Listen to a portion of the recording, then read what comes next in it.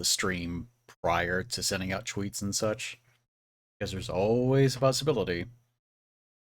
Learned this way early on, back in the dial-up days. That all it takes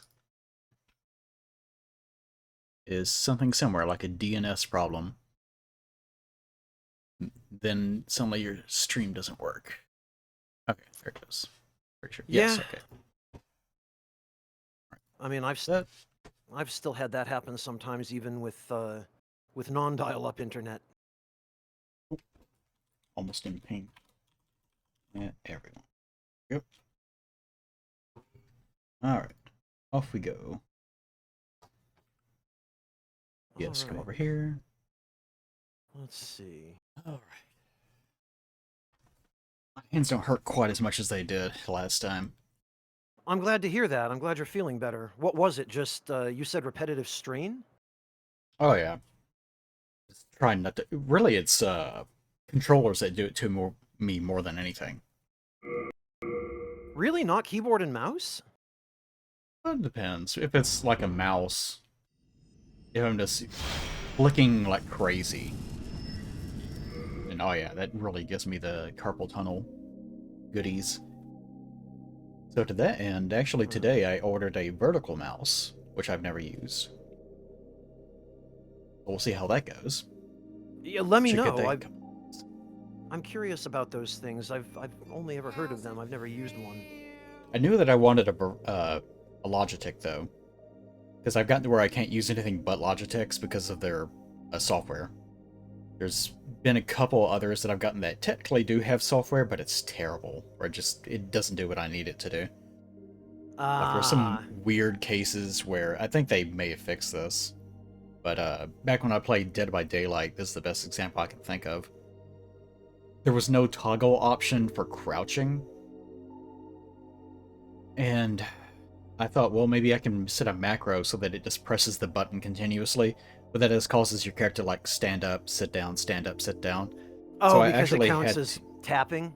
Yeah, so I had to find a way of injecting a script that altered how the information was being sent as a macro, and that eventually fixed the issue.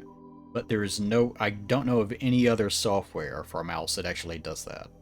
It has to be a Logitech, which is very irritating, unless you want to start getting into Python and have some sort of weird injection thing that I don't know how to do.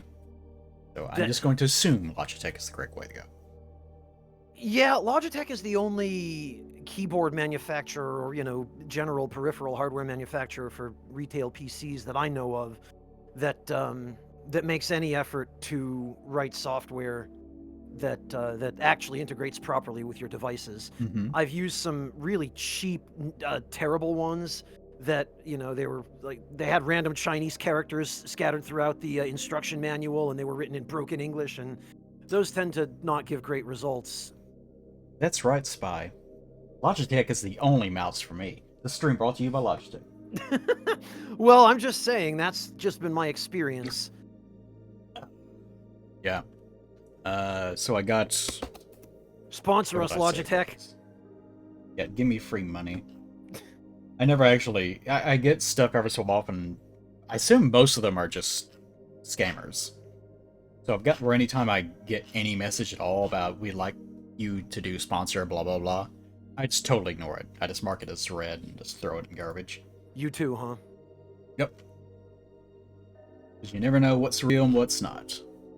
Frankly, even some of the ones that are real are scammers. I received a couple of sponsorship offers just this morning, actually, from Stream Elements, and Stream Elements, for a time, starting in around 2020, had this rash of, like, actively scamming people that they'd sent sponsorship offers, and, like, being deceptive with their contracts and refusing to send contracts until it was too late for people to fully read them before agreeing to them, and all kinds of stuff. So I reject that crap anymore as out of hand, as just a matter of course too.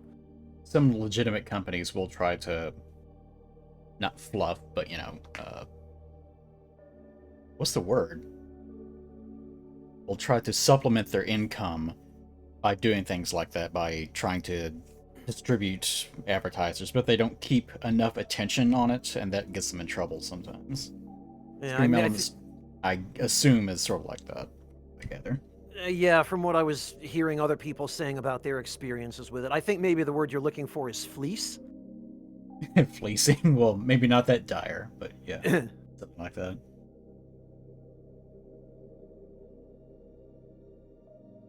Oh, it should bear mentioning at the moment I'm still using what I consider to be probably one of the best mice ever made, the Logitech G502. I don't think I'm familiar with that one. It's just a good solid mouse. You'll ask most people, you can ask a lot of people what kind of, everyone uses it. You could ask a lot of people what kind of mouse that they're using, and you'll probably get back the 502 quite a lot. It's just a good solid mouse, has 2 or 3 side buttons on it, depending. Okay. So good Solid setup software, for good gaming. design. Yeah, it's just good solid mouse. Been around for quite a while. Okay, the one that I ordered is a Logitech MX Vertical Advanced. Huh. Let me grab They a haven't, picture of that. I guess because they haven't started making too many vertical mice yet, we haven't gotten into the absurd numbers. Yeah, it doesn't look like this one has a number at all. MX Vertical Ergonomic Mouse. Oh! There's also another one I think called the Lift, which is a like slightly more affordable version and is smaller, so it's easier to transport. So that might be a better option. Okay, yeah, this, from the looks of this is almost like a hybrid between a mouse and a, like a split controller or a joystick or something.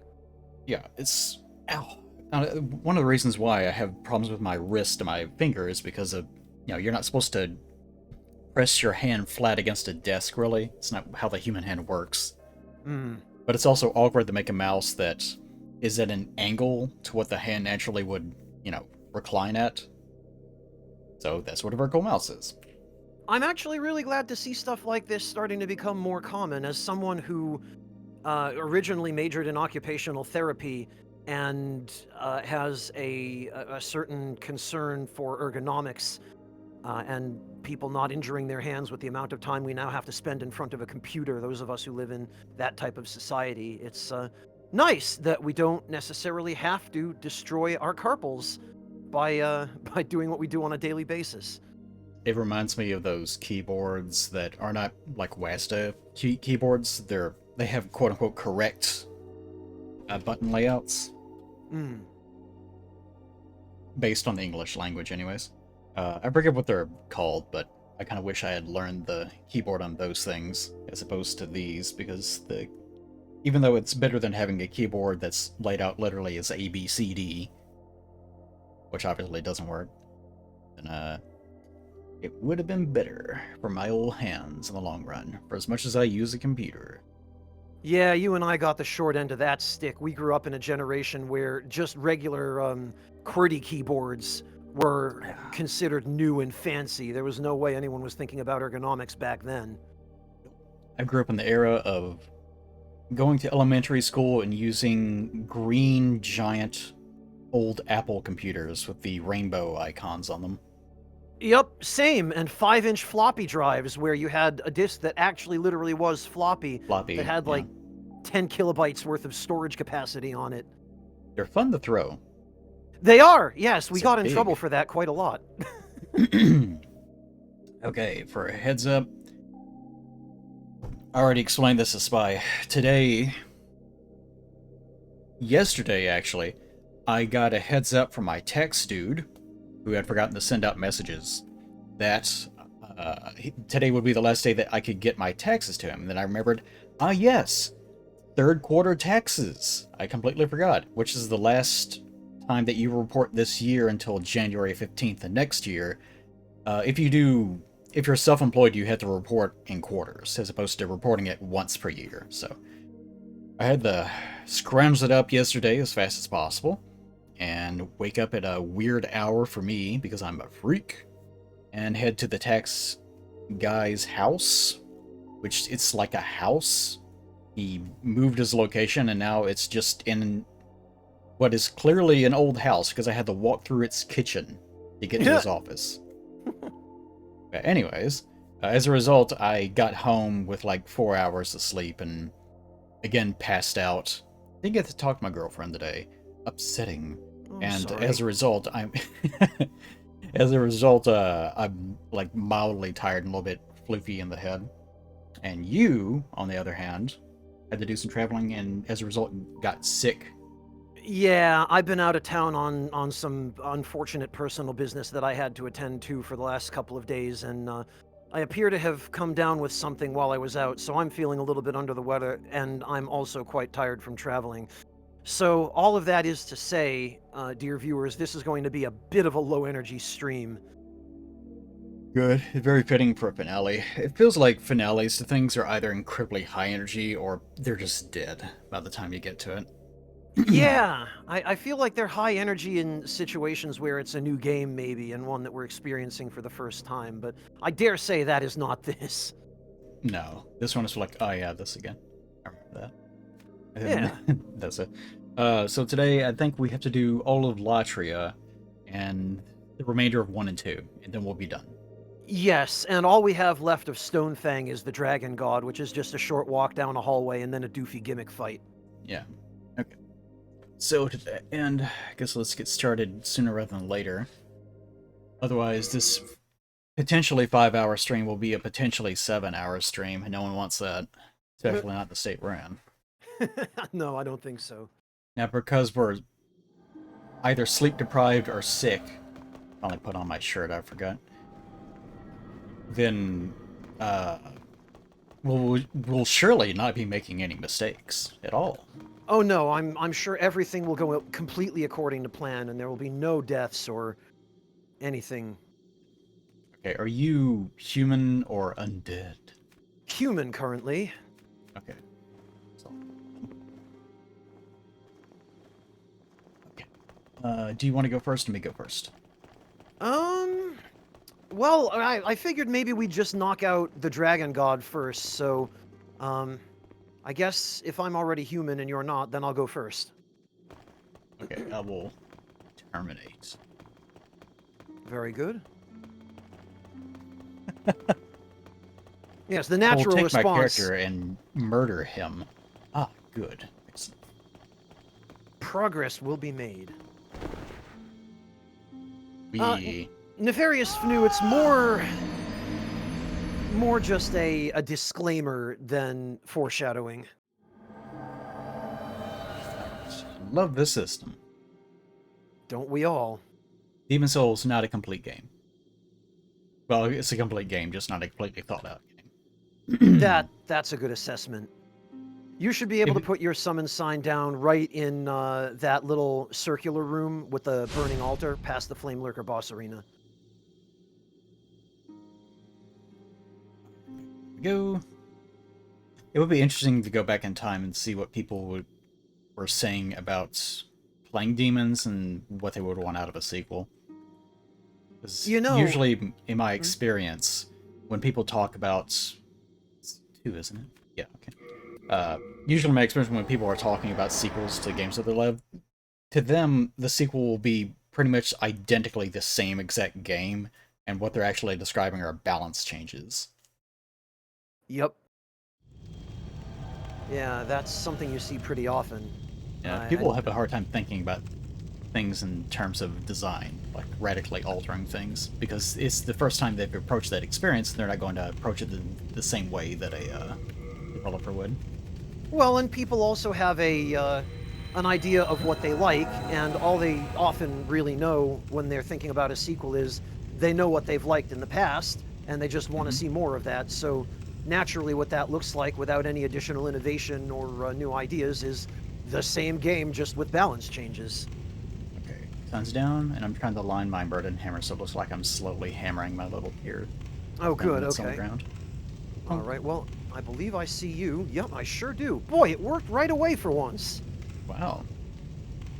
Maybe all those other times Demon Souls was the one that was sleep deprived and sick. I wouldn't be surprised if it's all three of us, to be honest. And now, Demon Souls is the high energy one. Right? Very good. Yeah, that's fair, Kel. I suppose I shouldn't count my hard stones and sharp stone before no, okay, it worked. There he is. Very good. Okay. All right. Now, this is just Dragon God, right? It's been a while. Just since Dragon I've done God and a straight shot down a hallway. this. Demonstrate for me the skills that have made you a media darling.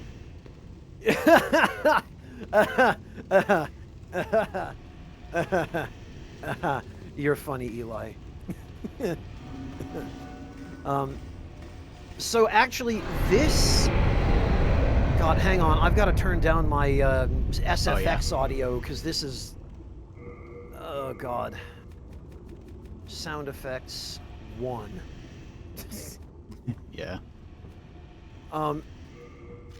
So this fight actually gets kind of fucky in online mode. It seems to desync a little bit.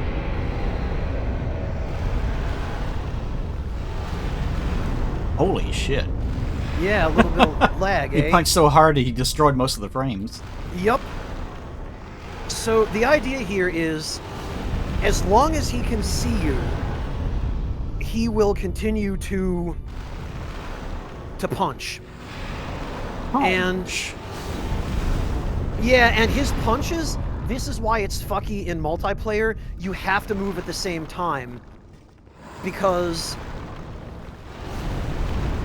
where he punches, the hitboxes of his fists are far larger than the visual indications they give you of where they should actually hit. So it's necessary to, in co-op mode, always stay together and be at the same spot, because if one person is earlier in the zone than the other person is, and if you're at two different spots where he can attack, he will usually attack the earlier area, but he can sometimes switch between them, and there's not always a good way to know when he will. So there could be a benefit to it's depending on the circumstance. It's just that it's too random, and you can't really anticipate what it's going to be. Yeah, if it were more predictable, it could potentially be beneficial, because you could have one person stand at the beginning and keep him punching the entrance while someone else runs all around the arena and does all the things. But apparently they thought of that, and he will randomly switch between targets. So whenever you're ready, we'll move on to the next pillar. Yeah. All right, going. And you've got a little bit of a window of opportunity. He will give a warning roar if he sees you, and then after that animation is done, if you're still in his field of vision, he will give an attack roar, and he will attack. But as long as you only... attack roar. Yep, as long as you only trigger the warning roar, that's all he can do to you. So now, we can just run it, because it looks like... Yeah? Let me point out, since we were discussing this last time in terms of it being a puzzle fight, and what exactly the problems with it were, already this is a problem, because you can see where the actual safe spots are. They're very tiny, to the point where I can't even see anything but my own character as I turn my camera. This is way too tight, and them trying to establish what is clearly a safe zone is not being established. So, problem 1. Yeah, and if you have two phantoms with you for this fight, you just can't all fit here. Yeah. Okay. Ready? Ready. Let's run it. And Also this one you these can just keep destroyable running. things. Those little destroyable sections that block you off. There's no clear... It's not clear that you can just destroy them. You could get there and just go, oh, I can't go this way, and then you just go back. Yup. Yeah, the signposting here isn't that great. Fortunately, people usually leave messages on the ground here telling you what to do, but there's no... like, this, you'd have to get right up next to it to see the prompt. But it is glowing and pulsing, and it looks like a crazy-ass thing that you're meant to interact with. Oh yeah, like it's obvious you can interact with it, but you look at it and you expect a lever or a button, and it's not necessarily intuitive that you have to touch the glowy orb on the side. Although, it's also fairly reasonable that you just run exterior collisions on it and eventually find the prompt, but... That bolt took a long time to get to him. It did. It's for dramatic effect. Okay. Now here's where it gets really fun, because here, in addition to punching, he will breathe fire. And he has a couple of different patterns for breathing fire.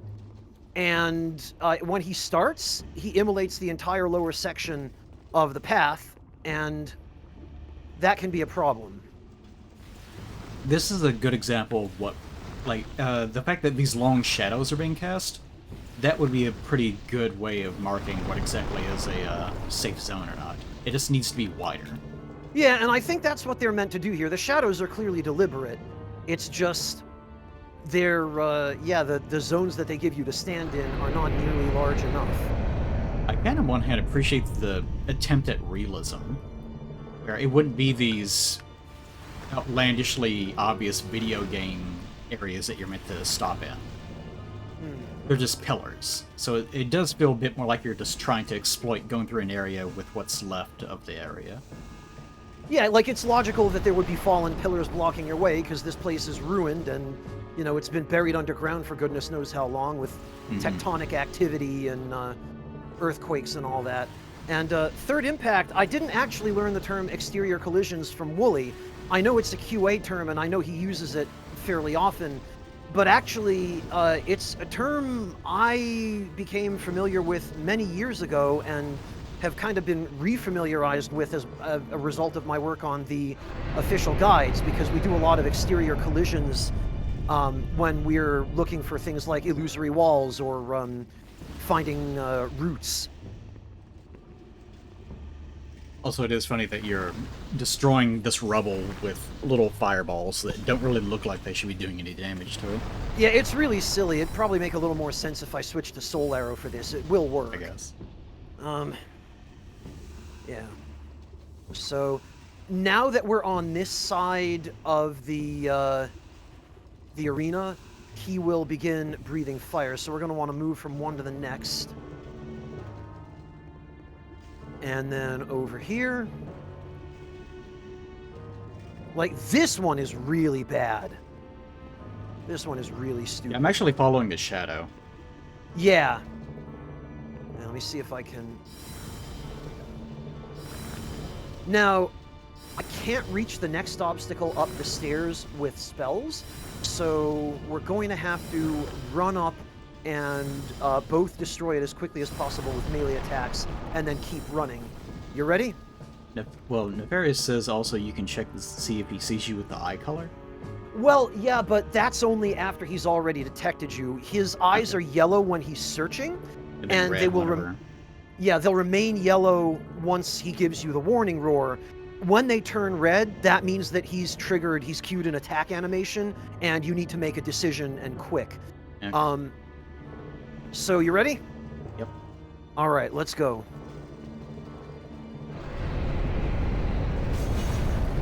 Very good. Onward. And once we're up here, we're safe. Right, little fucker. Yep, get him. What you get? Squish him. Oh, a pure clear stone. Not that I'll ever use that, but... That's the price he pays for being delicious. Like Dracula said. Yeah, I definitely believe Dracula said that at some point. If you want me to eat your babies, shouldn't have made them so delicious.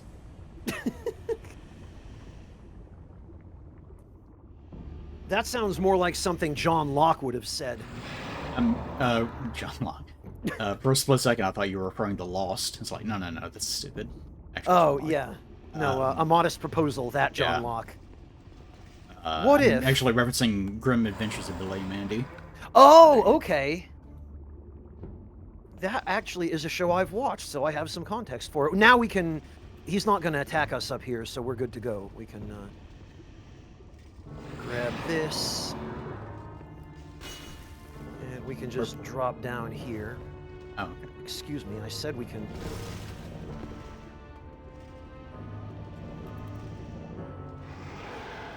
So, there is something everyone who plans on playing this game should know about. It is a bug that, as far as I know, never got fixed. And it is that if you... I believe if Doesn't you... Doesn't he get back up or attack you? And even in this state?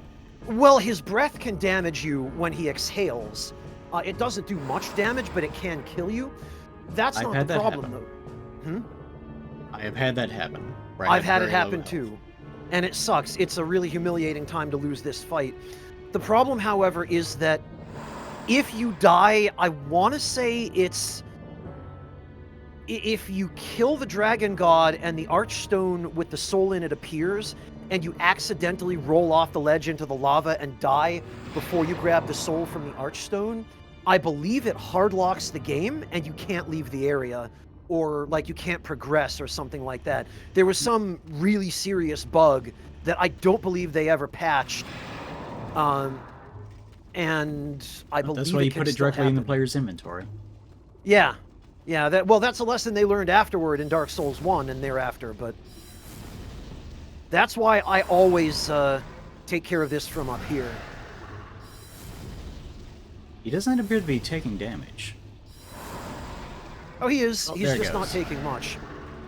Yeah, Kel, I think it's before you pick up the soul, but after the boss is dead.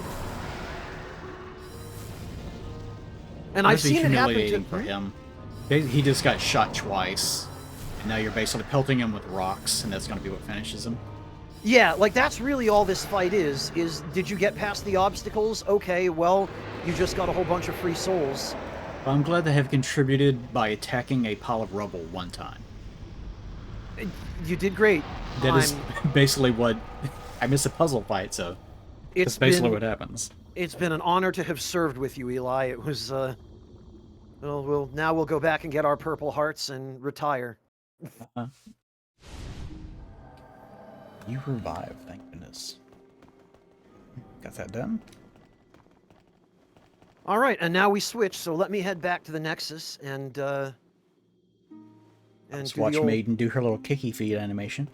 Okay, you can do that while I'm doing a swan dive off the third floor. She has really long feet. I don't think that's an accident, to be honest. I think that some of the animators...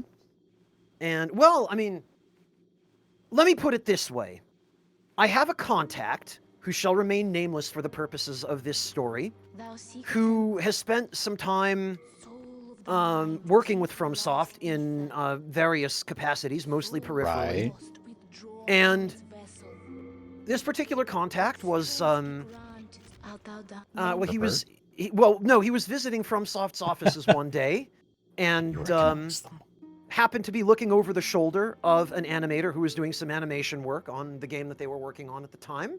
Was the animator sweating profusely? Well, he happened to notice that the animator had Blender or whatever animation program it is open that FromSoft was using, and then in another tab he just had some just casual nudes, and he had his headphones on, so he didn't know he was being observed. That's kind of normal. I mean, for an artist, because you actually do need to know how the human body works. It depends on the nature of the nudes. Well, but no, this was not that situation. This was not artistic reference nudes. It was, oh hey, yeah, it's been a long day. I need something visually to look at. It was lady bent over pulling herself open in the most disgusting way possible. Something so like, or like with past and was like, oh my god. Or like with a 3-foot-long Hitachi massager or something, you know, like yes. one, yeah. So, it's... Art is art, what can I say? Reference. Yeah, definitely for reference and not just, you know, to help get through the workday. I remember being in college and... Palliative nudes. Thanks, discussing... Tesseract. Sorry, go ahead. And discussing with some of the teaching artists there. They were doing the live sketching thing. Of course, you need nudes for that. Right, with a model? Yeah. And I made some point of, I bet actually it must be really interesting drawing a really old person. And I think there was a couple teachers and they immediately started nodding, oh yes, yes, very much so. And I had the thought of, I bet no one else, if some, like, normal person was here, they would think we're the biggest freaks in the world for having this conversation. But point being is that there's lots of interesting like motions to the human body whenever someone is very old. Like you don't have to just worry about drawing something smooth. There's iterations everywhere. So you get to basically play, as it were. And once you're at that stage where you're just trying to draw the human form, you don't give a shit about it being nude or not. There's nothing arousing about it whatsoever. You're just at this point of just analyzing a form and then drawing it. Well, it's the same thing in medicine, and as someone who studied occupational therapy, I can tell you essentially a different facet of that, which is when you're in a medical setting, like a skilled nursing facility, and as an occupational therapist, you have to do something like assist someone who does not have full range of motion in their upper extremities with bathing. That essentially is you're standing in a bathroom with the patient who is wearing no clothes, and you've got to be professional. You don't It's point clinical. and laugh. You don't. Yeah. It's strictly a professional medical thing, and you just do it. You don't make a big deal of it. You preserve the person's Let dignity. me know when your sign is down, by the way. My sign is down. It's right where you left yours. Okay. So it's the same idea where you have to learn to look at the human form objectively and without emotion, and kind of compartmentalize and put away all the taboos that were taught growing up about ha ha ha, butts, funny, lol. Yeah, you can also get really desensitized to it as well. Yeah, well, that's a different and rather more sad and extreme progression of working in medicine, at the very least, is you get jaded to human suffering and gore and seeing people cut open in front of you. Well, in my case, it's less about that. It's more about having like a Twitter feed that's full of nothing but artists that are constantly drawing weird naked ladies and furry creatures and so on. I guess that's its whenever own you- form. Mhm. Whenever you see it, you're like, yeah, okay. Just like nothing about it registers to you as being odd or arousing or anything. It's just, yeah, there's another one. Okay, moving on. Yeah, that's fair. Sometimes I have dreams where I'm like in a public setting, like a library or something, and I'm like scrolling around on something, and there's just massive amounts of like images like that. I'm just like, yeah. And I know like people behind me are reacting in terror. Like, why am I having this dream? I know I'm having this dream. Yep. Yeah, you can kind of parse it after a while. You get a good enough read on your subconscious. Kel says the biggest extreme they've ever heard of that is for morticians. And Yep. yeah, the reason for that, Kel, is the mortician is generally the last person who sees the corpse before it's put into a coffin or cremated or brought to a tower of silence or, put into a rowboat, set on fire, and sent off into the ocean, or whatever your particular culture does with its deceased. You So kind I will of follow. have to get to that point. Yeah, I'll follow your lead on this, Eli. You go ahead, and I'll stick to you.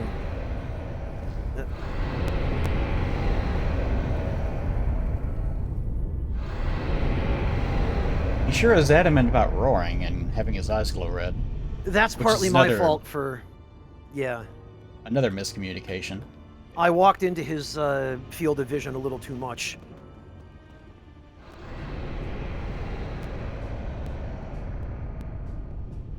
Alright. I did bring my bow. Once. What's wrong one? Let's see. Can I do it the same way that I did? Oh, I can, okay. Now, do I actually have anything? I have 11 holy arrows and 1 rotten arrow. I don't have any arrows. Don't worry, I gotcha. We'll do the Might same actually thing we use did last this. time.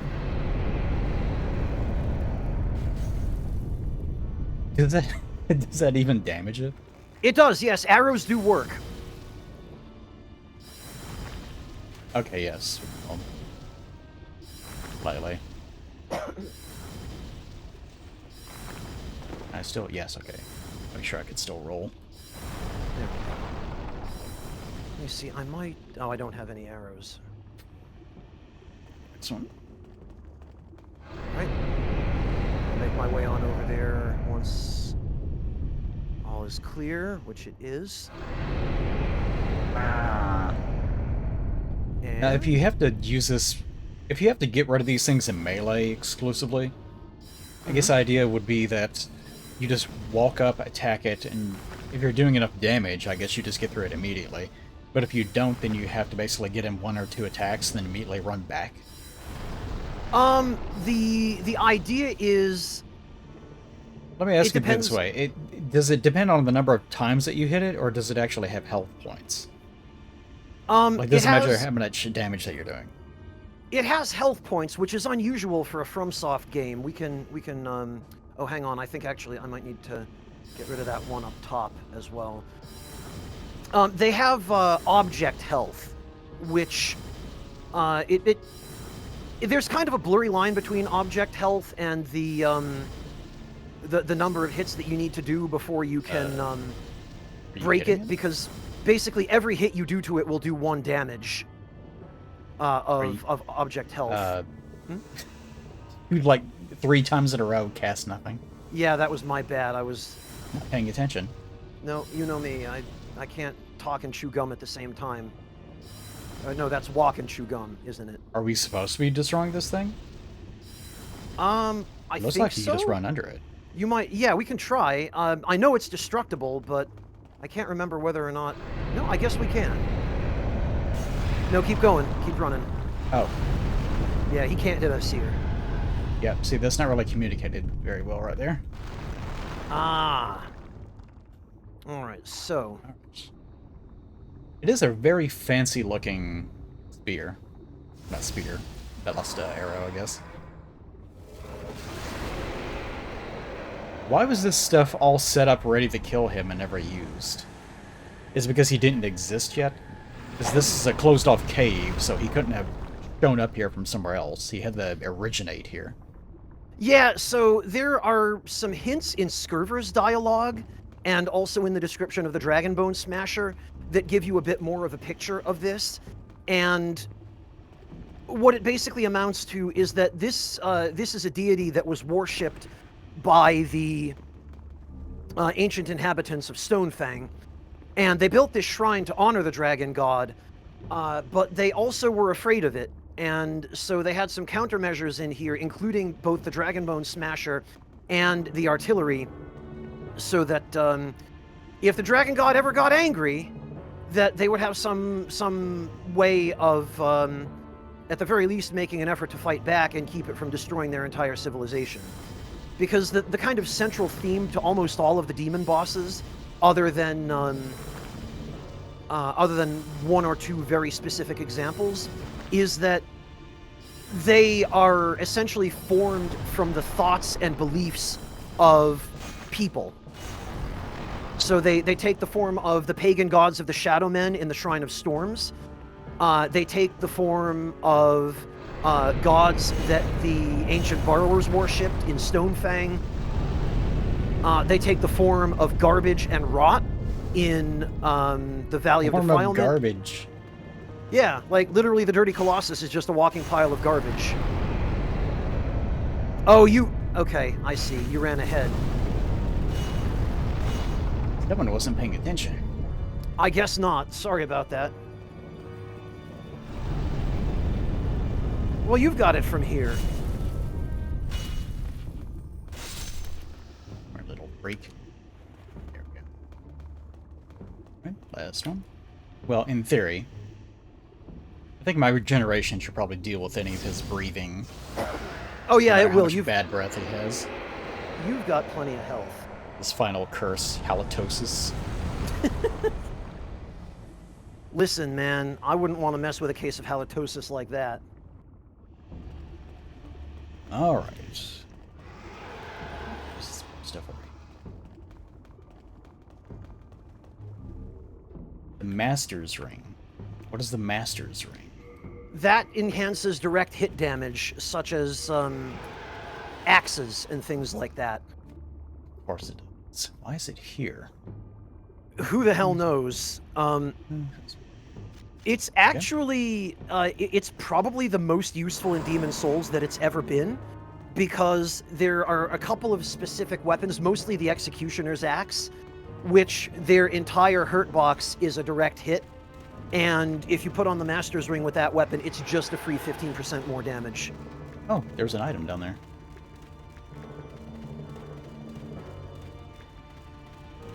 Right there.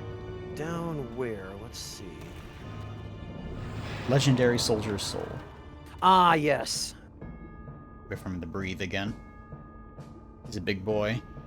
Yeah, He he looks is. pretty good considering. I mean, 15. That's not bad at all. yeah, no, the breath only does a little bit of damage at this Ooh. point. You just, Quite a lot, actually. well, if it hits you multiple times, it can add up. So you want to space out your attacks.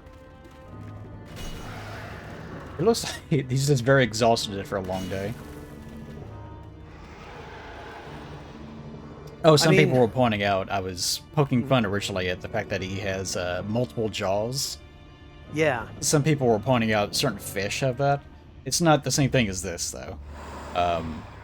I recall a lot of, well, not a lot, but there are some fish that have like a back set of sort of faux jaws that are meant to drag things back into their throat. And eels as well, yes, more eels. Yeah, there are, they're not quite the same, but there are similar mouth parts on parasitic creatures like remora and leeches. Mm-hmm. And he vanishes. All right. Well, that's that done. So it is. You can finally see the back of the arena as well. Looks a lot like what you'll see in Izalith in Dark Souls. Yeah, I think they reused a lot of the same aesthetic from this boss room in particular in Izalith because that doorway directly ahead of you where the lava is pouring out is very reminiscent of the one that you walk through to fight the Fire Sage demon. I was thinking of, they don't look like the same thing, but I was thinking of that one door in the Centipede Demon's room where everyone thought the DLC was going to be. Oh, right, the one that's clearly a door, but like they gave up trying to put anything there. Yeah, there's nothing there, and there never was, and never will be. Okay, I could sit there and luxuriate in Dragon God lore, but we got shit to do. We do This indeed. is not a lore playthrough. This is a bullshit through the game playthrough. Although that said, who the hell's this lady? That's the Queen of Latria. Who that? This is the only depiction we ever actually get of her, unless we assume that the Fool's Idol is actually based on her. But I'm pretty sure she didn't have 4 arms. At least she's not depicted as having 4 arms here. I just remembered Fool's Idol exists. I've drawn her before. I've seen your picture of her, actually. Oh, I have a public picture of her? Well, no, you shared it in a video, I think. Unless I'm thinking of one that Rachel drew. But I'm pretty sure I'm thinking of yours. We'll find out. I do like the way that actually, it seems like the remaster version also has a nice looking model of her. Yeah! Which one? To their credit in the remaster, and I have a lot of criticisms, or the remake rather, but they made that particular boss in the remake look pretty close to the original. Okay. This time I go first? Yeah, because I'm still a phantom, so... Okay. I will put my sign down in that first cell there. You want to show something off with a Mind Flayer's kill. What, is it being sucked dry? Kel, I know someone who could handle that for half the price. I want to show that off Fool's Idol myself. Kel and Ben Shapiro. Oh, that guy again. All right, my sign is down right behind you in that cell there. How many blue phantoms can I have in at once? 2. Although, only 2.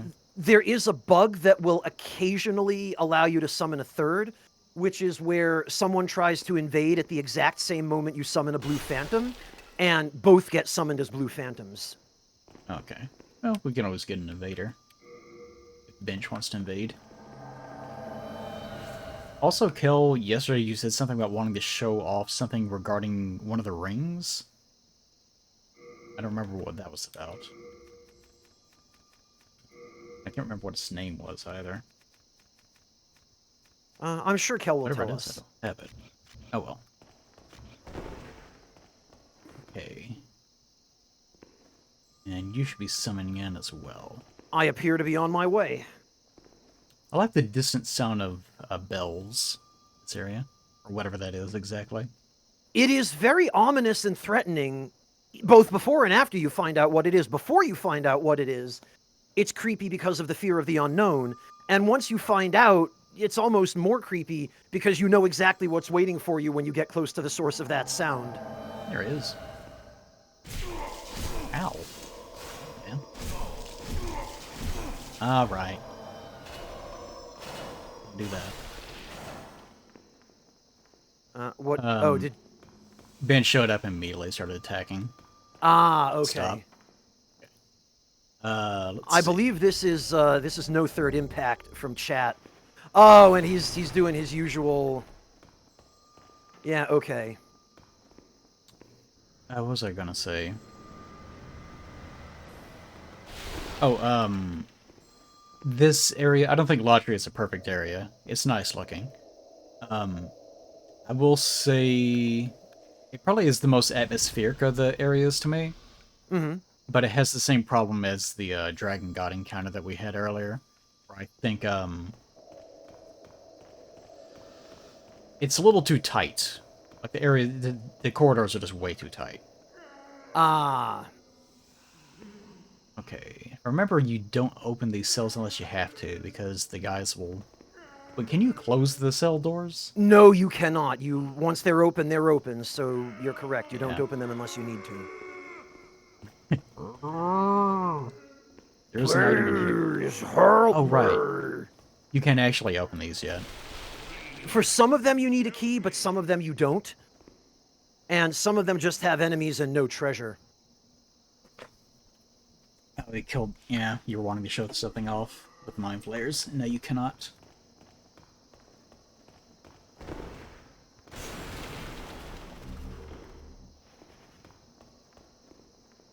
Oh yeah, there's just the keys on the wall. They do a fairly good job of getting your attention on it. Because they have the little boxes here that attract your attention.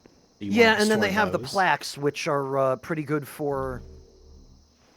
you know, you can read them, and then you get used to where they are, and you look for them. Does that control this? Yes, it does. So it immediately tutorializes you on this. This was probably a later game. That key would be used way, way later in the level, and you wouldn't get that tutorialization. Probably not. Please, help me.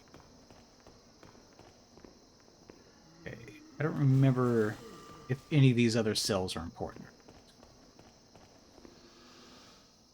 One of them on this floor, I think, has the ring I need, but,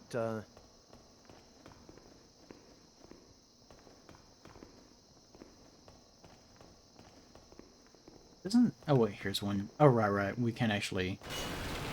No, this isn't it. There's a part in the level later on where one side is blocked off. You can't get to it unless you go to the other side. Yeah, I don't remember which floor that is. Also, how are you using the blue blood sword? Is that what that is? Okay, this way. I forget what the level in Dark Souls 3 is called that's supposed to be aping Latria. That's the archives, right? I think. I don't remember. I remember it being a pain in the ass, though. Yeah, that I don't doubt. I mean, that whole game, really.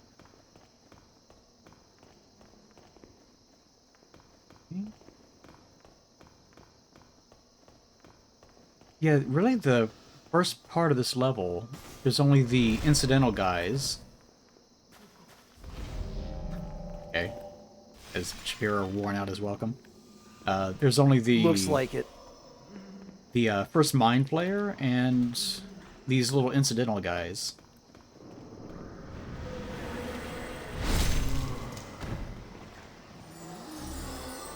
Silver cornet.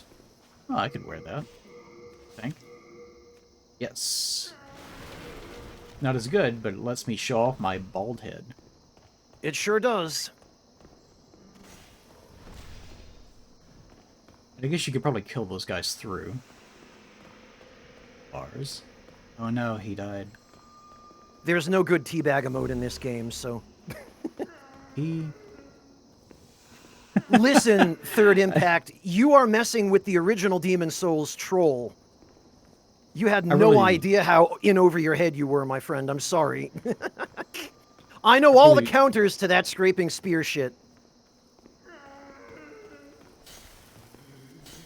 Ring of Magical Sharpness, Frisky. These guys really... Yeah, Third Impact, I did too. Thank you for spicing things up. I guess they can hit you as you're going through the level. They can if you get too close to the bars, yeah.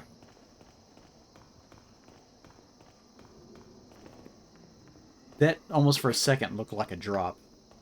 Which? Where?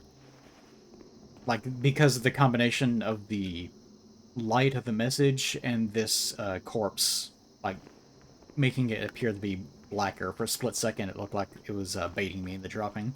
Oh, I mean, on the other side, that's actually true. Yes, that's what my brain suddenly tried to remember. Yep. Okay, I remember one of these doors is here opening. It's not that one. Where are we supposed to go now? Third Impact... I got that key. Hmm? Well, there's a stairway, which is, now that you've got the key, we can go back to... So basically, this area actually has a very simple layout. The complicated part of it is getting between the floors and the different sides of each floor. It's basically a rectangular building. It has 4 floors, and each of the 4 floors is shaped exactly like this one, and they're arranged next to each other. One block on the left, which is the one we're in now, and then 1 block on the right. So on this floor, we go get the key from the block on the right, which I'm just going to call the east block for simplicity's sake. Then we come back west, and we go to the stairway, which is over here at the southwestern corner of this block. Okay, well, I don't know if this was communicated particularly well. I guess you would just get that key and then spend a lot of time wandering back and forth through the level, checking every single gate. Well, the idea is that the cell where we start is right next to this gate. And so their assumption is that as soon as we come out of the cell, we're going to see the gate and try to open it and say, oh, it's locked, okay, gotta go find a key. Well, that was not my first instinct, but we were also being invaded. Hmm. They probably should have had, like, they probably should have had an item, like, right here. That way you immediately go, oh, I want to get past this door. I think one of the other gates does, actually, just not the first one, which is weird. Okay. I like the effect on these smoky little... Oh, they have like little heads on the top, too. Hmm. Third Impact comments on the technique of dodging through the statue that launches the arrows. Yeah, we're not... It'll be a while that was... before there, I think. Hmm? It'll be a while before we're there, I think. A little while, yeah. I remember that part of this level very fondly because it was my favorite thing to do in co-op back in the day was the flex of showing that, yes, you could actually just brute force that statue by dodging through the arrows. Yeah, I'm not a big fan of that part of the level. I consider that to be a weakness. I mean, in some ways it is, but I found it fun like just because it would... I like a little jump scare here of the, the sound effect it plays? Yeah. Yeah.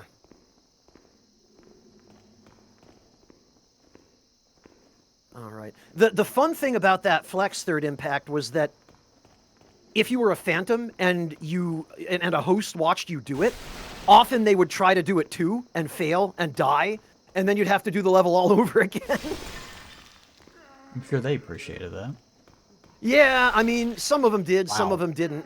I got a couple of messages. There's a lot of guys in here. There are. This cell is, I don't think this one is even really worth opening. I believe there are just a couple of crap items in there. You say so. The Yeah, truth of the matter is it was the most important item in the game. Right, definitely. Alright, it's this I was remembering. That's the thing you... Yeah, the doors are in different places on different floors sometimes, but they're always at the ends. in there. Oh. It's just an elongated jail cell, I'm guessing. What about Yeah, this one? it's two that are joined. Spy? I'm here. Oh, you're way down there. What Oh, about I'm this one? sorry, you guys. Okay. Yeah, there are a couple of larger cells on this floor, but you're in this one. Okay. Because I remember This one of these cells has, like, assassins or something inside of it. yes, this is one of the ones that does. You can almost see him in the back there, a guy with a knife on the left. A little too dark. Can't actually see. If you jam your camera up against the bars, there's Anyway, a dude. is this door Yeah. worth opening? This is all I want to know. I don't think so. No. Okay. I think we can move on. There's the next one has at least one Iron Maiden in it with an ambush. So be careful. There might be a message on the floor that'll tell you which one.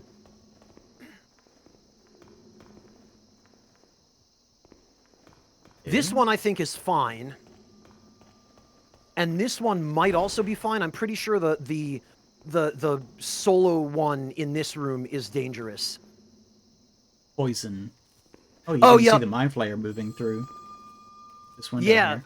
that's a really nice little touch. Is that you can see him go by the cell wall through the bars. I'm not sure... I mean, it's good for you, Kel. It's not really doing anything for us, though.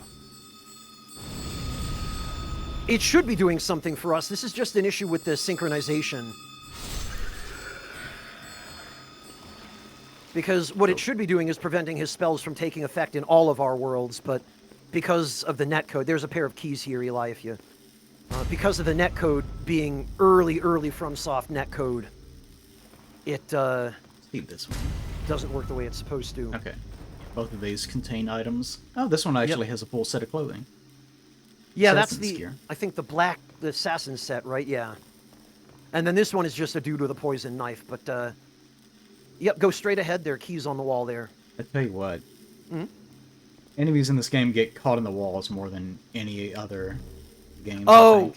yup. Yeah, good old Havoc physics. They're just really attracted to the walls.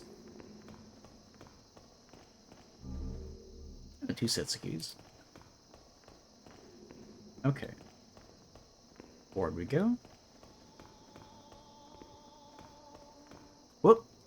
Ah, yes, that's where the drop is. Oh god, I hope you didn't die. And... oh, wait, were we back where we started? No, Remember this is the correctly? east block. This is the 4th floor east. Okay, one of the problems I have with the Oh, you're on Latria 3rd is- floor east now. Sorry. One of the problems I have with Latria is how similar looking everything is. Mm-hmm. So it can be very difficult to figure out where exactly you are. It would be nice to, I guess we could use, like, prism stones, whatever they're called. We could. I just keep track of it mentally in real time. I remember, for example, that you start off on 3rd floor west, and from there you have to go up the stairs to 4th floor, and you start off then on 4th floor west, and then... so I keep a running tally of where we are. That looks really funny on him. Yeah. This actually used to lag the game out on PS3 hardware, and it would crash, and you'd get disconnected in multiplayer. Okay, so we're back here. Yep. So this is 3rd floor west. No. East. So we want to go west.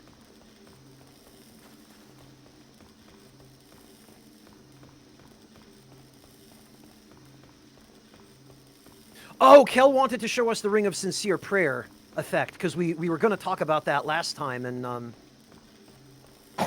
we never got to that.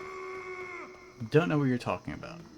So the Ring of Sincere Prayer is the ring that you get from Maiden Astraea, which increases the power of miracles, but also lengthens their casting time and changes their animation.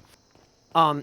The lengthened animation on the Ring of Sincere Prayer is This where the umbrella. Praise the Sun gesture comes from in Dark Souls 1. They essentially reused it. So, Kel, if you want to... Oh, is that all you meant? Yeah. Okay, okay. I don't know if there's anything more special than that. Yeah, no, it's so very special, but it's just a neat little Easter egg to know where it comes from. Okay, is this There where it I is. should have gone? Yes, this is the path forward.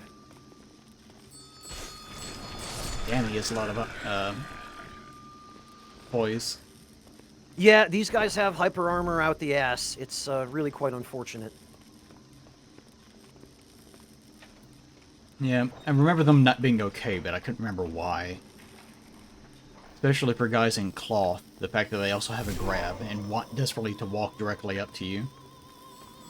Yeah, and can paralyze you. He tried. He did try. Here's his reward. Oh my god, the camera. Oh, sorry, it was... Well, I was like standing on top of him, so it was just twirling crazily. Ah. Alright. Oh, it's that lady over there. Hell has left. And not returned to their home world or disconnected that he left. He accomplished his mission. No reason to stay. Alright, hello, dirty lady. I don't remember what your whole thing is. I remember you being weird. She is a noblewoman who was captured and put in the prison along with all the others. Dear me, I shouldn't pry. One of the Latrian nobility. Oh, perhaps you'd like something from my collection. I've had better days. I was once the wife of royalty, and I have some nice things to show for it. Wife of royalty. That's kind of a weird way to describe that. Well, it's a translation thing. Frog Nation did a very decent job, all things considered, but at the end of the day, this was still done on a budget. And probably Whoa. without very good instructions from FromSoft. You'd have to do a lot of farming to not only buy the Ring of Avarice, but also to make it worth the bother of having bought it in the first place. Especially considering you can get one for free later in this area. Okay, it's a trap. It is a trap, yes. Okay. Oh, it lagged you out, Kel. Yeah, that's what happens when you cast anti-magic field. So it still causes that, even on modern hardware with emulation. I don't know why I'm surprised. Still pretty expensive. Thank you. Now I can stay here for a little Monotone, while she longer. specifically says wife. And And I stay mean, here a little while longer because we gave her Oh, souls, I it's guess. you.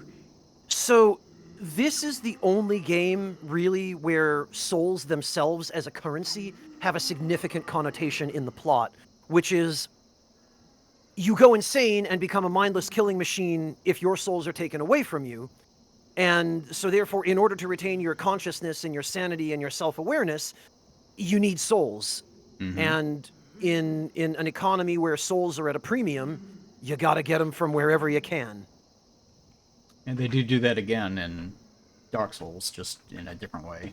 Before, Slightly different, but there's less of a focus on how important souls are. And then in Dark Souls 2, there's even less of a focus. I think only Gavlan comments on it, and maybe one or two other NPCs. But then after that, they just kind of gave up on the whole plot point entirely in Dark Souls 3. Okay, hold on.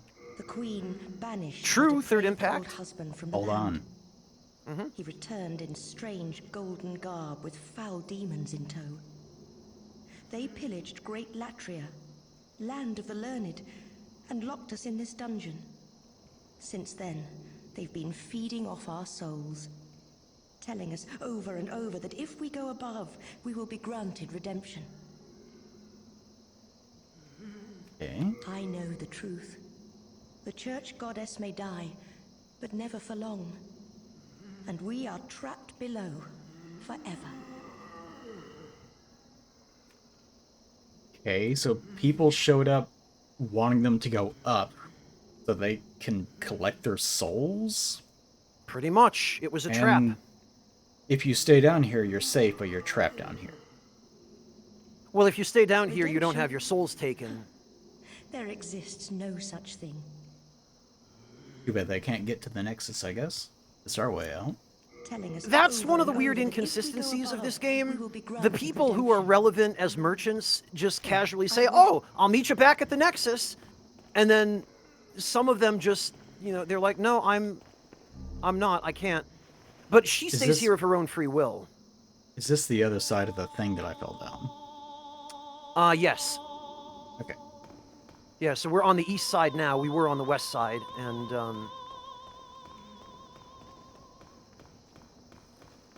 I believe the exit is down here. Let her singing is not terribly abrasive. It would be unfortunate if it was just persistent through the whole level. You just had to deal with it. It would make you want to kill her. It Just to would. Get rid of it. Yeah, and unfortunately, we have that problem with "Please help me." Oh, he's fine. I like him. Okay, fair. Anything in here? It doesn't really look like it. There's the Iron This- Maidens. Well, yeah, this I think might have some equipment. I don't know if you care about it, but it does at least have some Is stuff. it demonstratable content? Potentially, yes. This one right here, I believe, in particular, is demonstrable content. Well, I guess as long as it's survivable, demonstratable content. Oh, yeah, it is. Can you imagine that that's just his whole life? Probably been there for years. Like, Just waiting closed for up around him, someone. Just yeah. Oh, I'll Yep. do this one thing. Then for like 1 microsecond, he's like, "Oh, it's worth it," and then he just dies. Yep. I mean, he insta-poisons you, so... Not terribly useful on my build, but He got one good hit in. Do you need a Bring Lotus, by the way? magical sharpness. Nah. Oh, right, you don't care. You're on a regen build. Yeah, I don't know how long it lasts. If it just, it is. Oh, it'll go away. very, It is very slowly diminishing my health, but not by much. So the damage over time in Demon Souls is weirdly weak and really slow? Well, if you look at it this way, my regeneration build is very strong compared to what it would be in most games, and it's actually outpacing that. So in that respect, it's actually quite strong. In that respect, anyway. Well, your regen build is, yeah, the poison is, we want to go down this way. The poison is the slowest in Demon Souls that it's ever been in a FromSoft game, and I remember when Dark Souls 2 came out, and poison builds were actually kind of viable because of how quickly it did damage and how much damage it did. That was quite different. Was there nothing the other direction? Not really, no. This is the Does way... that link? Hold on. Does that link back up with another area we've already been to? I guess go? this is probably a door that we could not have unlocked before. Where are you? Oh, there you are. No, we haven't been here before. No, the Sage Frake Oh. should be in here somewhere, I think. Yeah, okay. Yeah, there's nothing down there, he says. Yeah. Oh, human, are you? I am Frake. I have been trapped here. So, for ages. Frake is pretty much the only thing here. Perhaps you Once could we help open me his get cell, out. Let me we have listen some... to him. Oh, I'm sorry, didn't realize. I can lend you my power in return. Oh, take heed of those octopus-headed guards. His octopus-headed guards. Something funny about him not having a name for them. There's those weirdos. We They're very can't say their strange. name. We'll get lawsuits from a wizard who lives by the coast. Is there anything in the game that refers to them as mind flayers? There is, isn't there? No. There's not, really. Nope, Okay. they don't drop any equipment. There are no items that reference them. It's only that line of dialogue from Frake. That's pretty funny. Octopus-headed people- guards. They might internally in the game data be referred to as mind flayers. That would be a question for someone like Jibbed or Zuli. But as far as anything player facing, no, that's the only reference that's ever made to them. Also, I'm still oh, there it goes. It finally wore off just now.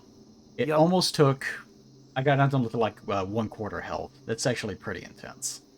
Yeah, it Perhaps lasts you a could long help me time get and it's out very of here. slow, but I am a sage, and I My can lend power. you my power in return. Oh, take heed of those octopus-headed guards. Old Spice and Fresh Spice, nefarious, yeah. I'm guessing the implication is that he was stunned by one of those things and then brought here. Quite possibly, yeah. You never quite find out, but That's fine. Not to be overtly told what it is. Oh, you were talking about poison builds. I've always liked the idea of... It's more of an adventure game mechanic to me. The idea of leaping out of the shadows as a thief and stabbing something, and then poisoning it, and then watching it do its dark work from the shadows. I like that idea. But in, like, practical video game practicality, usually not particularly worth it, and you don't want players to, you know, poison something and then just stand off to the side waiting, tapping their foot. it depends on how the poison works, how it's handled, and what exactly it does. I know that from playing Baldur's Gate 3 that there are some poisons that will just add damage to your weapon attacks, and there are others that will cause status effects, and there are some that will cause damage over time. So it really depends on, you know, the effect, and can you get away with it unseen and undetected, and can you leave before anyone finds out? This is one of the strangest fog placements in any of the games. It is bizarre, isn't it?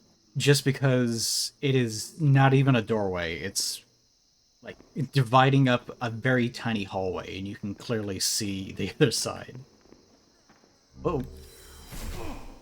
This is one of those situations where Further it's away than I thought. like it's never been more clear that the fog was there to conceal a load. You said it. I've mentioned in the past,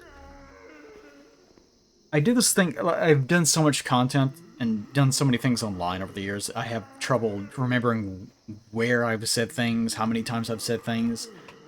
And often I think, well, I'm not going to mention that because I've said it so many times.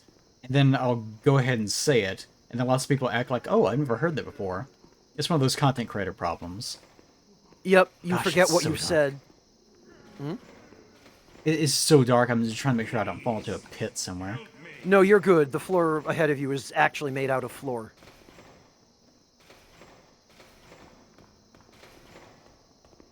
yeah. And here is one of our world tendency barriers. What's that? Oh, This pile of rubble here. So we don't have to do this, or we'll have to come back if we do want to, but it's not important. Good old just- pile of rubble. Yep. You know, the more good in the world, the more rubble there is. Everyone knows that. Oh? That's why there's so few obstructions in our world. Okay. I need to pee, is what I need to do.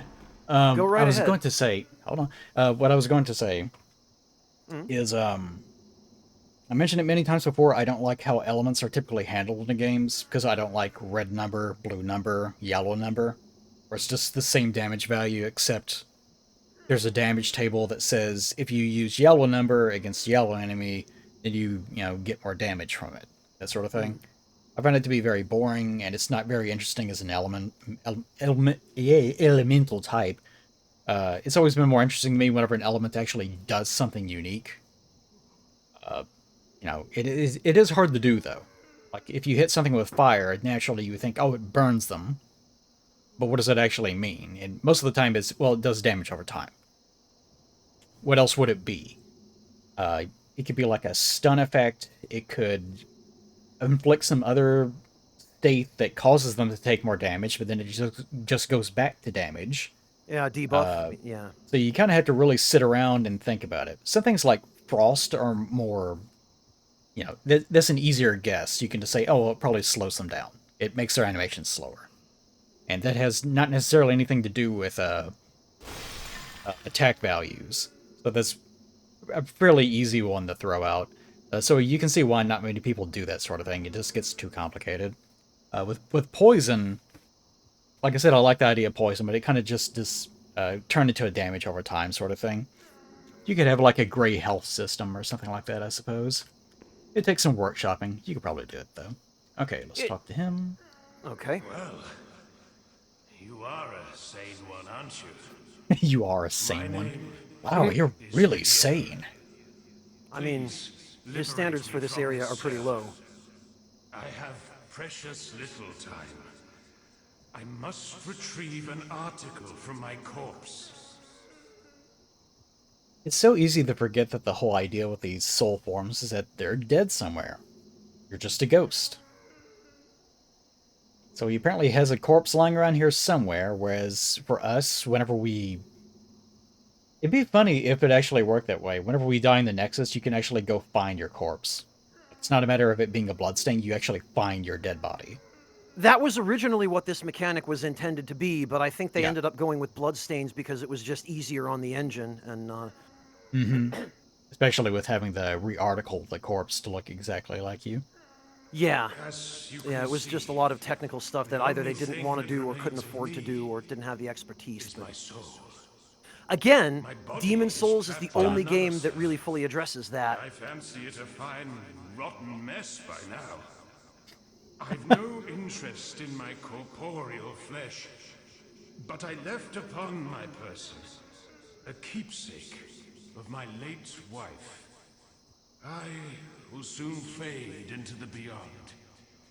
My only wish is to do so near that token of my beloved. I'm sure it's a fine, rotten mess by now. He's not wrong. Okay. A retainer. Retainer to the king once held held. the key to this cell. Retainer to the king. Ebony swine with his A fat gluttonous, minister. swaying Oh. belly. Yeah, I wouldn't have associated one of them being here. Because I associate them more with Boletaria. As you can see, You do, but there are a couple in The only thing Stonefang, that remains and of me there's one here. Yeah. They're basically the my king's soul. agents. They're his enforcers. my They're sort of body like is Black trapped Knights in a another sense, self. used in that same fashion. I fancy Kinda, it a yeah. fine, rotten mess by now. I've no interest in my corporeal. Yeah, okay. Okay, repeat style. Alright. Good to All know, right. sir. I think this is an admirable little subplot. I've mentioned before... Help me. Whoa, that ghost zoom past. Oh, did you? You know, they really distracted me. I completely forgot. Oh, NPC quest lines. I criticized in my video a while back about Dark Souls and such that some of the future NPC quest lines get a little bit too up their own butt with them, you know, seeking out eyes or, you know, empowering themselves, souls, and so on. Just things that are not empathetic to the human condition in any way. Like, you don't really care about it. It's just, oh, that's kind of interesting, I guess. It's nice that he has something like, I just want this little bit I have of my wife. You give that to me. That's it. That's very nice. I like that. It's definitely more human. Ow. Whoops. Where did that come from? Oh. It's the Ball of Souls. I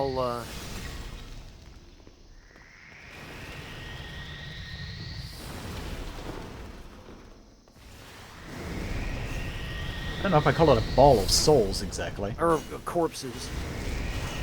It's kind of like Nito before Nito. A little, yeah. This is based on. I mean, you probably already know, but it's based on the biblical spirit Legion. That's a real stretch. I know, right? Because Legion in the Bible is just a guy who probably had a mental condition, just saying, I am Legion, because there's lots of things inside of me, that Jesus casts out supposedly all the demons into a bunch of swine and they run off a cliff. Yeah, the typical depiction of that demon in modern media and video games is as either a ball of faces or just a ball of actual corpses. Yeah, it's And, this one of those sort of generic designs that's sort of in the zeitgeist, I guess I would say. Exactly so, yes. FromSoft has gotten where they reuse a little bit too much, especially with the like gutter style enemies or Nito style enemies, that sort of thing. Anything that's associated with death, undead, and so on. It's either a big collection of skeletons or it's a big collection of corpses. Yeah, their artistic design has gotten a little bit stagnant over the years, hasn't it? Ah, here we go. The fluted set. Finally, here at the end of the game. Yep. And that would be a good shield if you didn't already have a better one for your build. Technically, this is the first level, though. You could have gotten it at any time after 1-1. One of the things I like about Demon Souls. Unfortunately, the flip side of that is that if you have some sort of build where you want something from pretty much every level for whatever your reasons, then it can get frustrating because your build is not going to be working until you've basically cleared all the areas as a result. Unless the things are just right there at the beginning. That's a recurring problem throughout the Souls games, although certainly because of the dearth of equipment variety in Demon Souls, this game suffers most for it. Is this just the... Oh, it's not. No, this is, that's a stairway, I think. Okay, I was just thinking that this might be where it linked up to those... This, I think you need the key from the Fat Minister, if I remember correctly. Okay, This will take us back up to the...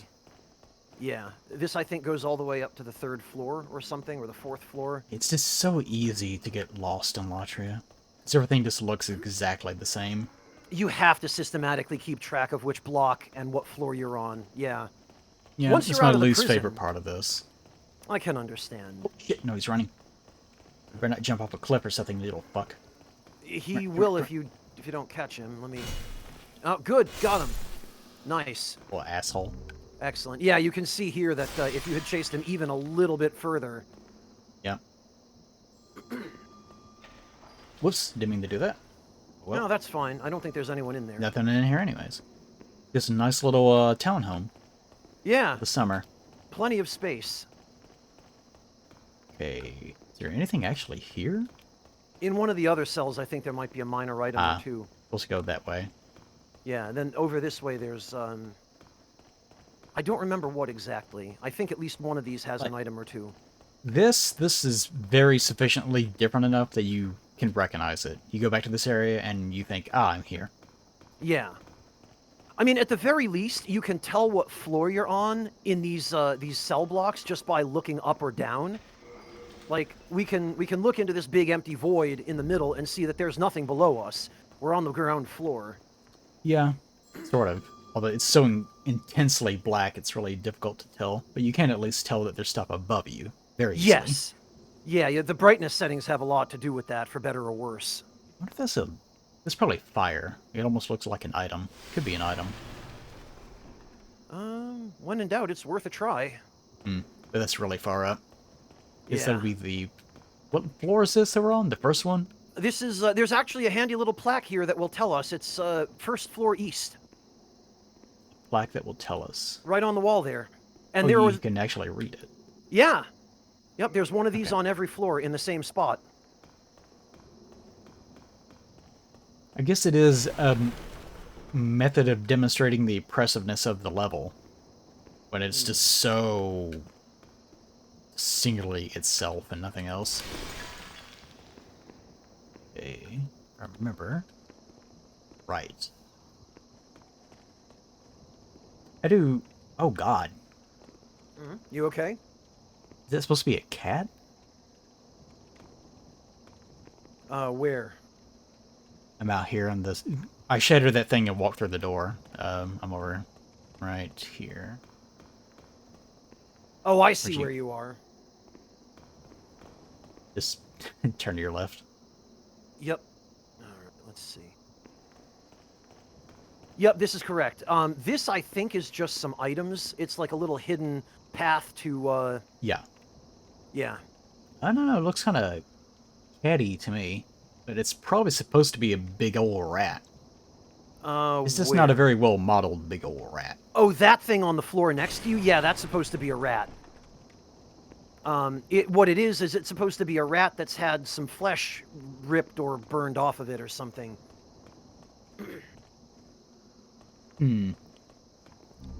Sometimes they do that well and sometimes they don't. With the...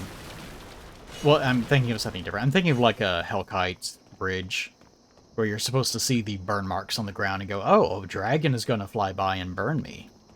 Which doesn't work at all. Like, famously, it's a terrible method of demonstrating that there's danger there. Plus, even once you see it, even if you know it's coming, you'd still get hit by it. Yeah, Nothing because really they you can don't do give you about it. enough opportunity to get out of the way with, you know, Best time. with a proper, what do you call it, tell on where it's going to hit. In this game I is think, in Go this ahead. game is S-Stock a strength or dexterity or quality weapon? Dex, pure Dex. Of course, because it looks like it would be a fast weapon. Yeah, although I think you can spec it into quality. I believe you can just go quality with it and then level up your strength and Dex. How do you get to this item here Which item? on the ledge? You Oh, can't down see it, below but us? We no, we I have mean, to go. yeah, I mean, there's like the railing, then there's a little ledge, and then there's another little ledge Yeah, with a yeah. little corpse on it. There's the court. We go around this way. We have to walk along the ledge from the outside of the building to get to that. Outside of the building. Yep. So we're gonna follow this path around, and take a left at the south end of the cell block. Okay. I've done so many invasions here, Eli. I know this place in my What the- sleep. oh. It's the cutscene for Looks like a flasher. Ah, check it out. Rips open its robe. It's not arrows there. That's something else. Okay, I'm not going to be doing any dodging through this, because I'm pretty sure even with my regeneration build, that would easily kill me. And I don't remember the timing. I do. Watch me die. I'll wait till the very end before I screw with Yeah, that. I'm kind of convinced that you're going to die trying it, just because it's been a while. I suspect probably the asynchronicity in multiplayer is going to get me killed more than anything. Early So- Johns. Yeah. No. Well, no. I mean, if anything kills me, that probably will be what it is. So to get that item, you come over this way. Oh, the... Okay. Yeah. And then you just drop down here and you walk along that way. FromSoft is so bad at platforming. I don't know why they're so absorbed with trying to do it. Yeah, I mean, it took them till Elden Ring. Well, I guess technically till Sekiro, but Sekiro's not technically a Souls game. But it took till Elden Ring to add a jump button. Mercury Rapier is such a weird name. Yeah, I mean, Mercury is poisonous, but Yeah, I would not like to be stabbed with something made of mercury that has any of it on there. That's certainly true. yeah. Okay. All right. Now, before we deal with this, Wow. see, I told you. If anything was gonna kill me, it'll be that. Let me actually put on my cling ring here, because this is Yeah, because that took off pretty much all of your health. You barely Yeah. survived it. so. Which means that if there's- I got hit by it, then it would probably take off, depending on my armor, I'm not sure. Probably take Yeah, off a good amount. You might survive one salvo, but you'd have to get the hell out pretty quick afterward. I do love the jumping up on stuff animation. I kind of wish they kept doing that. I'm astonished they didn't. They already had it, and they like reusing stuff. No, everyone loves jumping in Elden Ring now. I don't. But there's something to be said about handling it that way. It doesn't use up a button. That's one advantage. Like, I remember people complaining in Ocarina of Time, even, that you had to, like, run towards a ledge to automatically jump from one side to another, because it would get you killed sometimes. Yeah, you wouldn't jump properly, or if you hit it at the wrong angle, it wouldn't register that it was supposed to. Yeah. So even back then, people were demanding a jump button. Yep. And you know FromSoft. All right. Okay. So how do we actually deal with this? So to actually deal with this, we have to go through that that kind of middle area on the second floor. However, let me see if I still remember. Huh? Okay, it's only 2. Right. Yeah, and it changes based on how close you are to it. Yeah. Well, I better focus. Yeah, I wish healed everyone in your group. One of They the did other that nice later. little things about Dark Souls 2. Yeah.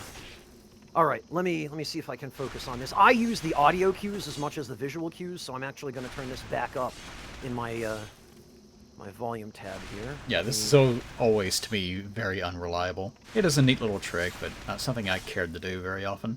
I've done it a Yeah. few times. All right.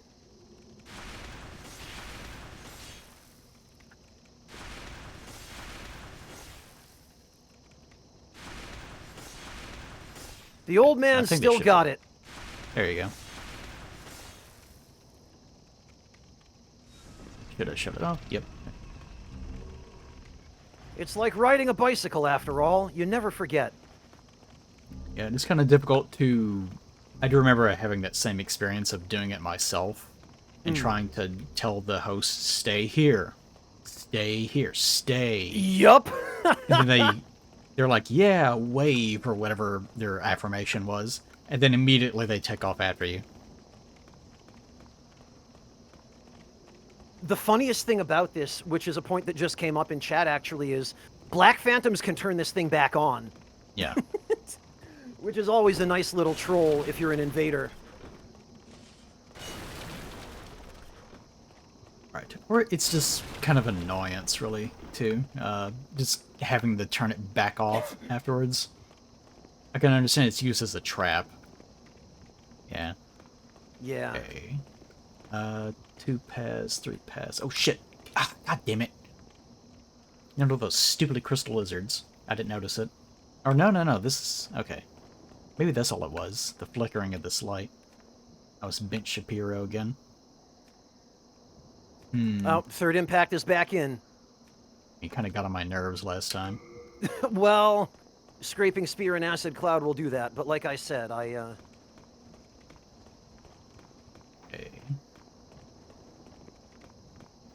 Do that. Have to go up. I went down the right tower, or up the right Yep. tower. I saw you. I'm on my way. I don't mind the towers being this constrained because you don't really need to look at anything. The only other time that is a grievance is whenever you're being invaded. Yeah, the only real time that would be a problem in a tower like this is if you had to fight something on the way up.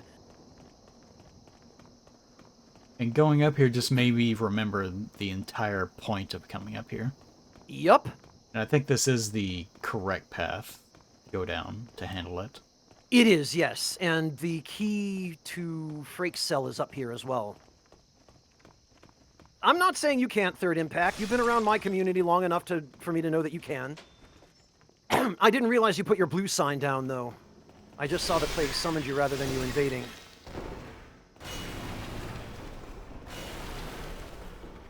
They didn't need all these tables anyways. Now, what are they going to do with them? As I recall, he has a little bit of dialogue. He does.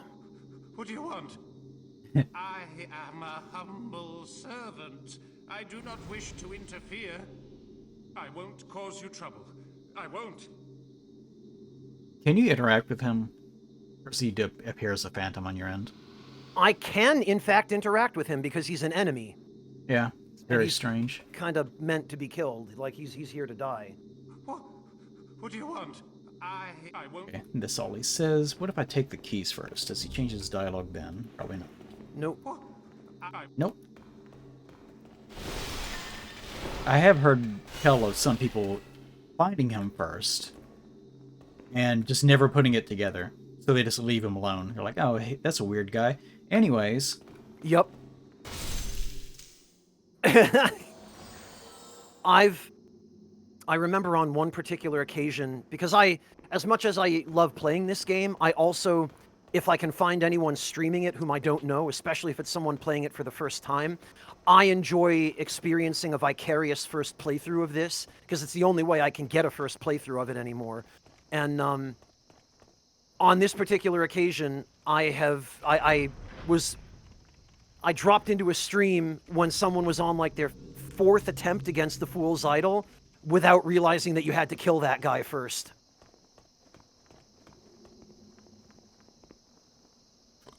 Oh, excuse me.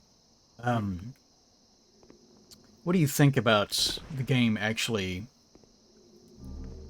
demonstrating, or it's demonstratable, that you're supposed to go up there and handle that? Because you're, I guess, meant to go into the boss fight and just die. Well, what happens if you go into the boss fight without killing the guy reviving the boss is when you beat her, you actually hear a couple of lines of dialogue where his voice echoes down to you, and he says something like, "It shall be just as ye fools wished. You, the fool's idol shall be eternally revived," or something like that.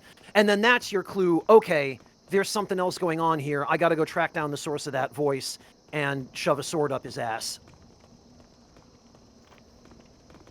But you can't get that unless you do die. No, you can get it if you beat the boss. You mean if you killed... Well, like another... So the idea is that you would go in, kill the boss, but it resurrects. And in the process of it resurrecting, you get the dialogue. And at that point, you're supposed to get clued in that you're supposed to use an item to warp out? Well, you can still leave the boss arena and go back up top and kill the dude, but yeah, You can leave the boss arena in the middle of the fight? I believe you can, yes. I believe that until you kill the guy up top, you can just walk out through the fog gate. But that's never been the case in the game, right? I'm pretty sure it was the case in the remake. I believe it was also the case in the original. No, I mean in any other boss fight. Oh, any other boss fight? No. Okay. So Well, I would make one. the contention I would make the contention that it's not designed as well as it could be in that case. Oh, sure, no, I agree. The only other boss fight in the series, I think, that lets you walk out is the first time you fight Seath in the Archives in 1, where you theoretically have to die to him if you don't do the skip. So you can see inside here.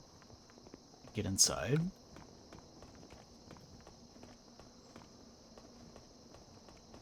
I remember this area. I don't remember actually using it. Okay, so I guess you go up the tower. It is difficult to do a boss like that. You would basically have to have a stairwell in the boss arena leading up to that guy. Yeah, You I need think some sort of immediate access to where you can go, oh, there's something going on, I need to... But even then, the boss would have to, like, change phases or something so that it becomes a different sort of experience of trying to get to him. Well, it does different kinds of attacks.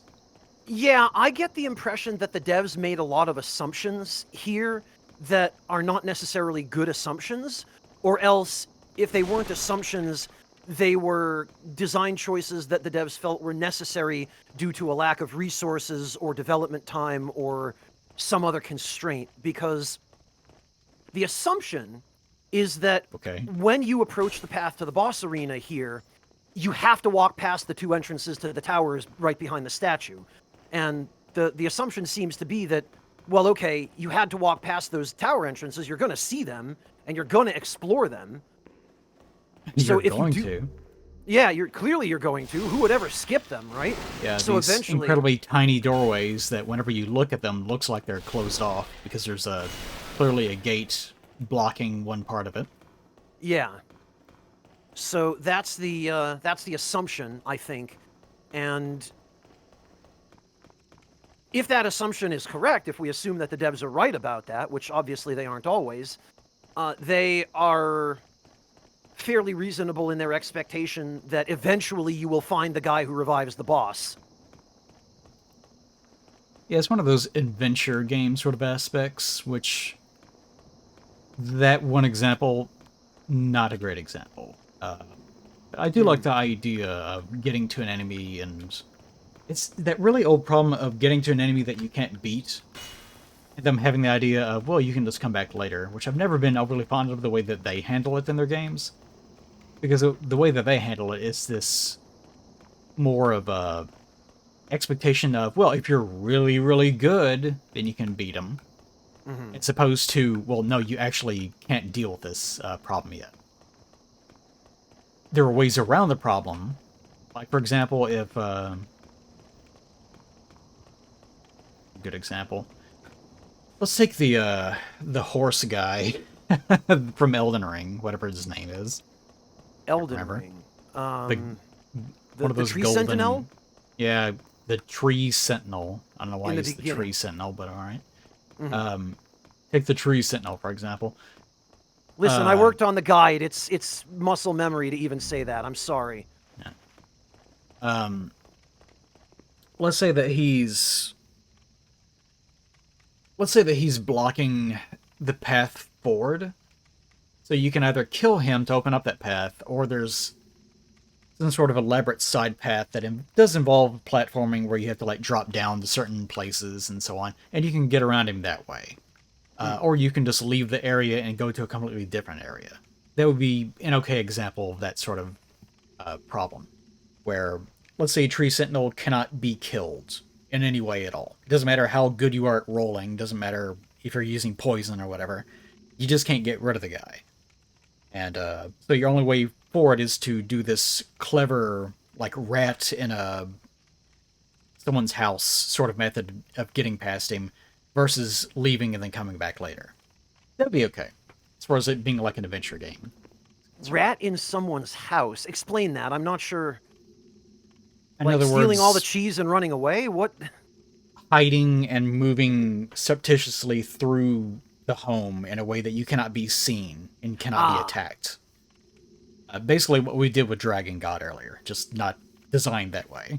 Gotcha. Okay, on to the hotness. All right.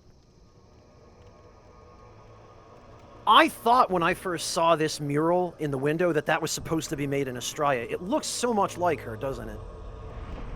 It's like generic FromSoft lady. They have a lot of characters that look exactly like that. I suppose. Like that Proto Rhea, Rhea. for example. Yep. Yeah. Whereas this lady doesn't really look like that. Nice. No, Okay, that's let's the kill thing her. I don't get. Like, which of those is supposed to depict the actual queen? Oh. Maybe it changed. Maybe it did.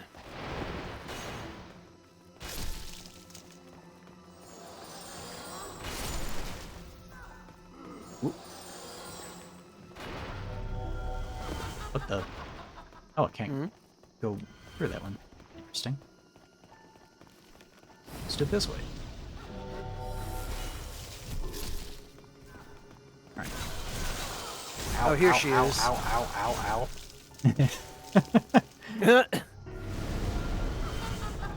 Oh, the baby snail. I forgot about you. Yep. The only weapon in the game that inflicts that status ailment.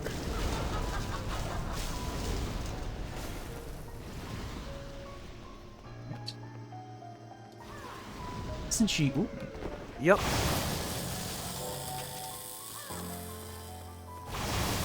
Oh. Do that through the column. Here, okay.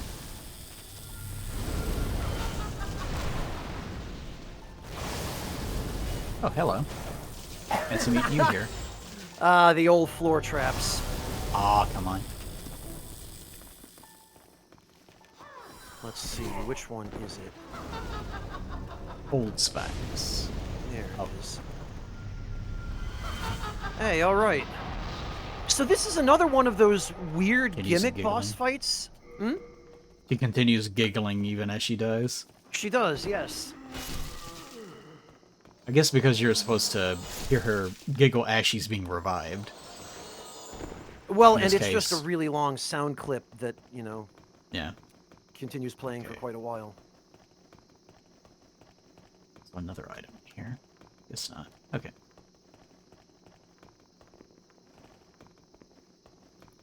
They're up. Oh, okay. Someone left a message.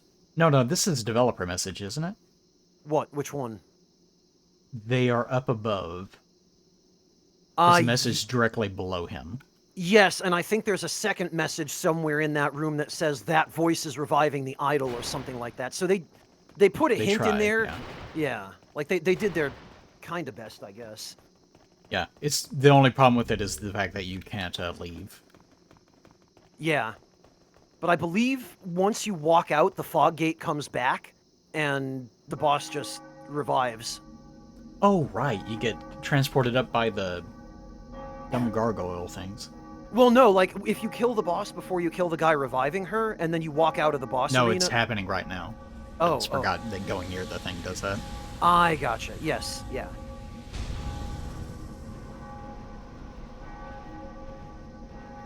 It's not even that they reused... Yeah, I guess they reused the skeleton. Just the model was completely different from the one in Dark Souls. Skeleton. Still strikes me as super weird that they reused that element. I don't know why they were so fixated on it. It has nothing at all to do with Dark Souls. Which element? The skeleton enemy type? No, the gargoyles. Oh, okay. I gotcha. Okay. Well, at least they give him a new coat of paint in Dark Souls. Ah, here we go. Anything else up here? Look like it. Dull Demon Soul. There we go. Alright. Is there anything back here I need to get? Actually, it looks like I can't walk. It looks like this is blocked. Oh, you can technically walk around this. That's not good. That would definitely... I'm not gonna bother. It would definitely make past me have to patrol that little tiny corridor right there. Oh, yep, Although I it looks see. like there's nothing there. Yep, to make sure that, yeah. I just Yep. opened up the stream and saw where you were, and yes. But hey, half the fun of that is placing messages on the far side of that pit and tricking people into going over there and dying trying to get to them. Every single time I get near Patches and get a glimpse of his face, it's just the worst. He's got a nose like a cowcatcher, that man. He's ghastly. Soul of the mind, key to life's Faith. ether. There we go. Art thou done? Faith is up to 30. Very, very good. Very, very good. Oh, right. I gotta off my character so I can continue. Okay. All right. How many Latrias are there? 4. It's just... Oh, God. We got a ways to go, don't we? Well, yeah, I mean, technically 3, but the last one is just a spiral tower without much in it. Yeah. Better get started. Honestly, the one that we're about to do next is the longest one. The one after that, past the man-eaters, is just a quick jaunt. It's not too bad. Okay. Well, at least we just have this in Boletaria, and that's it. Mhm. Wait. I didn't collect anything. Ooh. Yeah, Take your time. the whole system of reviving and being human and so on. I don't think they've never really gotten it right. In all the times they've done it, the closest they ever got it right was just not having it at all. Well, I mean, they've really changed it very little over the years. They've done some iterations, but they haven't really done much to truly innovate with it. Well, it's this, where you are automatically resurrected, you're not given a choice, and then you can't participate in co-op unless you destroy your character, which is ridiculous. Obviously, they weren't going to keep that. It's probably one of the worst ways of handling it. That Well, I've wasn't got to good. go back and free Frake and such, Frake. don't I? Yeah. Yep. I should have done that. Now I have to re-clear everything, I suppose. It's okay. I guess it doesn't actually matter. It's just I- content, and who wants that? Blue sign? So- There we go. All salt to your question. Yes, there is a mechanic in the fight that lets you tell which one is the real idol. The mechanic is oh, there's Eli. Mhm. The mechanic is she has a different projectile from everybody else. While you answer that question, I'm going to pee. Go right I'm sitting ahead. here thinking. I'll get you summoned. So Salt, the fake idols, the clones, only shoot a tiny little spark of magic, whereas the real one shoots the Soul Ray spell, which is much larger and has more complex particle effects. Third impact, to your question, no. I'm going to summon Eli. What we've been doing is trading off.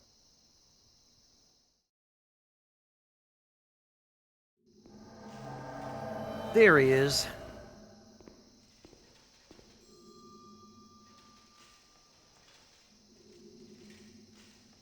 So, like, we'll do the level for him, and then we'll reverse, and he'll do the level for me. And, that's how we roll. Is Bonk of America someone from chat here? Is that one of you guys? Because I hope it is, because if it's not, then this poor guy is going to be sitting here waiting for the host to get back, being really confused.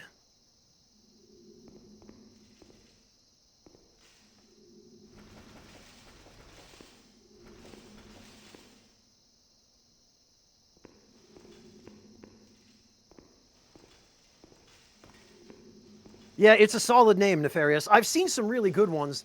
One of the most amusing multiplayer sessions I ever joined in a Souls game was early in Elden Ring, not too long after launch.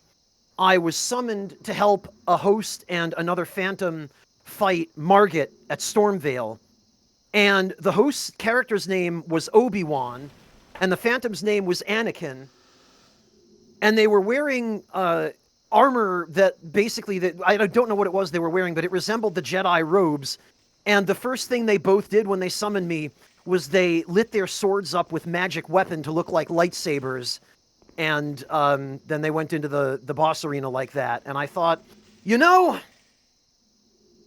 this is what it means to make your own fun.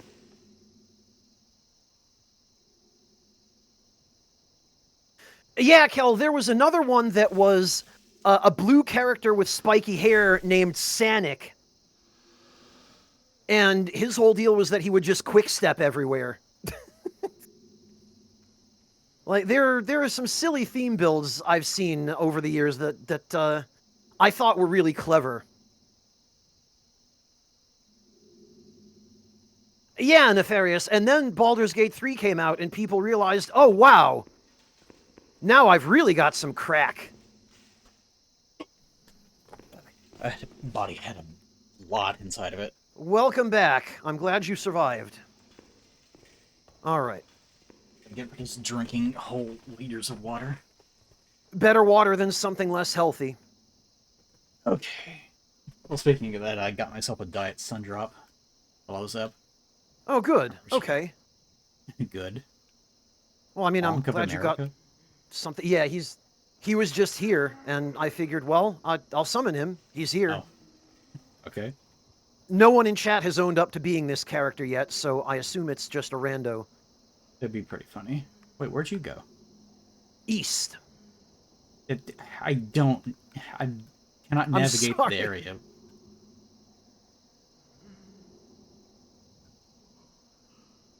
Hopefully the damage numbers appearing on your screen will, Yeah, it looks like he was concerned because you never picked up the key. Oh, yeah, no, we were waiting for you to get back.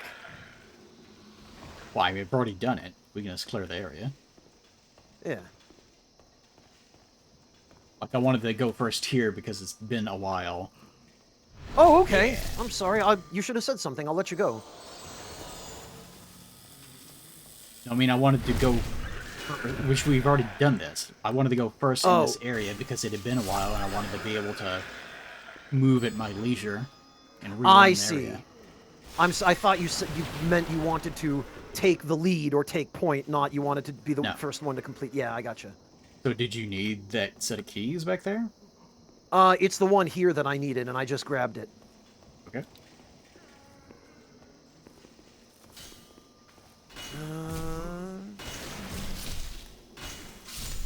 Because if I remember correctly, there's not really anything... this one has something in it. Oh, that's just Mercury Stone. Okay. I don't think any... distant cries to some of these guys. Especially the one that's like... Yep. That guy? Yeah. I still think whoever did the voice recordings for these games must have really had a blast. I'm a little jealous. Yep. He sounds like a Simpsons character. He kind of does. Oh, I forgot a set of keys, didn't I? Yes. Thing I've been telling you about this entire time. I'm sorry, I thought you were talking about the set of keys in the East Block. I have no idea what you're talking about when you're rambling about East and West Block. I'm so sorry, Eli. Now I get why you're eager for this to be done. Forgive me. This is why I don't care, especially for Latria being in it anyways. I like the... Like, it's... If you've seen one section of it, you've seen most of it. Yeah, especially I like down the look here. of one section. Yeah, I mean, it looks pretty neat looking down and actually seeing the movement. Oh, session has ended. Oh, he got disconnected, I guess. I got disconnected. Session has ended. Oh, you did too. You both did. Yes. Oh, gee. All right, I'll come back and grab your soul sign again then. It'll be just outside. So. Very good. I am on my way. Interim. See if I can remember.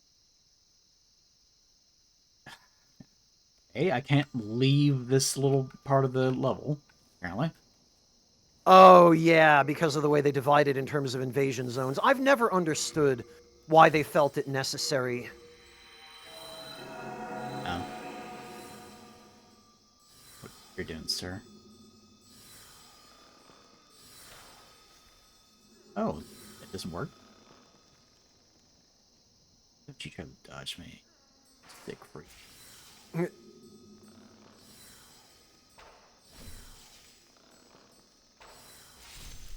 That's what you get. I believe I see your soul sign. Repulsive beast.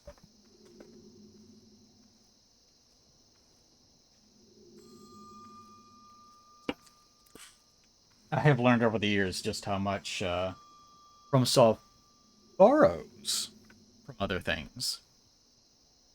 Yeah, have you ever watched Berserk? That and Magic the Gathering, surprisingly. A lot of things from that. And D&D a fair bit.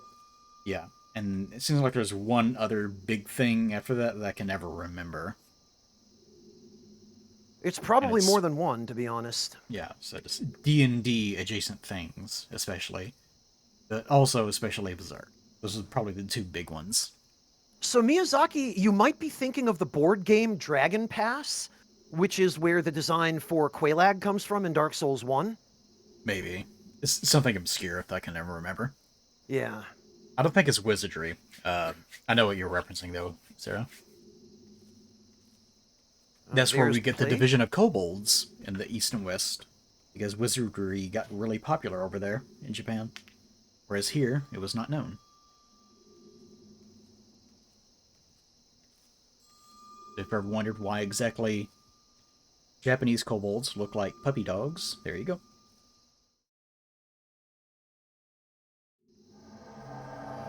That was something even I did not know.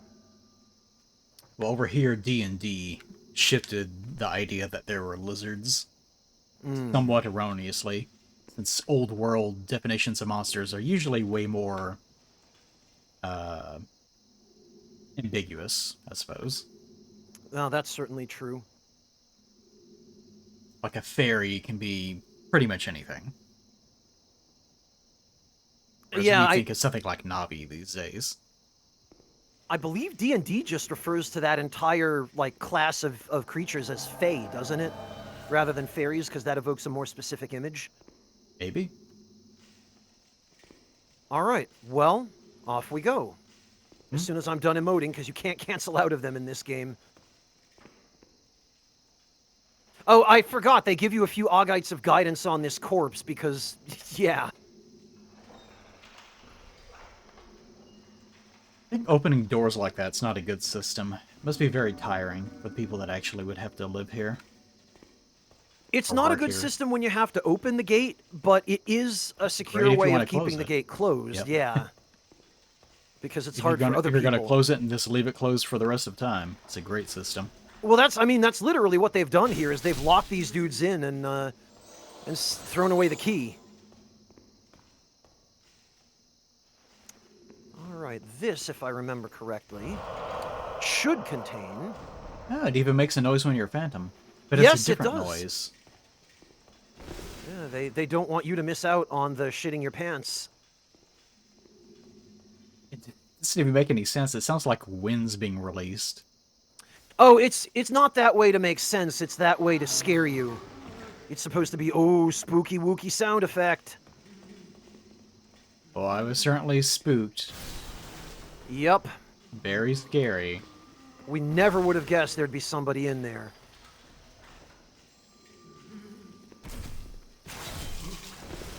This guy here, this one with the knife, is the one I was talking about before. A lot of backstabbing. Yeah. Oh, hey, this dude just dropped an S-Stock. Either of you guys want it? Did you drop one? Yeah, he dropped one. It's a very, very rare drop here, but it can happen. Huh, nice. Keep it as a keepsake. Souvenir, I guess, yeah. Something to look back on whenever you use this character years from now. There are a few enemies in this game that drop really weird random weapons that you'd never expect them to have. I've always been kind of torn on farming things in FromSoft games. Why so? Because I like fighting something and then it, like, take the Boulder Knights, for example. Mm-hmm. Everyone always wants the BSS, for obvious reasons. Sure. Its drop rate is a little bit too low, though, so it gets kind of annoying after a while. Quite a Kel's bit too big. low. Oh, there's Kel. We've got the whole crew here now. I do like fighting them and then getting stuff from them. But at the same time, I don't like wanting, say, an armor set for cosmetic purposes and then having to farm like every single enemy in the game to get all their stuff, which is what kind of got on my nerves with some of the later entries. Yeah, that is a pain.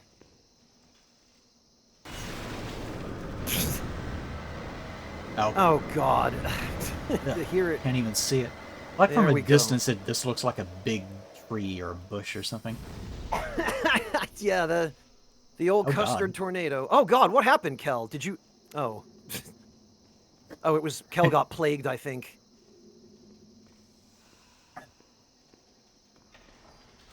Third impact, I guess we don't have to kill Kel. Kel's fine. Kel's all right.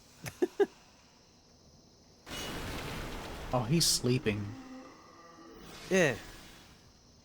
This is an Ah, right. infested, bloated corpse, eyes bulging out of its head, arms writhing out of its body. It's resting. There's the secret dagger.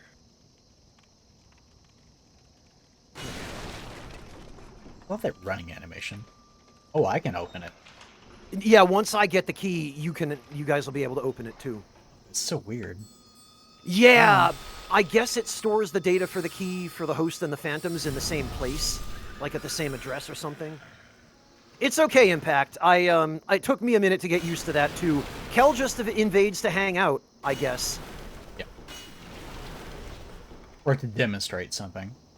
Yes. He doesn't do it for the purpose of antagonizing. It would be kind of funny if...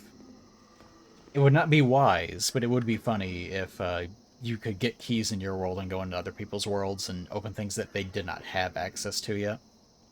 I kind of thought that would be cool too, and I'm sad that it's not the case in Demon Souls, especially because Black Phantoms can just go around a host's world and kill all the enemies.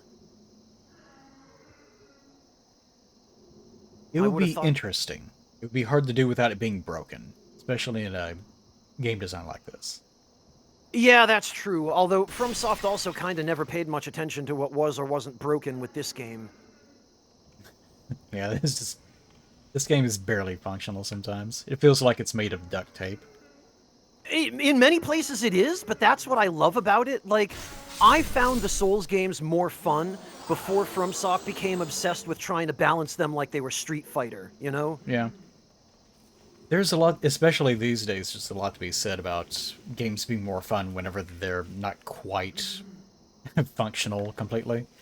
Or if you Yeah. try too hard to make things perfectly balanced, usually it just makes the game less fun. Yeah, Especially because if you're concerned about PvE balance.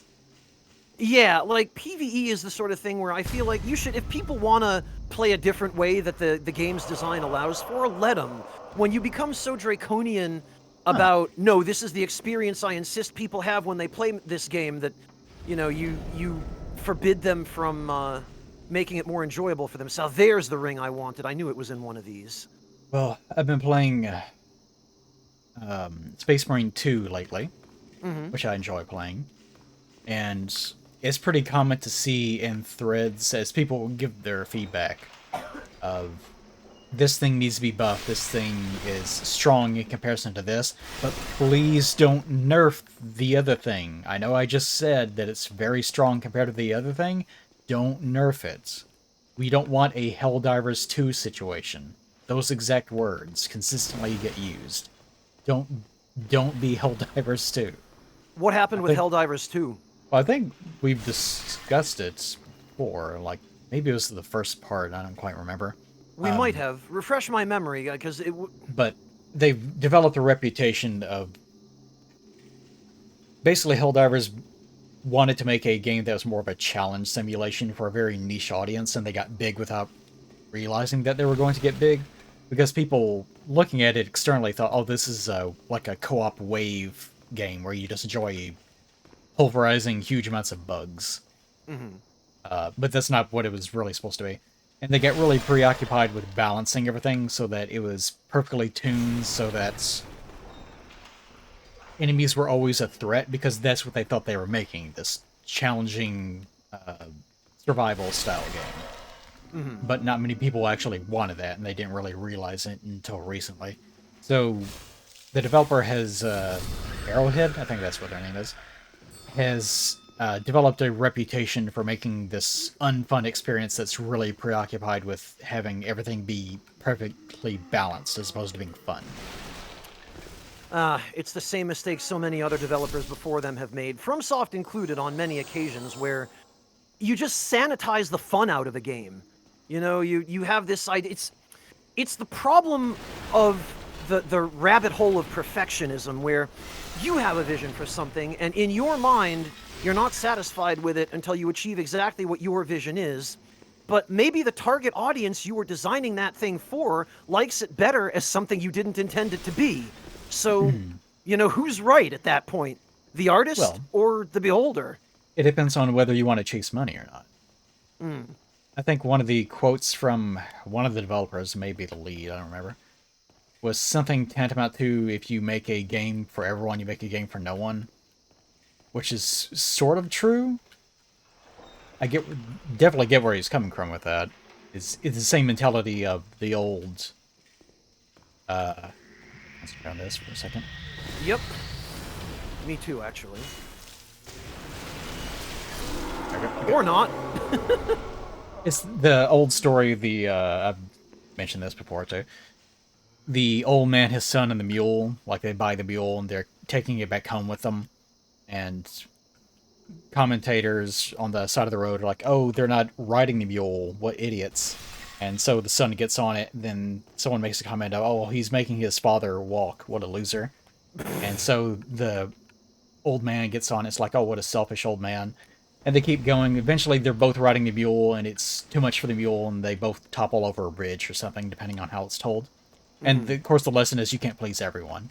Everyone always has some sort of smarmy, critical thing to say, and basically there's no right answer sometimes. It's just people being assholes. So in that sense, when you're designing a game, absolutely, you need to make sure that you focus on one vision. If you're trying to please everyone, then you're not going to make everyone happy. But at the same time, if you're making a game that is insanely niche, then your game is not going to be as financially successful as if you're making a game that has more wide appeal, which can be a problem because too many developers will abandon their core audience trying to chase that mass appeal, and that ends up creating long-term problems for their IP. Or they just don't know who their core audience is to begin with, and they were Right. just sending a game out into the ether, hoping somebody would like it. And that's just a very consistent issue with all games, all IPs, and so on. Yeah. I'll let you concentrate here. Thank you.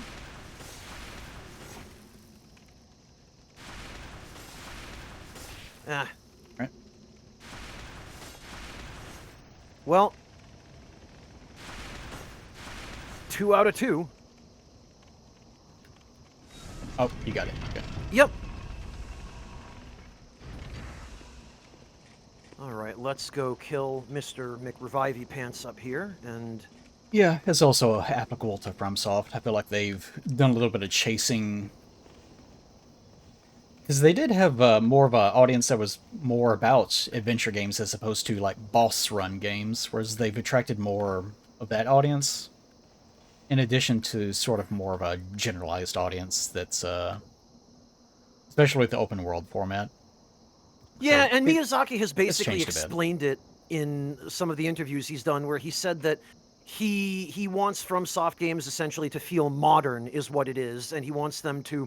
It seems that his idea of modern means they feel actiony and fast-paced rather Yeah. than slow and deliberate, which many of the action games of the PS3 era were, Souls included. But yeah, that's why I think I originally brought it up. Just you just beating the hell out of him with your hands. Just punched him to death. Poor Very man. nice. It feels like it's been a thing lately. There's been a shift in how people talk about difficulty in games in the past probably year, it feels like. Especially after the Elden Ring DLC. Not that lots of people are not pleased with the DLC, it's just there's been way more vocal of a response about how people are not particularly pleased with the constant insistence on difficulty. So Well, there's Elden been Ring's more of a voice for it. Elden Ring's DLC, though, Oh, had right, this problems guy. that went far beyond its difficulty. I'm not even sure difficulty was its biggest issue, just that the flavor of difficulty and the way that it was used and the intent behind it was not the same intent as the original difficulty, whether the devs realized that or not. I think they genuinely thought that they were trying to make the same kind of game that they always had, and that they were just modernizing it and bringing it up to standard for what games are, I don't know, expected or perceived to be these days. But they lost a lot of the charm of the earlier Souls games by trying to shoehorn so much of their new, for example, I think more than anything else, their new combat design philosophy into Elden Ring, and nowhere in Elden Ring is that clearer than in the DLC. Yeah. Anyways, not to drag this back into being from self or anything. Yes, I'm sorry. This is, you know me and tangents. Point being, it's just interesting to me. I'll be interested to see how future game developers handle that. Because it has been a thing for the past 10 years, like, oh, difficulty. People like difficulty. They like it to be hard. Well, Souls Whereas kind now of it's- started that. Yeah, but it feels like now a lot of people are pushing back and saying, no, just make a video game. Like, I want a power fantasy. Give me power fantasies. Think of all this difficulty nonsense. And that's the reason why a lot of people have been gravitating to Space Marine 2. It's very much a power fantasy style game. Although, also- strangely enough, its upper level like difficulty stuff is more like this is hard for the sake of being hard if you try to get into it immediately. This is more of a game where you're meant to slowly work your way up by getting better perks and stuff like that.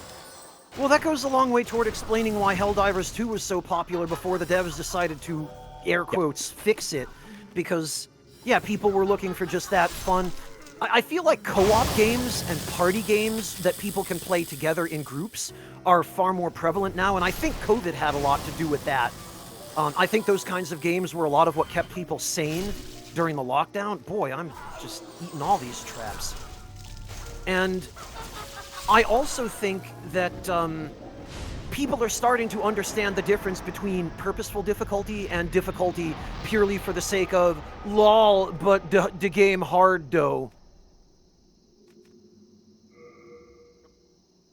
And then there's, on top of that, I mean, there are many factors, but I think there's also an increasingly widespread push for accessibility. And I don't necessarily mean easier games. I just mean games that are designed so that they can be played the way the player wants and not the way the devs want to force you to play. Like games that will give you... Where is she? Some of my favorite examples are games where you can open up a settings menu. Rogue Legacy 2 is a good example, and Aground is another good Rogue one Legacy. where you've got just menus full of settings that are granular aspects of game balance that you can adjust according to however hard you want things to be. And then in Baldur's Gate 3, they added the custom game mode, which is another perfect example of that, where you can make some aspects of it really challenging and others really easy, and you have individual granular control over each thing. I feel like a lot of older ways of looking at game design have sort of been forgotten over the past about 15 years or so, as people get more preoccupied with making things bombastic and spectacular. I agree. think particularly of like Breath of the Wild and Tears of the Kingdom, since I've talked about that in the past. Good examples of that, because I think specifically about its UI problems, about how there's just shit all over the place.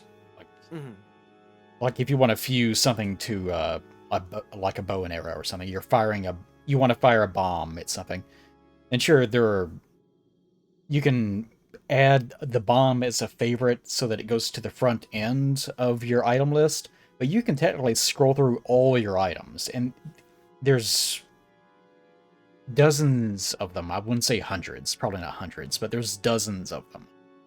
I feel like you're describing Tears of the Kingdom and Breath of the Wild here. Is that right? I just said that, yes. Oh, I didn't catch that. I'm sorry. I guessed right anyway. That is correct.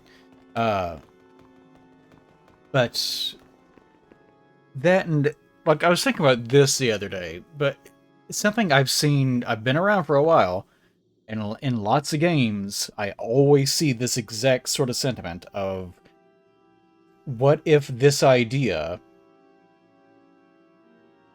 and I know that everyone won't like my idea, but what if we add it as an option in the menu, and that's their way of fixing everything? What if we just made it so that I get it, but if everyone else hates it, then they can turn it off? And it's that sort of sentiment that's really prevalent now, where games are very bloated and there's just lots and lots of things. But I was thinking of those two games in particular because there's a very old design sentiment of minimize your UI, minimize your menu use. You want to make sure that players are playing your game. They're not in menus, they're not trying to manage things, they're playing. And used to, you tried desperately to ensure that you never even needed to have a menu unless you absolutely needed one. Which FromSoft games have never been good about that. They've always been full of menu bloat. This is a very, very old sentiment of minimize everything if you can. To make sure that players are not constantly having to manage things, they're just playing the game. They're constantly accessing the game, the pure experience that you have planned. And I feel like a lot of modern developers have just forgotten about things like that. And they're way more preoccupied with just seeing how many things that they can add. How many menus do you need in order to encompass the totality of all the ideas that everyone wants to see? Yeah, I feel like that bloat is a symptom of the advances in hardware capabilities, and devs are able to create more complex games, so naturally they want to push the hardware to its fullest extent and add as much to the game that they think is going to be interesting as they can. The problem, you know, is, as far as I've seen it, is usually, well, we wanted to add a bunch of things to the game, but then we got caught up in bolting stuff on that isn't really relevant to the core gameplay loops or the story, just because we had extra room and we wanted to make the most use of the disk space. Part of it is also just so many companies are trying to make the last game you'll ever play style experiences, where it's a game that has everything, and it's huge, and it'll take you 1,000 hours to get through all of its content, and so on. I had the thought in originally I was preparing for the Ocarina of Time LP, and I went through it, and I thought, wow, this is a really, really short game. And it occurred to me, games used to be very short. And there was the expectation that you would play them, and that was it. And if you wanted to have that experience like further, you would just restart it. Because it literally was like a 40-hour game at most, sometimes just a 30 or 20, 30-hour game. Whereas now games are more designed to be engagement centers for you to continue coming back to it, to have a perpetual experience where you're constantly experiencing new contents as it, continues to come in. And you end up with these games like a GTA style games or Red Dead Redemption or so on, where it just goes on for just hundreds and hundreds of hours, and it's kind of just the same thing over and over again, which is open world is part of that as well. Yeah. But yeah, this older games, often they were just like, okay, it'll be this level, this level, this level, and that'll be the whole game, and that was it. And they would sell it for, $50. It's almost ludicrous to look back at it and just say, this is a $50 game back then. This would be a full price game. You just play it for 20 hours and you're done. You're expected to put it down and just never play it again. And that's just the way it was at the time. Well, that I think is what led to this push for adding value to games on the one hand, but also the industry has evolved not just for the sake of adding value, but also for the sake of making money. And unfortunately, I think a lot of the direction that games have evolved in over the last 15, 20, 25 years has, as much as it's been driven by developers wanting to make good games, it's also been driven by shareholders wanting to make a ton of money. And that's led to the prevalence of things like games as a service and live service games where you don't really own the game, you rent it, you pay a subscription, or it has some free components that you can play, but if you want all the premium stuff, you got to pay, and it's branched. I think it also is sort of a reflection of what happened to the movie industry, in the sense of people making these big things are now in competition with each other. Because what has happened with the movie industry is they now have like huge multi-million dollar, attempts to make billions of dollars with these huge theatrical events. And should be you here. So if you don't have one of those, if you're not making one of those, you sort of do the inverse, and you make something very simple, where you're filming out in the woods or whatever, and it's like horror films have sort of had a resurgence in the past, 20 years. Oh, okay, that's nice. Blair Witch Project, stuff like that, yeah? Yeah, because it's simple to make, and people will go watch it, and it doesn't cost much money to make at all. But it will still make quite a profit, and it's very disposable, and people don't think about it afterwards. And games have sort of become the same way, where everyone is wanting to make these giant spectacle hits that, are huge, massive, take hundreds of hours to complete. There's lots of money in them, and they're expected to make back tons of money as people engage with it as a system, as a financial model. Or people make these little, like, 2D games that they crank out of their homes with, like, one or two people on staff. Yeah, I know a couple of people who are doing that at the moment. In fact, Marcus, also known as Epic Name Bro, being one of them. But there's a version of that in the old days, too, and that was the companies like Squaresoft, where Squaresoft made Final Fantasy VI, which is one of the most influential and renowned Golden Age JRPGs ever. They made that game... Is your sign down, by the way? Yep, I'm on my way over there. They made that game in just under a year, and the entire world of Ruin, that entire back half of the game, was not planned. They added it because they had extra dev time, and that was one of the games that put them on the map. So the whole dynamic of the industry has changed now. They had, I believe, 25 core staff for Final Fantasy VI. And now Square Enix is a company of, I think, like 2,500 people around the world? Yeah. So it's changed a lot. Go look at the credits on a game from the 90s. Yeah. Marvel at the fact that they're not 15 minutes long. Yeah. I've made the comment as well with movies, whenever we watch them late at night. Whenever we watch something from, like, the 80s, the credits are over, like, instantly. Mm-hmm. Whereas if it's a modern movie, I know that those credits are going to be, like, the last 1/10 of the timeline, like, as I'm hovering over it. Yeah, and note now that in modern movies, well, in modern games, I should say, most games have an option to skip the end credits because they know. Whereas that didn't used to be a thing back in the day. And I mean, going back to your point about games being short for roughly the same price you pay for them now, any of the original Mega Man games on the NES, those were like 2 hours long if you knew how to beat all the bosses. I mean, my average clear time for most of those games is 2, 3, 4 hours, and they went for $40 back in 1990. Yeah, like, by design, though. I mean, there's some games, like, if you use speedrunning tech, they can be over instantly as well. Sure, yeah. Like, I think Ocarina of Time's any percent is down to, like, sub 10 minutes. I don't remember, but... Well, people one have of been those things where practicing you that can- run for decades. Well, with that, it's, they're actually using arbitrary code execution in order to basically get to the ending credits without ever even leaving, the first area. Oh, okay. I mean, well, that's dedication for you. There's no final boss or anything. It's just, I'll move my camera in a specific way, and that's via arbitrary code ends up creating the conditions that creates the ability to warp yourself into the end credits. Ah, I see. My sign's down, by the way.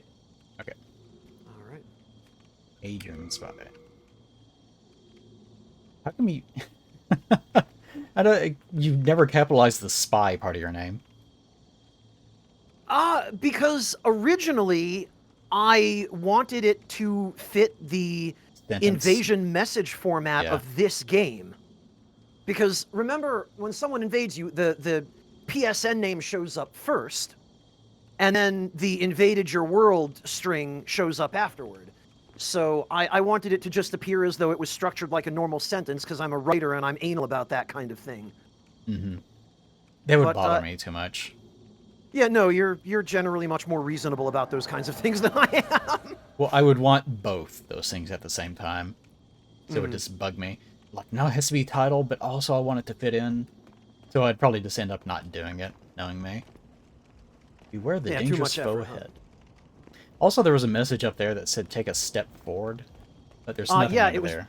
It was pointing to a cliff, I suspect, because there are tons Yeah. of those up here. Yep. Since we're in the emulator era, then most of the messages are probably going to be either trolly or jokes. Since no one really uses them to help anyone out anymore. I've seen one or two that seemed like they were sincere, but yeah, most of them have just been the usual sticky white stuff. Yeah. Or try holding but with both hands in front of something that looks phallic. Okay, so there's 2 paths forward? Yes. This looks like it's one of those... I had the instinct of, oh, this is a thing I can't come back from, but then I remembered, no, demon souls. I could probably pull myself back up here. Yep. This cowl demonstrates. All right. What does this say? Beware the fall ahead. Oh, that's an okay message.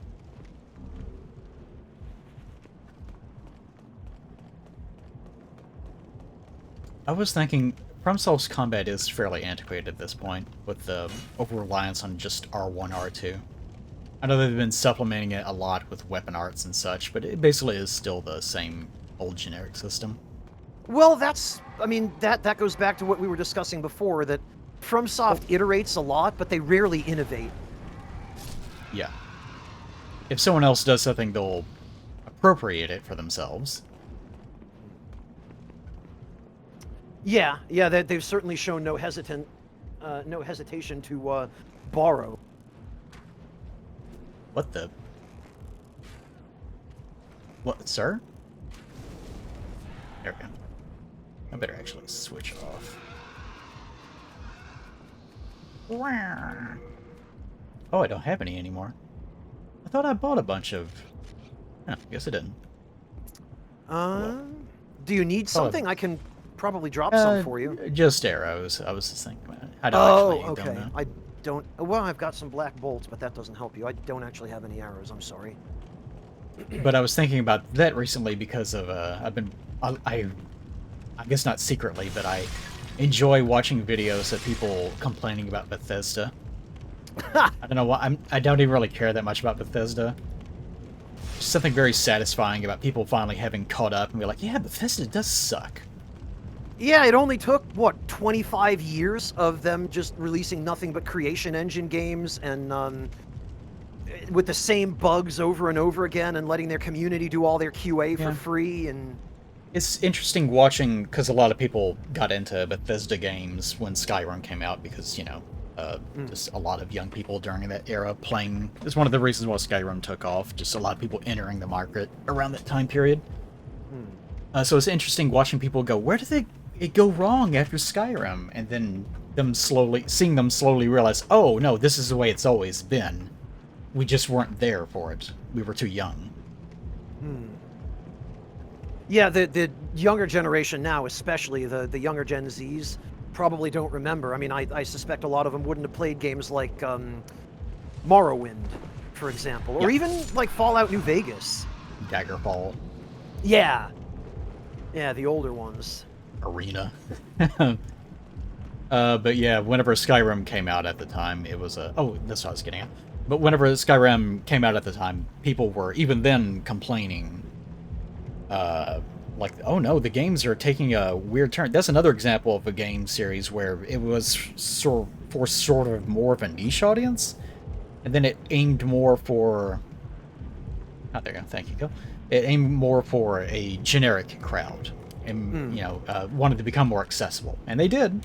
They pulled it off, but as a result, it sort of lost some of its old identity, and its focus on like exceptional writing and world building and so on just doesn't really do that anymore. Anyways. Well, that is a function, I think, of how games have changed technically. Sorry, Third Impact, I wasn't specifically calling you out, but like back in the day, when games were much more limited graphically and technically, they relied a lot more heavily on things like good writing or compelling characters, or you know, moving music and that kind of thing. You didn't get to have a combat system. Yeah. You couldn't make one. Yeah, or if you could, it would be fairly basic and you had to get really creative to make it fun. Whereas now, I feel like... Is this the path forward, or... I thought the path forward was up. It is up, but this path also leads to some, just treasure. I just wanted to make sure I wasn't going the wrong direction. No, I mean, this is a dead end, but there is stuff down here, and I doubt we're going to be coming back here once we open up the rest of this. That way, too. Go on. So I was just saying, I think that developers these days are pushed much more heavily to relying purely on graphics and that cinematic spectacle you were referring to sell games, rather than actually putting in the time and effort into the writing or the narrative or the world building. I feel like those kinds of games are much rarer now. These guys look pretty interesting. It's not exactly... damn it. The centipedes or the gargoyles? The gargoyles. Centipedes? What are you talking about? Gargoyles. Okay. Well, I mean, I guess the centipedes haven't shown up yet, but there are going to be some of them down here, too. Yes, so why would it be talking about centipedes? I forgot they hadn't shown up yet. I remember them being down here, and it took me a minute to remember that they're not down here yet. Until we get rid of this. Okay. Response. Okay. Anyways, the reason why I brought that up, because I was watching a video about people complaining about how Bethesda's combat especially is insanely antiquated at this point. Yep. That's the creation engine. Yep. And the fact that they refused to update the VAT system, which, you know, was fine in 2003, but... Well, in the case of Bethesda, I think it's just internally they don't have the talent or the vision for any of that. You really just need to have... You really need to have young eyes with experienced hands to guide them. It's kind of the core, I think, to any good development studio. Todd could have that team if he really cared enough to. It's He not could, like yeah. Bethesda's, it's not like they're begging on the streets in cardboard boxes. They're owned by ZeniMax, which has a ton of money, and Bethesda has a fair amount of money of their own. They just don't like spending it on QA. They supposedly have one of the best QA teams in the industry. They just don't use them. Well, it's like Valve. Valve, for the longest time, was an exceptional game studio. They were the innovators, but then they got associated, as a result of Steam, and just started doing nothing as a result. They still do little things here and there because they're trying to jumpstart themselves, I guess. Yeah, they got acclimated to having to do nothing and earning tons of money in the process, and that's where they are now. Yeah, one of my viewers asked me during a stream a couple of days ago if I'd played or heard of that new Valve game. And my reaction was, wait, what? Valve is making games again? Since when? I haven't heard really many good things about it, other than just the spectacle of it being a secret game. And I think even now that's over. And, well, clearly it is, because the word's out. Yeah, I've just heard that it's a lane shooter that sort of has a lot of modern, obnoxious, Overwatch-style mechanics and stuff. Haven't really heard too much about it, to be honest, other than just not many people were overly impressed with it, but it's there. Yeah, it sounds unremarkable from what I've heard, but I know nothing about it, so I'm just going by third-hand info. Okay. So, would But you in the like case to... of Yeah? in the case of Bethesda, I think that's all I was trying to get at. I don't know if they can actually update, because internally they just don't have the talent or vision for it at this point. What do you have over here, Kel? Third Impact, I believe Half-Life Alyx, and correct me if I'm wrong on this, Eli, you probably know better than I do. Half-Life Alyx was a fan-made game, wasn't it? I don't know about that. They have multiple, not branches or anything, but the way they're structured now, I'm not an expert on it. But it's not as though you're going to walk into a studio and it's going to have one group of people sitting there all collaborating together. For a while, I'm thinking of Black Mesa. Sorry. Okay, gotcha. Go ahead. But for a while, they had a general policy of if you don't want to work on something, then you don't work on it, which is why no one was making anything. I remember that. Yep. No one wanted to do anything. Yeah, which sounds like a great place to work. Yep. If you don't want to work, then don't work. Okay. Yeah, I'd love to come in and earn a paycheck and do nothing. We make so much money on fees from Steam just listing garbage games without vetting them. Yep. Where'd Kel go? Where did Kel He's go? probably... Kel. That guy probably died. We can't go up yet, so he's not over here. Yeah. Okay. There you go. Yeah, just don't make games. Just sell sandwiches or something. Yeah, but... T-shirts, mugs. That's... I do this too. There's a general issue with, a complacency for just people in general. Whenever you make something, you grow up, you start accessing the things that you have access to that are contemporary to you as far as technology or information goes, and you make something to your best... God damn it. Oh well, corpse wiggled its way off. You make something to your best ability, and then people access the thing that you made, which is contemporary to you, and probably the best that you could do at the time. And you sort of get into this rut of, this is how I do things. This is what I learned whenever I was in my 20s and 30s. So as a result, that's what all your stuff sort of looks like from that point forward. I sort of think of the Beetlejuice movie that came out recently. Yeah, how was that? I didn't see it. Did you watch it? I have not seen it either, but I saw Mike and Jay talking about it from Red Letter Media, and they made the comment of, it doesn't feel pandering, but it does feel like it was a movie from the 90s, in a good way. And I was thinking as they said that, it's probably because the creator is just, he's old enough that he just never got the memo on the things people want to see now. So that's the reason why it feels like it's from the 90s, because effectively it is. Yeah. Can I walk across this? Yes, you can. Oh, it doesn't look like it. Well, maybe not from this side. I would open the fog maybe- first. I think that, yeah. But Beetlejuice Yeah. was supposed to be a movie, or it was supposed to look like a movie from the 90s, because that's when the original source material was released. I mean, so whether by coincidence or by design, the fact that the director had the perspective he did probably was good for it. Yeah, anyways. Point being, the creator I mentioned is sort of in that same role where he was making movies up to this point, so whenever he makes things now, that's what they look like.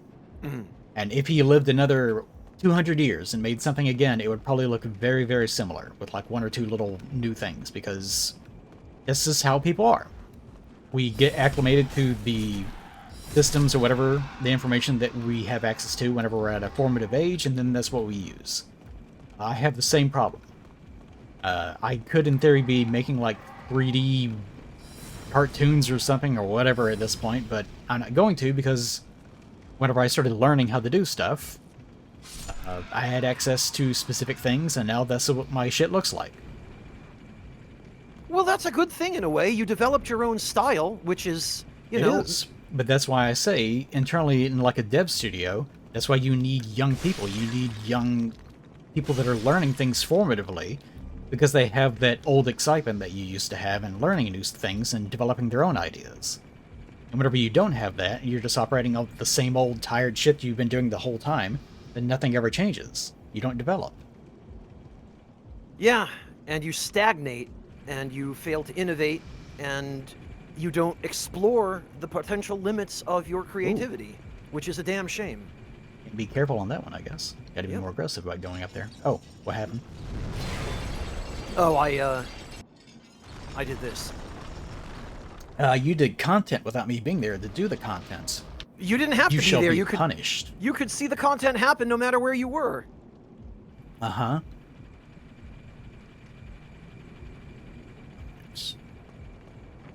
There we go, alright. That being said, it looks like this zone is in white world tendency now, which means this path is open.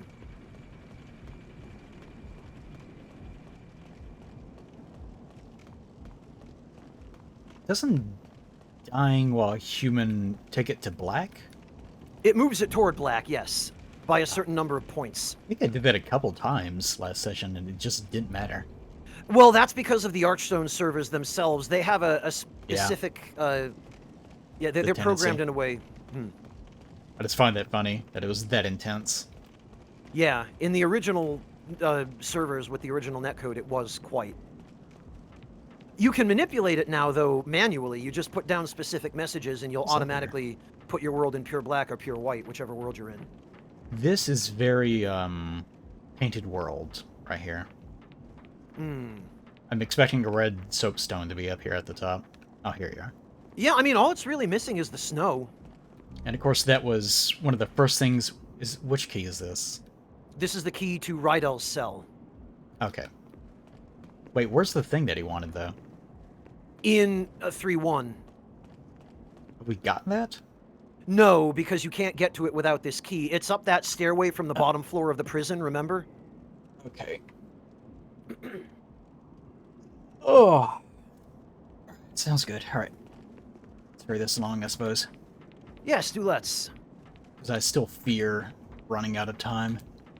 How much time do you have? Oh, I have the time. I fear running out of, like, energy, old man energy. Ah. Well, that makes two of us. Okay. So we want to go down here now. And you don't still happen to have your storm ruler on you, do you? Oh. Okay. Now, if I would if this is Dark Souls 1 or 2 or so on. But because Wanna borrow there's mine? weight limits. Otherwise, yeah, I'd just be carrying all that shit around everywhere.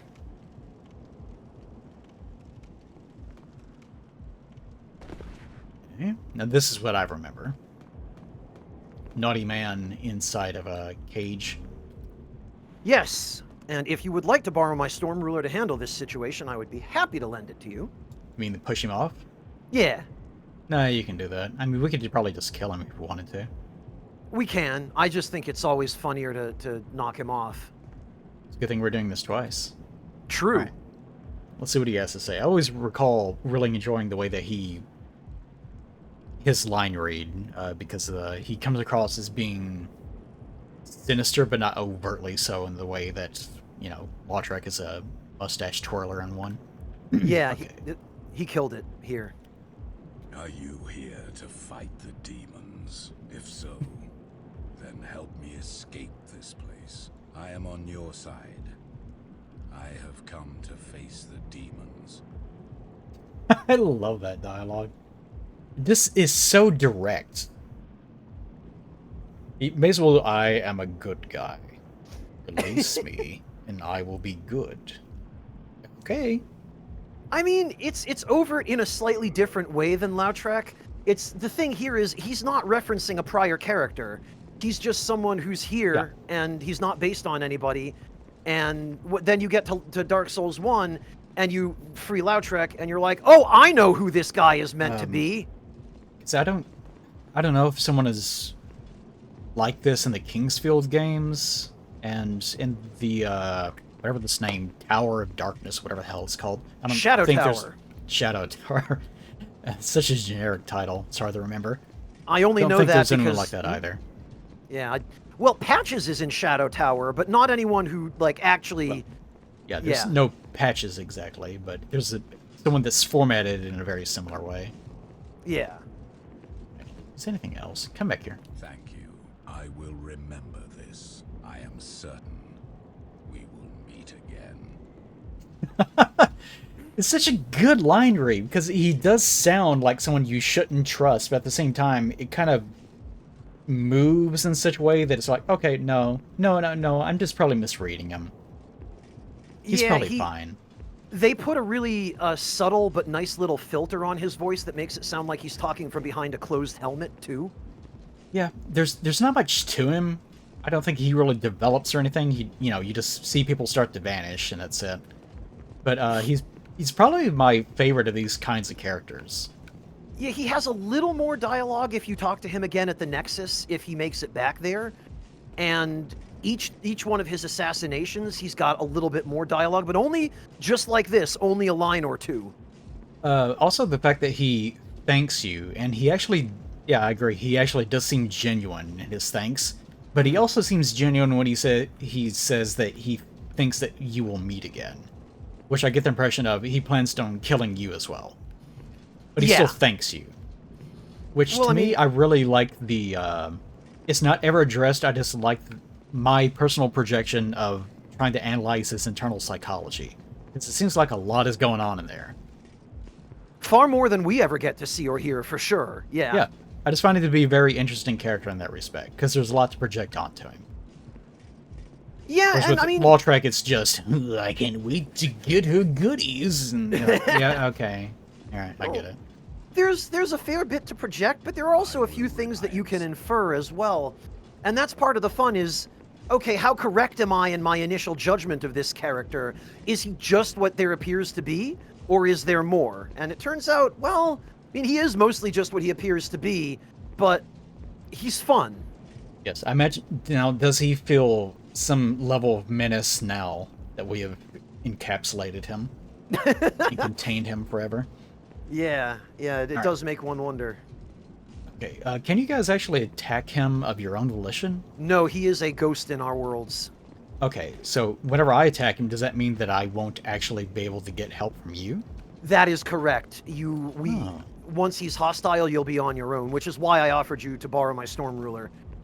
Because he can be a bit of a tricky fight if you don't push him off. He's no slouch.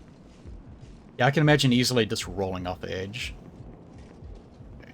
Well, I've seen it happen occasionally. Mind Holy you, shit. Do you wish to die so soon? this game was before FromSoft implemented those super annoying fall protection walls. He's not hostile. Hold on. No, now he's not never mind. hostile. Yeah, it did like 3/4 of his health in one hit, and he still wasn't hostile. It's not based on that in this game. It's number of times you hit him. Yeah. Interesting. Okay. Yeah. Well, we've got an elevator now, or there's another elevator just over there. Hold on. A black iron helmet worn by Yurt, the Silent Chief. I guess this is the only way you actually get his name, other than Well, loading screens. the loading screens, yeah. The 2 horns on the headpiece are its chief characteristic. Okay, thanks. I never Did would have you been able to notice it figure has that 2 out. horns? Yeah, alright. A portion of the complete armor set which has an extremely high level of adhesion? Okay. Sticks to the skin, is what they're trying to say. It's kind of unusual. The black iron robs the wearer of his or her body heat, causing them to shiver and breathe out cold air. Its heaviness slightly impedes stamina regeneration. That's interesting. So he's Yeah. walking around and like, what does that mean? I mean, I get that, literally what it means, but what does that imply? It implies that he is his outward appearance is cold, and he's kind of cold on the inside too, because his armor is literally touching his skin with so much cold metal that it's robbing him of his body heat. Oh, well, that's like, I guess it does nothing. I'm in the wrong one, so I'll just have to leave. That's the right one. Another one will come back up. This took a long time. Well, that's not quite what I mean. It's like, obviously, it's a little bit too literal for me. Just, he's cold on the inside. Like, alright, man.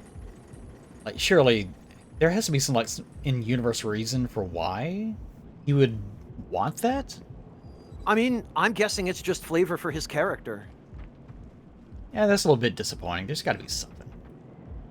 Well, if you get his dialogue at the Nexus, you learn a little more. Not too much, but... Like, if you talk to him, it's like... And he... Like, if you asked him, what would he say? Oh, it's because I'm evil. Because I'm cold on the inside. Do you get it? That's the reason why I'm doing it. Do you get it? I suspect he probably wouldn't have a good explanation, or an explanation at all. My feeling is he'd just laugh at you, probably, or just say an ellipsis. Well, that's not what we're here for. We're here to create bullshit in order to read into things. That's the whole point. So, Well, true. what would be our explanation? Given what we know about the world, what would be the benefit of armor that steals your body heat? Maybe make you harder to detect for things that rely on infrared vision, or that track by... Infrared vision? Is infrared vision a thing in this setting? I don't know specifically, but if our goal is, as you said, to come up with some bullshit, then why not? Okay. Yeah, those centipedes are really fucking horrifying. They are, aren't they? Here's a little bit. Oh, Yeah, we were cozy, Kel, except that the elevator didn't want Right. to move with both of us in it, and then it desynced when I got out. I saw you, Kel, go down through the floor while the elevator was still hanging there. yeah, the only thing I can really assume is that because he is assassinating people, it's supposed to be indicative of that. But Yeah. it's not really much of a thing, exactly. No, like Making I say, it- Go ahead. Yeah, just making yourself cold so people don't detect you. I get what they're going for. It's just not the strongest thing. It is menacing, though. I'll give them that. I think that's really all they were going for. I don't Yeah, think it's meant to be like a fortunately. super strong revelation about him. Just, oh, No, it'd just be interesting if there was something in the world where you're like, oh yeah, that would work. It would do this thing. But there's nothing really like that, I guess. no, not really for him. The most you learn about him through his dialogue is just that he's on a mission, and he really appreciates your help with his mission, and he has business with you, but not right now. And don't worry, he'll get to you when the time is right. You'll know when you need to. Ooh. Yes, I have also watched Berserk. Oh, the dude's on the wheels? Yeah. This is way more overt. Like in Dark Souls 1, some people don't really understand the reference. This is probably a little bit more on the nose. Yeah, this is the one that I see most people identify and recognize, is these guys on the wheel. Okay, are we missing anything? I Or mean, is this the way forward? there's a bunch of stuff in the swamp, but most of it isn't useful. There's a fragrant ring, there's a ring of avarice, there's some dark moon grass, but that's really pretty much it. You can see the fog wall from here, or a fog wall. Yes, that's the one on the tower we need. So is this the path forward? So yes, it is. This, I believe, will lead us to a... So to say, if you could see the fog wall, then I would assume this would be the path forward. If it was not, then I was going to criticize it. No, it's correct. This is the direction we have to go. We're just going to have our work cut out for us clearing...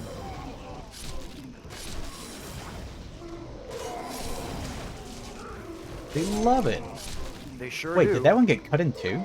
Yeah, when you kill them, because if you reduce them to okay. about half health, they break in half, and the front half continues attacking you. Yeah. So maybe that's what I guess this and the centipede demon are kind of based off whatever idea they're drawing from. Well, the idea they're drawing from here is these are demons that were made by the old monk. These are creations of his, where he's grafted humans onto something much more insect-like. I know, but what I'm saying is that the whatever the real life inspiration, whether it's some other monster, because I'm assuming it's FromSoft, it's probably stolen in some way. Sure. Whatever that inspiration is, that seems to be the same source, because it is centipede thing that detaches itself, and when it detaches, it's still operating, whatever it happens to be. I'd believe that. I mean, the centipedes figure, as you probably know, they figure quite prominently in Japanese culture and mythology as a symbol of death, and FromSoft loves those symbols, so and that's why I'm ambiguous about it, because I'm sure that it's something that probably no one here is going to know. Yeah. Or we can't clearly know FromSoft's intent behind it, which of those symbols they had in mind. Ooh, hello? Can't? Oh, okay. Thank you. Appreciate it.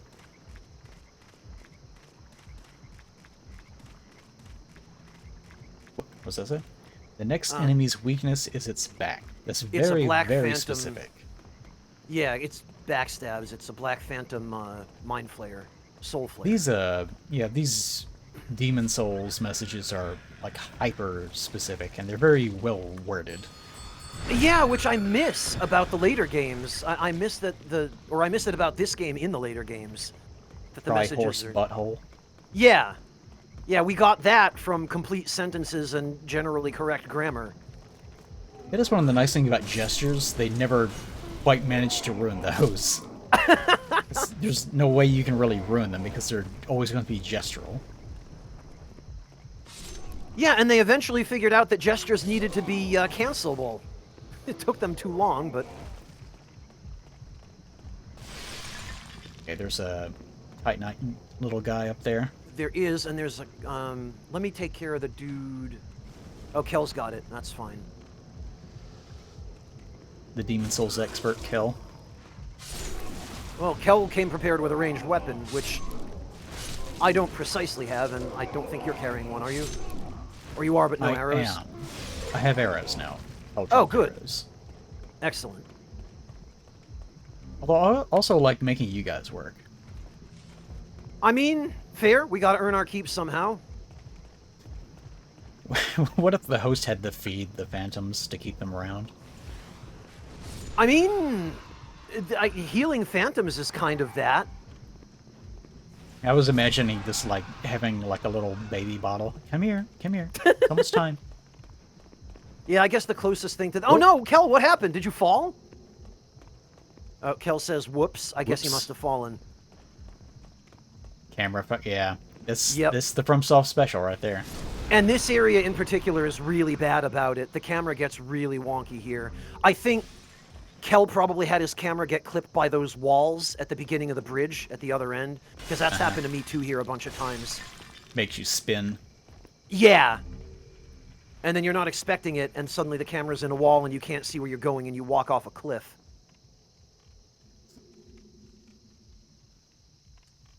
That fucking bugle head. It's just so jagged. Like it zigzags. Yeah. It's like they started doing it, and then midway through, they're like, ah, shit, it's going way over here. Can we get it back in this position? And then they did that, and it just took a while for it to get back into the center. I almost wonder if this wasn't originally designed to be worn upside down to what it is now.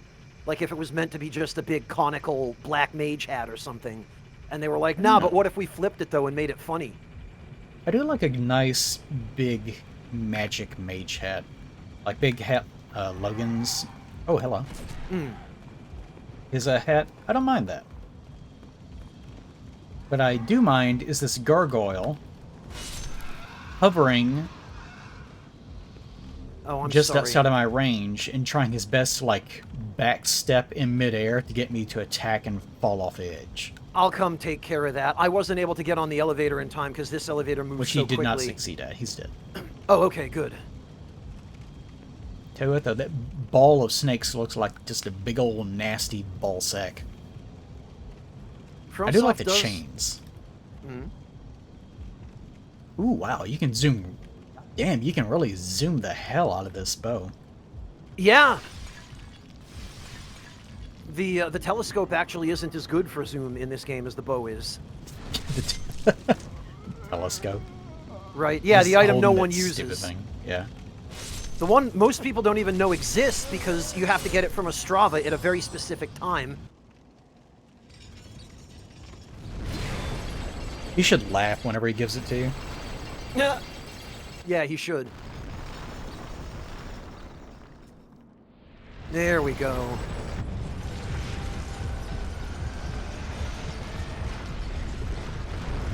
I like how it tries to hold on for dear life there at the end.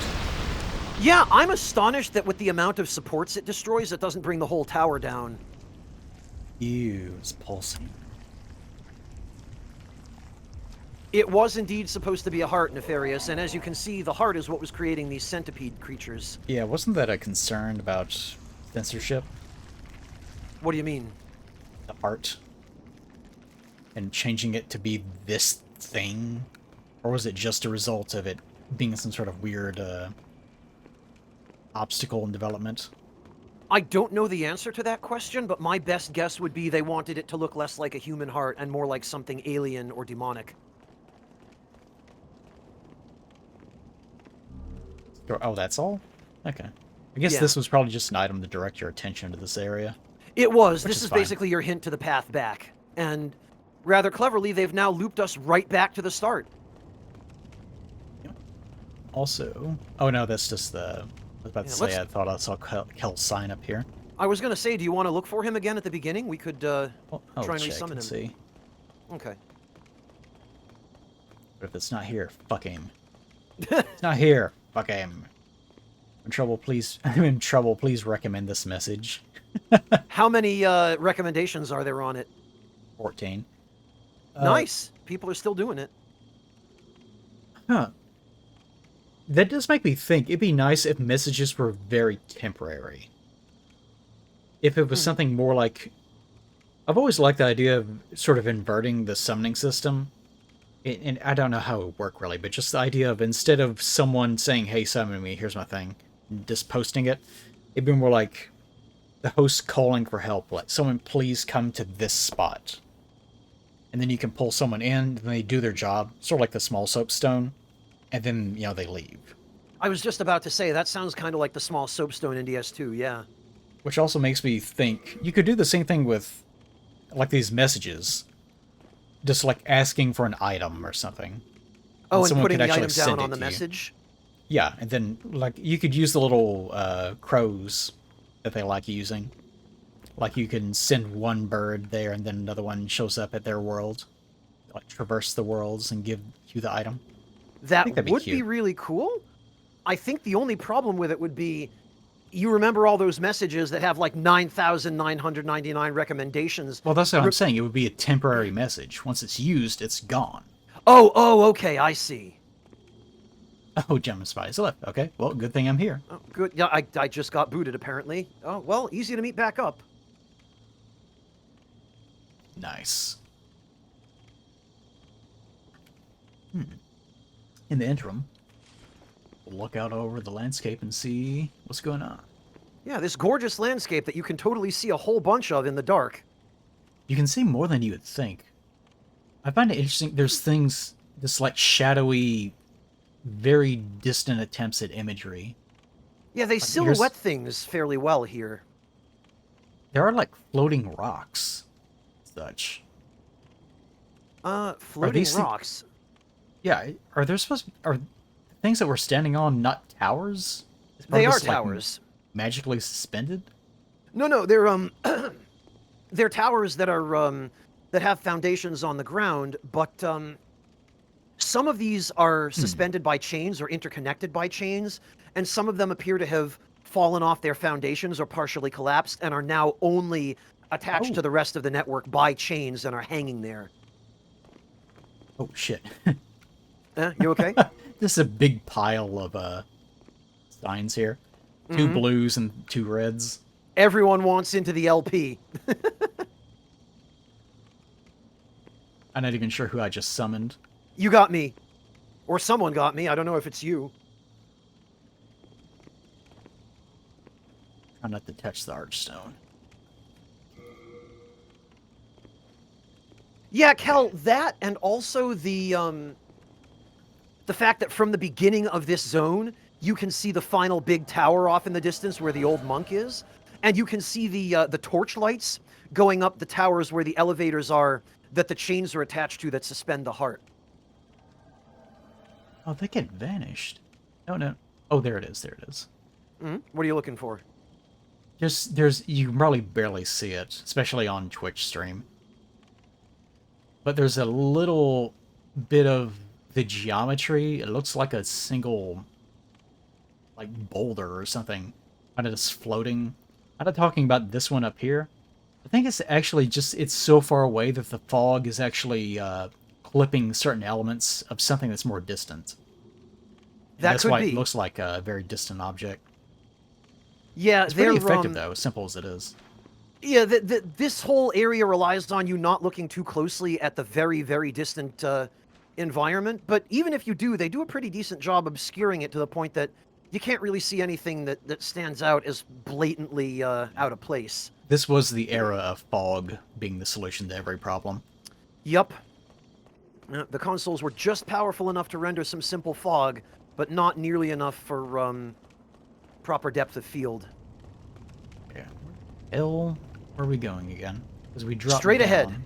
I think Now we're going up the central tower all the way. Because now that the heart's gone, that stairway that was blocked by one of its arms is now accessible. out of the way, you idiots. I'm sorry. It's dumping that gargoyle corpse Oh, into the pit.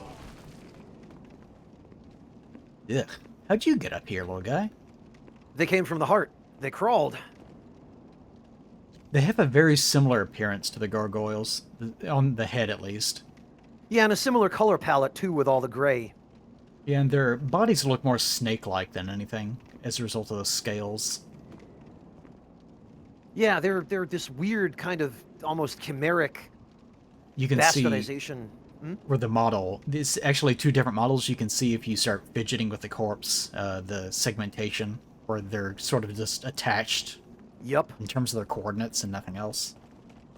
Yeah, that's a trick FromSoft used in I think with a few enemies in this game, but those are the most noticeable. Bunch of items down there. Oh, down. Yeah, remember that path we were on before that I told you was a dead end, but we probably wouldn't go back to? We can go back down there now. It's open if you want. Well, it's content. Let's get going. Well, it'll be faster the second time through. Very good. Oh, you're here. What are you doing here? What are you doing here? Goodness. That guy really had a hard time. Ew, gross. Look at his insides. Yeah, Ew, nasty. they went out of their way to put a texture in there. They're kind of wormy. Ew, what a dirty man. Get out of They here, are. dirty man. With multiple heads. Nasty. Whoa. Alright, let's go. This way, I think? Yep, and then hang a right into the tunnel.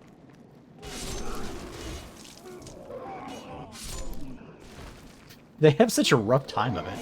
They do. The vomiting noise they make when you kill them is really quite spirited, isn't it? Oh, shit. Oh, fuck. Am I dying? Shit.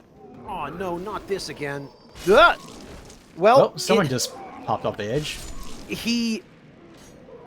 Something about the lock-on and him jumping forward caused you to reorient. No, his tail pushed me off the ledge because he was rotating, and I was Huh. standing behind him, and his unlike in the later games where enemies will just go through you, here they push you, and he just pushed me, and there was nothing I could do. Yeah, it's not a very good idea. It's very cute, but your game has to be perfect in order for things like that to be fair. Yeah, Or the consequences of dying have to be so minimal to the point where you can just reappear at the exact spot that it just doesn't matter. And that's not the yeah. case.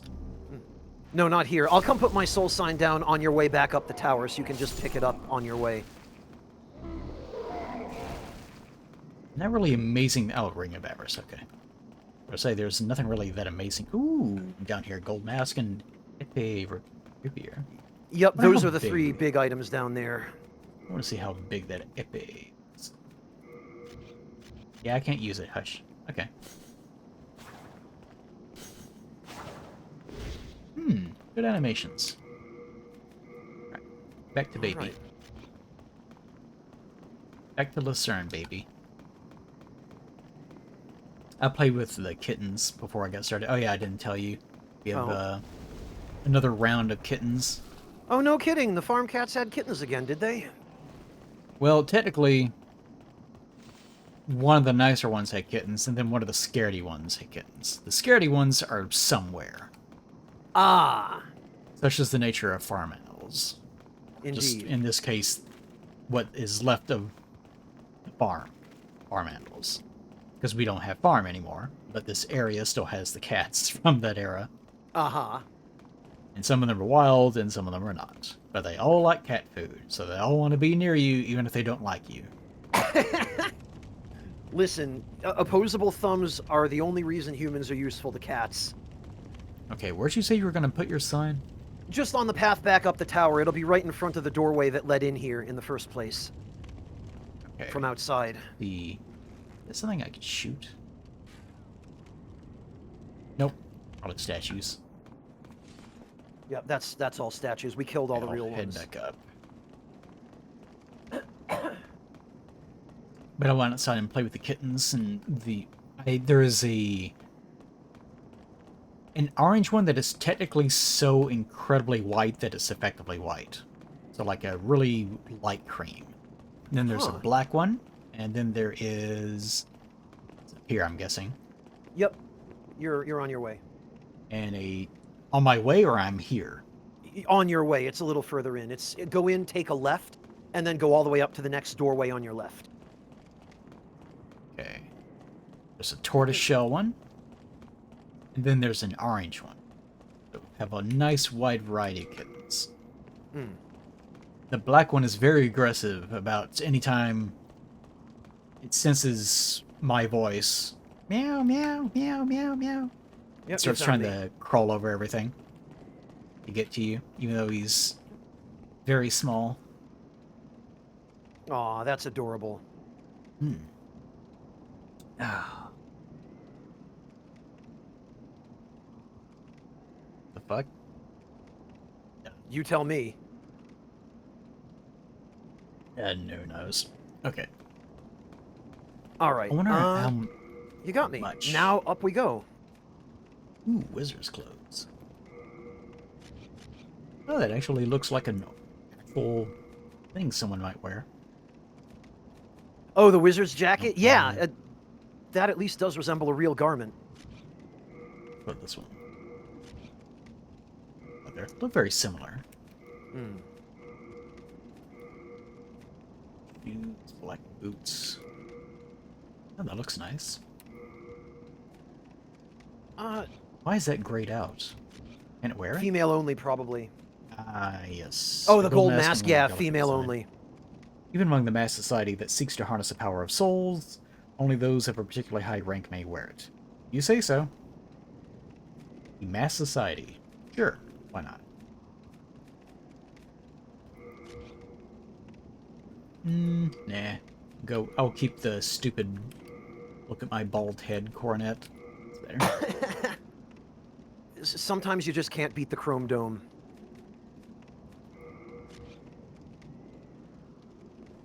These do look like wizard gloves. Fashion is the most important at all. I was mentioning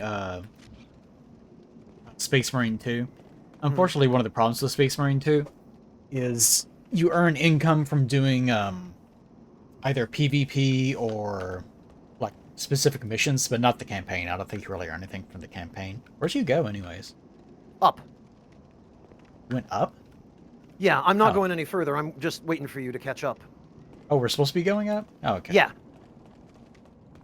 You do everything down there? I guess pretty so. much. Yeah, this level Um, has a very particular flow to it. What was I talking about? Space Marines? Oh, right. But you earn income that way. You don't get very much from the missions for some bizarre reason, so I basically have been having to do nothing but PvP in order to try to earn anything. Oh, But they must it's want you to cosmetics. grind. It's cosmetics, like colors and such, you have to pay that in-game currency for. And it's in competition with the like PvE perks and weapon upgrades and such. So as a result, I have 0 weapon upgrades and new things of that ilk. But I have lots of cosmetics, because that's what's important. That's what matters most of all. Yeah, hey, you appreciate the finer things in life, clearly. The most important things. Okay, now, where are you again? You went Up. Keep going up? Yep, just follow the trail of shinies, you'll find me. There's an item over there. Guessing can't get access to it.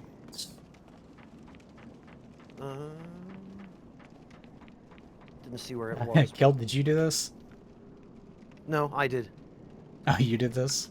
Yeah. You Learn your can't little put down character as crap? many in this game as you can in the later games. I'm sad. Is there a limit before it Yeah. starts removing them? I believe it's 15 or 20 here. It used to be 40 in Demon Souls, or Dark Souls Yeah. 1, I think. I could understand why they don't want it to burn everyone's systems. If you put down the maximum number of them in Dark Souls 1 on a PS3, it would lag your game out and it could crash. Don't ask how I know that. Wait, is it 15 total between everyone or per person? Yes, Yes? between everyone. Okay. Okay. There is actually something back here.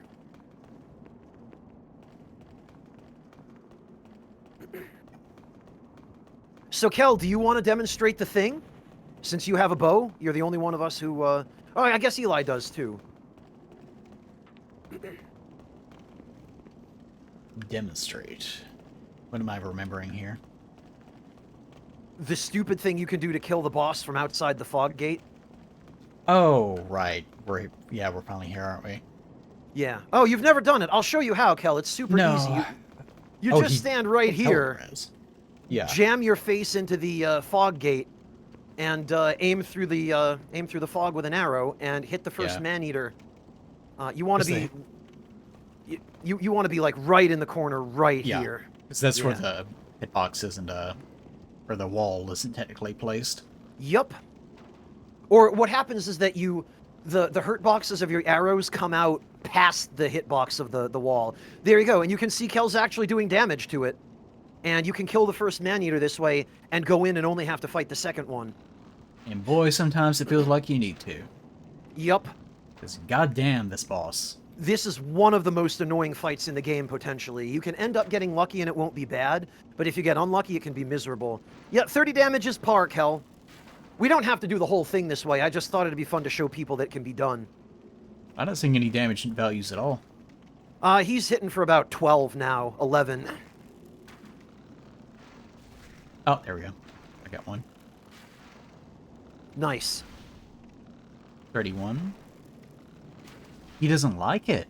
No, he doesn't. I think I might be able Moving. to... No.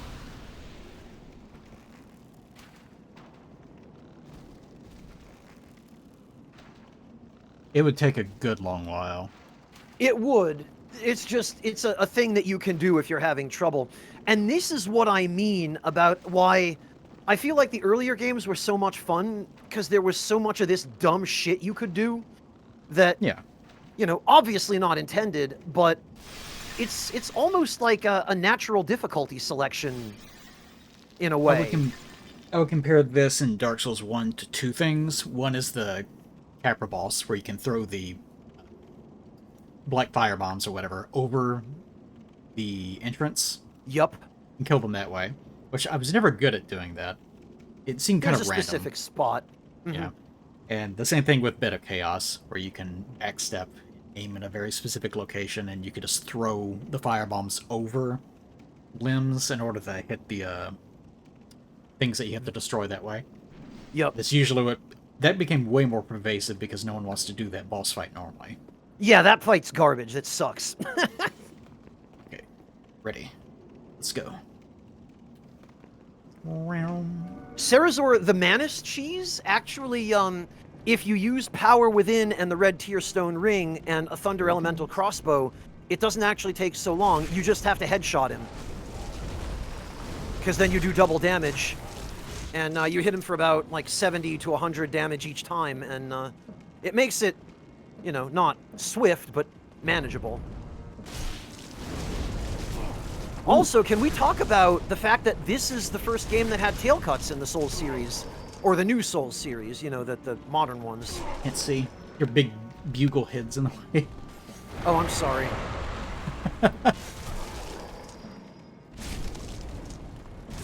Alright, stop. Well, down I go. Oh no! I got stunned and I couldn't get up in time before he pushed me off again. Yep, that's good old collision boxes for you in early Souls games. Soul. Alright, I'll just leave my soul sign where it was before on the way up. I mean, you just be here. I mean, it But starts I'm me already back at the beginning standing of the one. here, because I Oh. had to...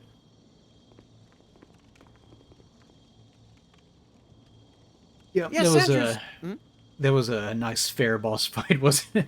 Oh yeah, totally fair and balanced. The funny thing Absolutely. is, I was the entire time sounding failed. The entire time thinking I can't get near the edges because I know how these games work. All it's going to take is it moving just the right way, and it still did not matter. No, knowing and doing are two different things, aren't they? And then Yeah. getting good RNG. Safest thing is just to not have a build that does melee. Just do ranged attacks. For this fight, yes.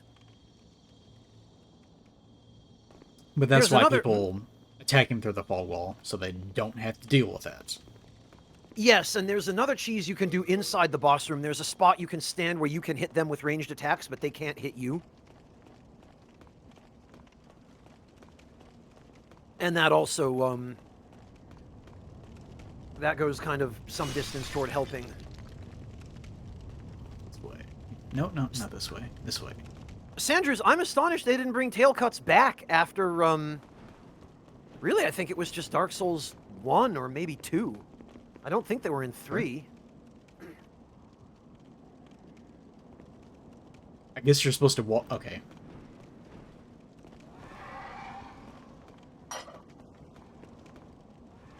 I guess you're supposed to walk past a first gargoyle and not notice it. Yeah, it's supposed to drop down behind you and ambush you, but I mean, it's 2024. We all know it's there. It is a FromSoft game. Although, to their credit, they're perched on things that you technically pass under and they make a noise. So the game is actually like warning you. Pay attention, pay attention. Yeah, and you can see their eyes glow when they're perched next to statue versions of them Yeah. sometimes. Whereas usually the thing I'm criticizing is when you walk through a door and it's like standing there next to the door. Aha, I got you. Like, I know you're there. I can't do anything about it, but you are there. That's the kind of thing they did way too much of in the later games, was just every freaking corner, there's an enemy standing around the corner, the same ambush too, just waiting to doink you. Yep. Yep. They do it a lot. Now, is They it do. saying that you're being pulled in? Yes, it is. That was me. Alright. I'm hungry. I think I'm gonna eat chili after this. Ooh, chili is good. What kind of chili do you have? Homemade chili. Nice. So just chili. But I mean, like, beef, pork, chicken, Beef. Yeah, beef. Very good. Is it even All right. really chili at that point if it's not beef? Well, I mean, there's turkey chili. You can put chicken or pork in it. Beef is the I actually showed a traditional, picture to Maria, and she commented on the lack of beans because it wasn't kidney beans. Okay. Oh, what Oh, kind did this you guy use? has a crossbow. But they're just like normal baked beans. Get over here, rascal. And she commented that it looked more like some specific, like Italian dish I didn't recognize because she's way more of an expert on food than I am. Ah, okay. Sure. To my American eyes, it's just chili. Well, we don't Oh. exactly grow up with access to a diverse array of foods in a lot of parts of the U.S. I sure as hell didn't. Wait, how are you supposed to get back from this? You're going the wrong way, actually. We just want to continue following the big central tower. I think this is the clockwise. item that I saw. Okay, how Oh, do you over get- there, you that's the just walk flamberge. across You it. just walk. Yeah. That's another one that's that's- not very clear. Ugh, that's not good. You Yeah. don't want to do that. No, well, that's a place where a jump button would make it much clearer what you're supposed to do. It was. I kind of prefer that in a sense because if it was a jump button, you probably accidentally jump off. True. Just stop doing platforming from self. You're not good at it. You never have been. Every time you do it, it's bad. And it's only ever really been an afterthought in their games. You know, they're not designed around it. It's one of those bolted-on systems that, oh, you know, it lets us do a little bit of different stuff with the environmental design. That hurt. What is that? Oh, it's one of these. It's a mind Black flayers Phantom again? Mind Flayer. Oh, well. I'll just put my sign down up at the top of the stairs. Nefarious, I was thinking it was some kind of fagioli. Well, I'm commenting on it, not the baked beans, but the actual dish itself. Rather than being chili, it looked like something else. Yeah, that's what we're thinking that she had in mind. I'll have to. It was in type. We didn't call each other today because our schedules didn't align because of my tax stuff. So it's in text Ah. form. I'll just have to look at it. I'm sorry. Where? This one? I think it's this one. Which? This, I think. Yes, okay. This is the fog wall. Yep, that's the fog wall. I'll be right up, and I'll put my sign down right next to where you guys are. Oh, you can get there already? Oh, no, I can't, actually. I have to put my sign at the bottom of the stairs where the Yeah, Mind 'Cause we Flayer haven't done was. anything there. Yep, I haven't cleared that. I forgot.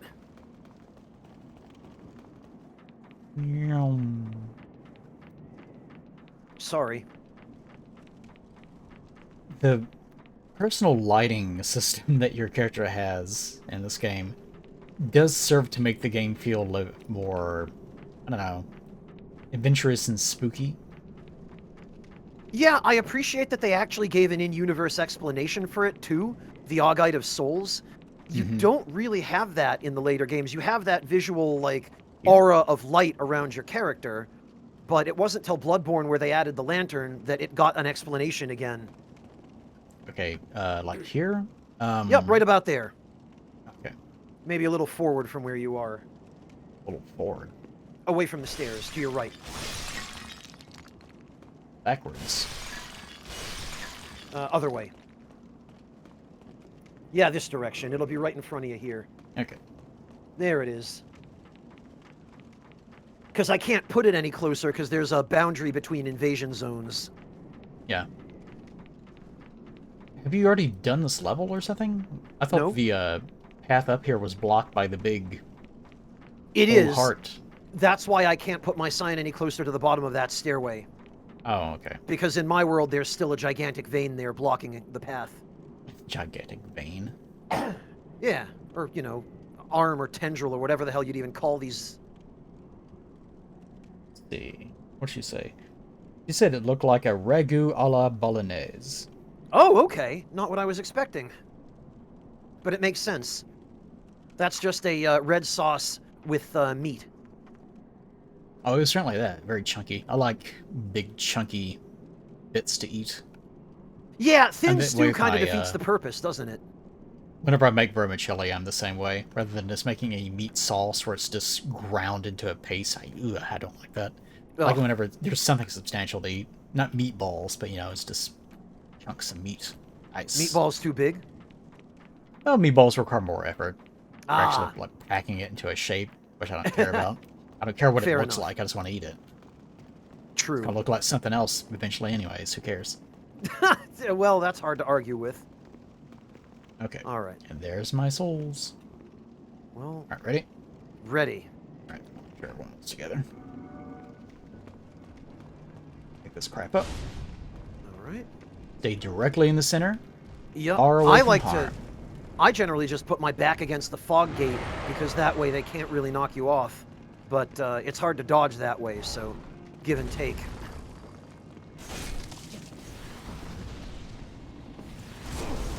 God damn. Yeah, His animations are so fucky. they are. Especially, you can tell it's bad whenever the boss also like rockets across the arena and looks like he's about to fall off the edge. Yeah. And then instead he just sends you flying 90 degrees sideways. Yeah. Like, his animations are just way too fast. FromSoft has never been good at making flying enemies. Ever. No. They're still not. Oh, where'd he go? Oh, I see him. Yeah, you also... I don't necessarily mind the fact that you kind of lose track of him. The main problem is just his animations are too janky, and he can push you off the edge. He can, but there is a problem if he loses track of you for too long, which is that if you have the thief ring on during this fight and you hide at the very beginning of the area, he'll just piss off and fly away out of the stage and never come back, and you'll get soft locked and you can't finish the fight. Alright, here one. Here comes the other one. Wee. His animations look so bad. Yeah, they're pretty janky.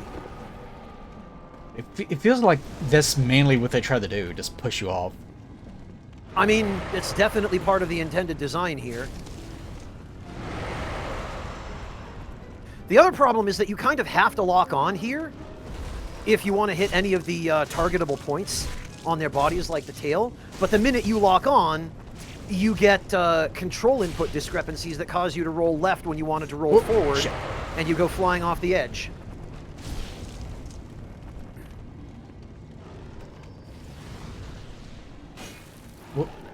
What the? Where'd he go? Oh.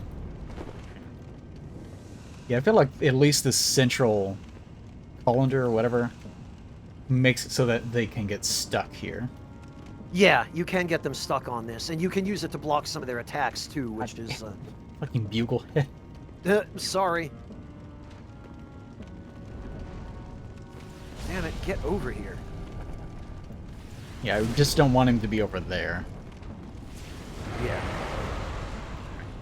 I want to do that.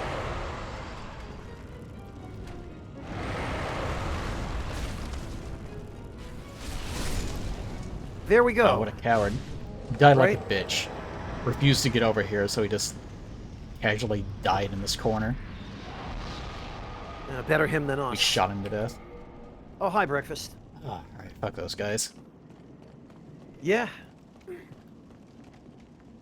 They're very close to being like this. This is not okay. Come on. Let me pick this up. Trying to get me killed.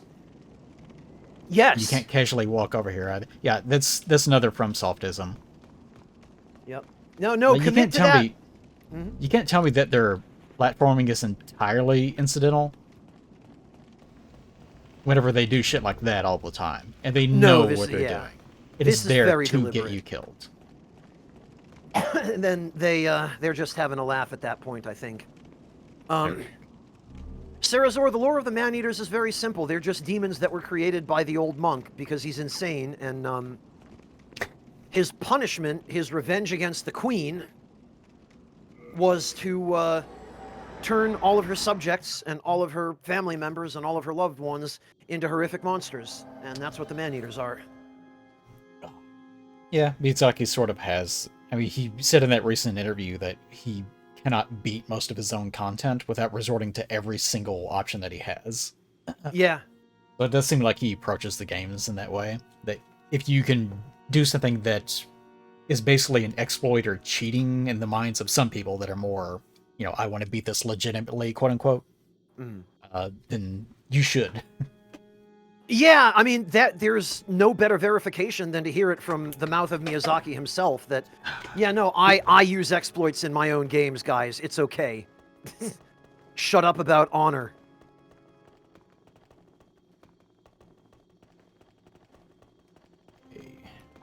Gotta get back to being a ghost. All right, I will head out then and await you at 3-2. Take it easy, dude Brody. Have a good one. Don't miss it. Oh gosh, it's already 10:40. We just have this monk, then the last bit of Boletaria, and that's it, right? Yep. Very good. And Boletaria is a fairly straight shot. There's no platforming bullshit like there is here, at least. Yeah, it's still pretty dangerous if I remember correctly, but only. Oh yeah, the enemies there are much stronger than they are here, definitely. Oh yeah, because I remember going there early. Because I wanted stuff. Yeah, that's how you learn. Yeah, I don't really pay attention to it, but yeah, the death scream is pretty intense in Demons. Fun fact, they've used the same death screams for pretty much all of the modern Souls games. Okay. Put my goodie down. They've added a few, but the old ones are still in there. Right. Time down. All right. I see exactly where you are, so I will wait for it to show up. And there it is. Jars is satisfying. Yeah, that's the one thing this game copied from Zelda that they did well. Yeah. It is good to have destructible objects in your game. You wouldn't think it would be important, but it does add a ton to your experience to be able to just walk around blowing things up or destroying things. Especially if you're incentivized to do so. It's like chopping the grass in Zelda, right? Where, oh, hey, I found a rupee or some bombs or some arrows. Yeah. I miss chopping grass in that respect. Yeah. There is a... Since I was talking about Space Marine too, made me think of it. You're a Space Marine, right? You're this huge guy because you've been modified in all these really messed up ways by the Imperium. So as a result, you're this giant lumbering behemoth compared to everything. And most of the enemies that you fight are also huge. But ever so often you'll run into like guardsmen that are just guys. And you remember, oh, right, I used to be you. You're like a little guy. And you run into evil guardsmen, because chaos, of course. And those guys, you have a dodge roll in that game as well. Or just like a leap forward, like you can, like Bloodborne dash, I guess. You can dash into them, and they just explode. You don't even have to attack them. Just in the process of moving around, they explode because you're so big. And it's satisfying. That reminds me a little bit of, it's not quite the same thing, but using the spin attack in a Zelda game to cut down a whole bunch of grass all at once. It's also, in a peripherally similar sort of way, quite satisfying. Okay. I don't see Kel, so... Oh, no, wait, there he is. Your sign was just right on top of his. There we go. Let's summon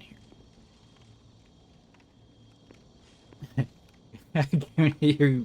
Your jars have already been exploded. I don't miss an opportunity, man. I kind of imagine if you went into anyone's world, these would all have already been destroyed. I mean, I frequently see messages in front of stacks of pots or crates that just say, rolling required ahead. So people know. Yo. I like the shade of blue in this game as a Phantom. Yeah, it's remarkably bright and cheerful compared to pretty much everything else in the color palette, isn't it? Well, it's not even bright, it's just that blue stands out very well against most of this game's color palette. But other than that, it's actually very subdued. what's doing it is most of your phantom is actually black. And it's just being interspersed with something that is a very similar tone, but has that blue hue. So as a result, it's very faded while being very visible, which is a good choice of a color. It certainly makes it easy to tell where your phantoms are. So why they decided to go to the blistering, blinding white, I don't know. I think because they wanted more different types of phantoms, and so they wanted to distinguish them via color, which is one of the clearest visual ways of doing so. I think it's too overpowering in most of the other ones.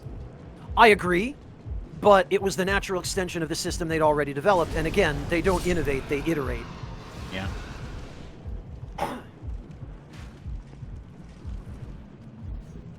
Oh, this one moves like a real asshole. He thinks he's hot shit. Yep, he runs away, because all he's got is a ranged weapon. All he's got is a big gaping wound in his chest. Well, now, yes.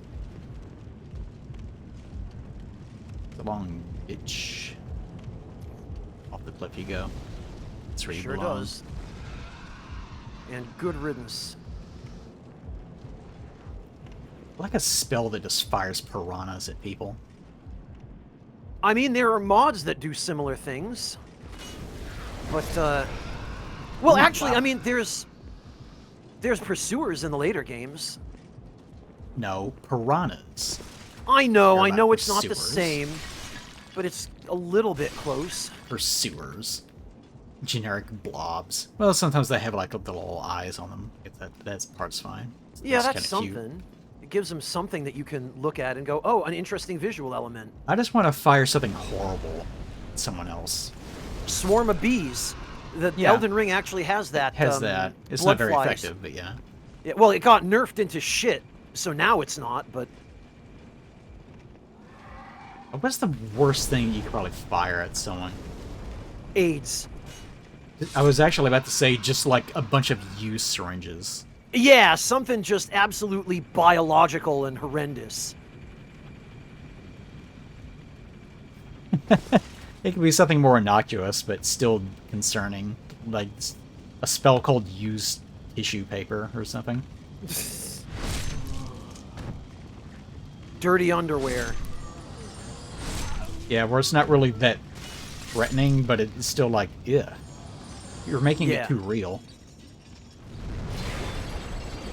Sandrew says the bug guns in 40k are scary. I'm not familiar, but I can imagine. There's a lot of weird weapons in 40k. Ah, There's something that's roughly equivalent to, I think, a las gun that's just a little ring that you wear on your finger, and it was invented by monkeys. Hyper-intelligent space monkeys.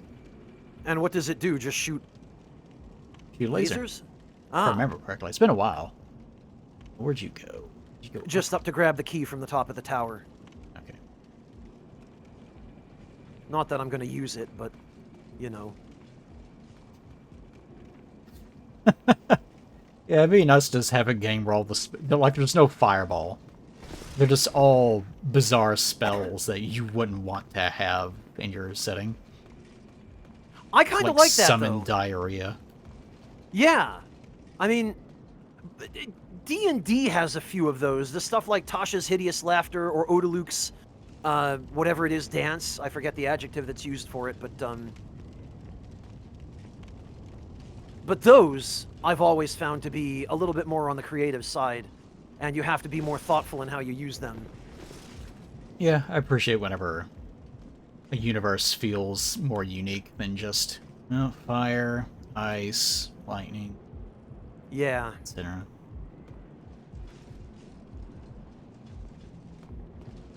Well, I don't know about you,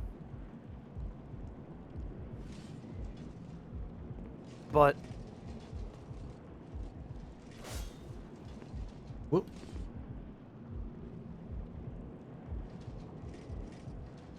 There he goes. I can still there see he him. goes. Pretty impressive.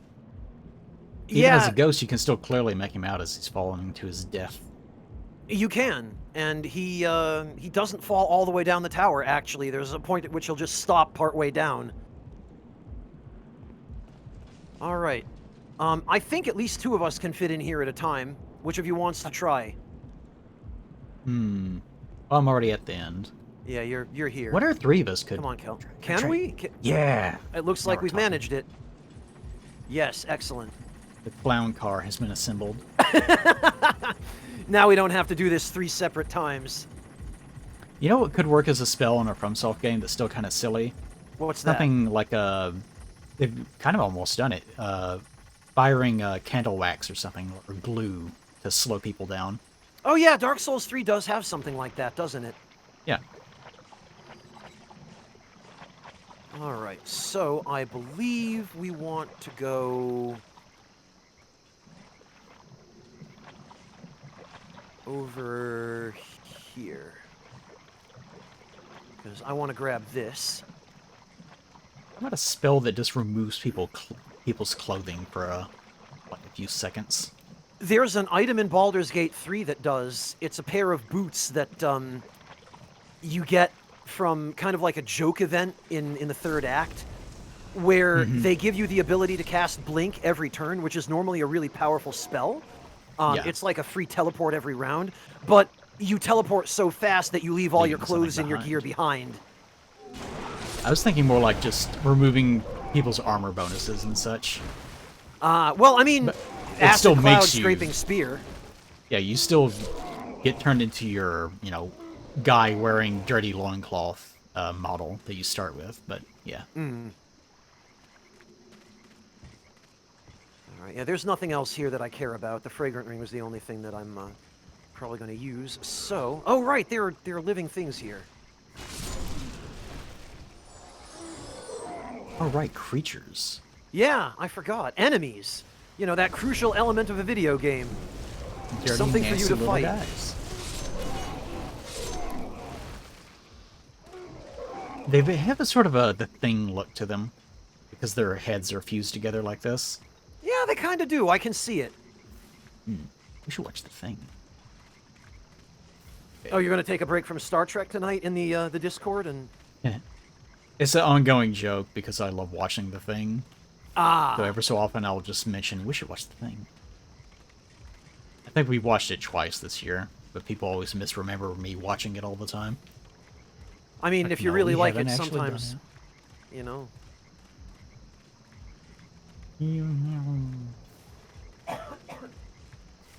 I said the same thing about Adventure Time. We should rewatch Adventure Time. And then we did. And The we whole are. series? Yeah. How That long and, is it? how many seasons was it? I mean, they're very short episodes, to be fair. I mean, what? 10, 15 minutes long? That's it? Yeah, like 10, because they were aired in pairs. Oh, okay. So that goes up to like 12 seasons or something. And then they did the Distant Lands thing? And then Fiona and Kate came out, and they're still making those. Okay.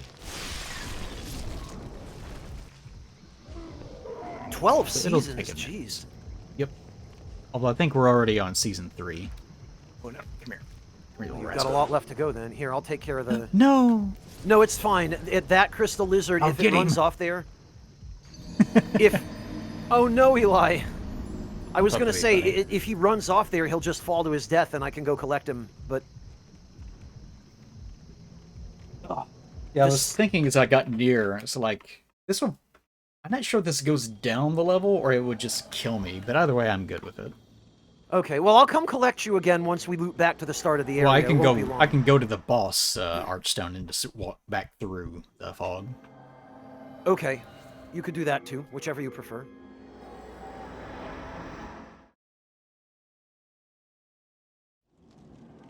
Alright, here we are. This way. Kel and I will head over to meet you. You're already heading up here anyways. Well, we have to take the second elevator and release the second chain, but after that, yes. I think for this boss arena, it would actually make more sense if it was a boss sort of like, something that blocked your path forward in some way. I mean, kind of is. Well, it's something that ensures that you can't walk. Yeah. I mean, I guess that's a technicality, but... I mean, something like Now, Mirror Knight's not really a good example. Oh, I forgot you were here.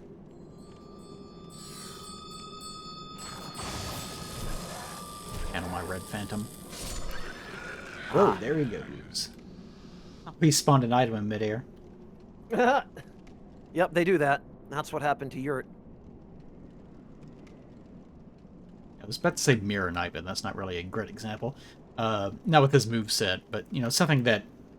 Like the Reeve and Orma Great Shield guys, for example. Oh, yeah, and you have to figure out how to break their guard to get past them. Yeah, something that's more about getting around it, not necessarily pushing you off. Since it's such a narrow passage, like something you fight incrementally as you move forward in some way. I could get on board with that. It has phases where you have to like break its guard in some fashion, and then it'll go back, and eventually once you get to the end, then it's defeated. I can think of a couple of bosses like that, actually. There's one in Final Fantasy X, it's the Chocobo Eater, that you fight on, I think, the Mihen High Road, where, yeah, it's basically just a tug of war, and you push him backward, and then he pushes you backward, and eventually you push him off a cliff. Well, You can push him off a cliff, and if you do, you get a special item. If you don't, then eventually he just is defeated. You don't get anything special from it. If I remember yeah, you correctly. just reduce his HP to 0. Yeah. I don't remember what you get from him. Seems like it's don't a special weapon of some sort. I think it's an upgrade item or something to teach you a new skill Yeah. for one of your weapons, yeah. I do remember it being important, because I remember getting upset when I accidentally killed it, or like, oh, his turn didn't align perfectly with yours, so he moved forward, which just complicated the boss fight. Yup. Yeah, that's a good example. Yeah, that's the first one that comes to mind. Let's Okay, see. my thing is down here before the really twisty, narrow staircase up. The final one. Okay. Kel and I are on our way back down, and we will grab you in just a moment. We hear smashing pots. Aha! See? You can't resist. I had no desire to resist. Well, good. So what's over here? Oh, there's an item under it. Hello. Renowned hero soul. Nothing exciting. That rarely is. Well, at least it's something. As long as it's not a fucking blood vial. Man, why the hell did they have to go and change the control scheme for healing in Bloodborne? It's one of the reasons why I don't like there being jump buttons in these games. It's this one button that you now don't have access to because you have to use it to jump over things. Yeah. It just opens... I know some people love being able to jump over attacks. I don't care for it myself. It's just one more thing you have to worry about. I'm kind of ambivalent. I feel like if the game handles movement well, otherwise I don't mind. And as I said, I'm more about... I like the idea of actually interacting with the boss as opposed to... Ooh, look at... Wow, look at that phantom move. So fast. As opposed to dodging them. But that's me. I can appreciate that. I mean, it depends on the interaction, but Yeah. if it's a good interaction... Here we go, I see you. I love the idea of pairing. I don't like how it works in FromSoft games, but I really like pairing things in different games. Like Space Marine 2, for example, also has pairing. And fortunately, since there's just tons of little PvE enemies that you're meant to dispose of in giant waves, then pairing any one of those is extremely trivial. So it feels pretty good to do. Yeah. Yeah, it's when it becomes a necessary mechanic to win a fight that you get into issues where maybe it's not so much fun. Yeah, or you can only do this within 8 frames or something. Yep. Whoa. Well, I sure ate that. Thanks, guys. I almost ate it. I mistook his little bolt that he fires for the stun. I was coming expecting the down. bolt, but I was too early.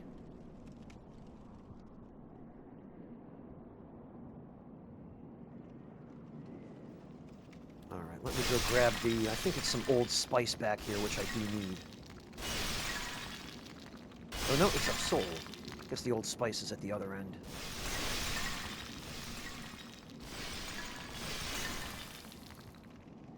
Get them all.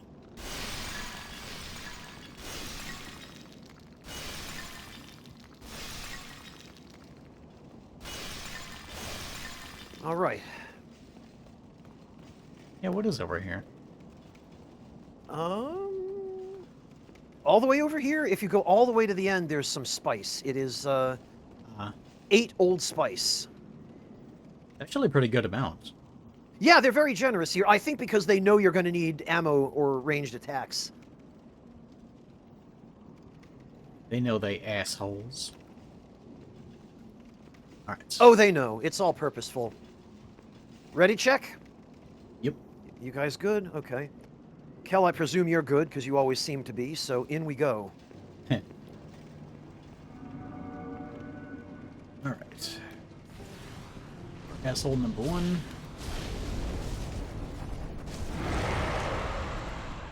That barely affects me, because I have a broken build.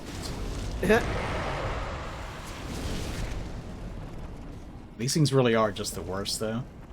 They're not all that much fun to fight, I admit.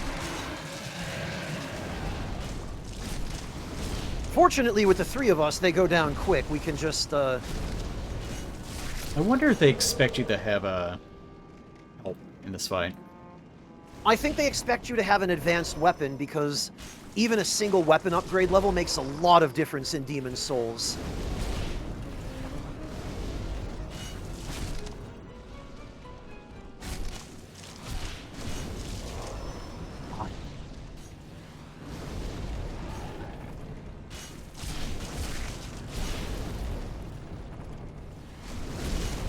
Kind of hard to see the health bars because I keep walking over signs. At least my hat's not getting in the way. Alright. That wasn't bad. No, not at all. We definitely got back into the groove of it. It's kind of a... I was thinking about this the other day because I was watching... Leah sent me this. It was a video about... I think it's called something like All Hit Elden Ring.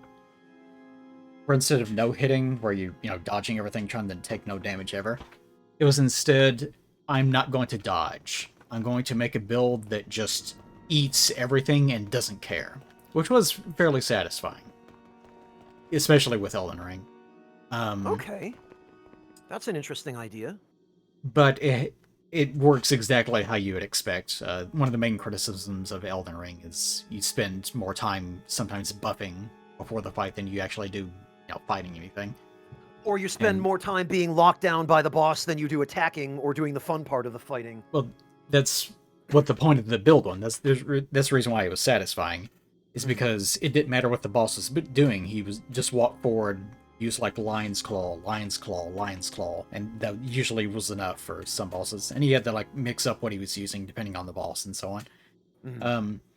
But it did occur to me, it's like, that really isn't that interesting, though, just standing in front of the boss fog and just using all this stuff, like switching out weapons that you never would use. Like, you have the weapons on your bar, but you're not going to use them. You're just there because of a unique ability that, gives you more resistance or poise or whatever it is, or more damage, and you're just stacking those things. And then you walk forward and you basically just use the same weapon art over and over. And that's the whole fight. I mean, that's just Elden Ring for you, isn't it? You just walk forward and mash L2. I thought of that because just now, that's sort of what we did in the sense of we 3 came in and trivialized the boss by just overloading it with ranged attacks while, I was, handling it melee. So in that same sense, it is unengaging in that sense. But it is still satisfying because you have the context of what it normally would be doing. And I was sitting here thinking, well, what's the threshold on that? When does it become less about managing something that is unmanageable and it becomes like work, making it, a fixable state? I can tell you exactly when that threshold is, and it is at the point at which the optimal strategy, or the only strategy that is not an incredible hassle and a universal annoyance, is not to engage with the boss. Like, again, Bed of Chaos is a perfect example. You want to engage with that boss as little as possible, because it is god-awful, and the more you can minimize your engagement with it and just get through it, and get it done in whatever the quickest, most efficient, most hassle-free way is, the less unhappy you will be. That's the threshold. Well, I was thinking about it more in terms of like a design question. Like if you're the designer and making it that way, like, because, like I said, the expectation for Miyazaki sometimes is use everything available to you. So in the case of like demons, I was thinking, well, did he expect people to come in to this fight with help? And if so, then yeah, it seems a little bit more reasonable. Because then getting accidentally knocked off might just be something that accidentally happens during the course of it. Whereas if it's a prolonged fight, a 1v2 in this case, then you're probably going to get thrown off the ledge at some point. It's not something that's just an incidental consequence to fighting him in the intended fashion of trying to overpower them. Well, I think as with at least the early FromSoft games in this generation, and probably all of them really, is Miyazaki expects that you'll go in, whether alone or not, and you'll try it, and you'll die a few times and find out what the fight is all about. And then if you feel confident that you can do it alone, you'll try that. And if you don't feel confident, you'll summon help. Okay. Alright. All right. You want to go first? We're doing yellow... Actually, what is his name of this? Yellow Demon, well, this is Maneater Archstone, or the next one is Yellow Demon. Yeah. I guess it's just Yellow Demon. Kind of boring. Okay. I guess I'll go first. If you... Well, no, actually, no. Hold on. You go first. You stay there. Oh, you want me to? Okay. I will, unless you're already dead. No, I'm going not. Up already? Okay. Well, I'm already going up. Okay. All right, then I will just remain. Kel wants to know what we're doing for this fight. Do you have a preference? I don't even remember how it even works as far as the invader goes. All you have to do is invade in the zone when someone else in there is present with the boss still alive. Yeah, but you have to... Is it invade anywhere in the zone, or is it like right next to the Archstone? It's invade literally anywhere in Latria. You can be in 3-1 and invade and get summoned by the old monk and have the boss spoiled for you if it's your first playthrough. Okay. That's what I was thinking. Okay. But I guess we still haven't answered Kel's question. Yeah. I think he wants to know if we're going to summon him or... What are the rules on... Hold on. What are the rules on invasion? Do you have to be human or in soul form? Invasion, you have to be in soul form. Okay. In this game.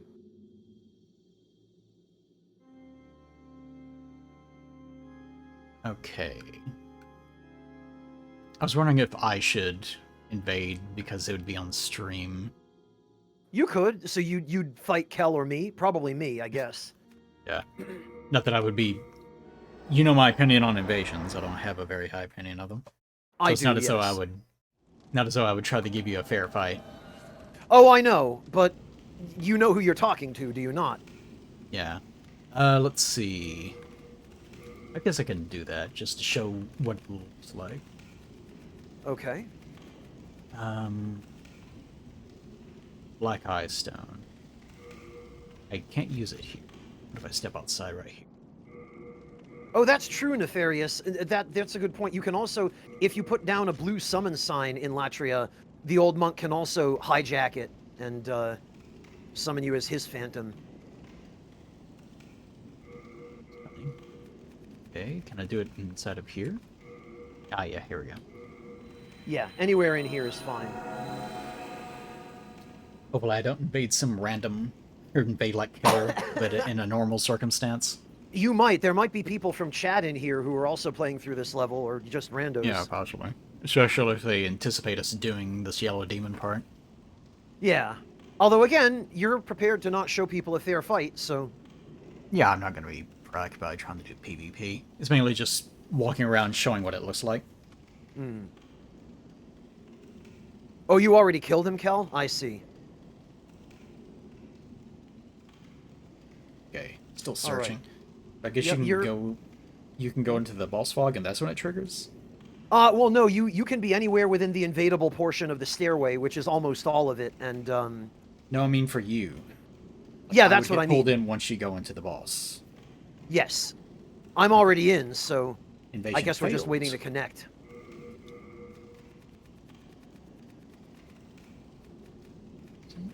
Alright. Invade another world, yes.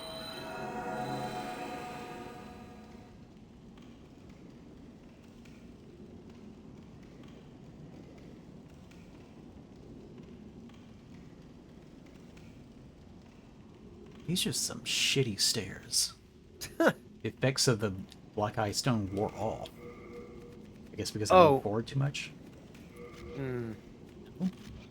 No, I don't That's think weird. so.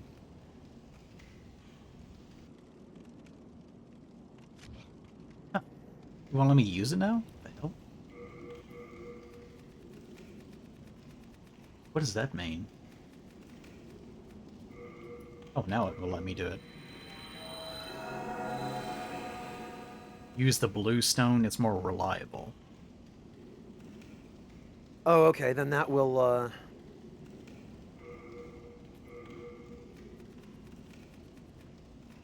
Okay. You'd think that the black stone would be more reliable. You'd think. It might just be a quirk of the netcode here, though. Oh, it doesn't put down anything for you to cancel. Yeah. No, it's, Let me try zoning out and then zoning back in and see if we can get this working. Okay. Yeah, I think moving forward in the zone is what caused that to deactivate. All right, let me It put did, down my yeah, blue. because you went out of the invasion area. Oh, it's a really tiny area right here.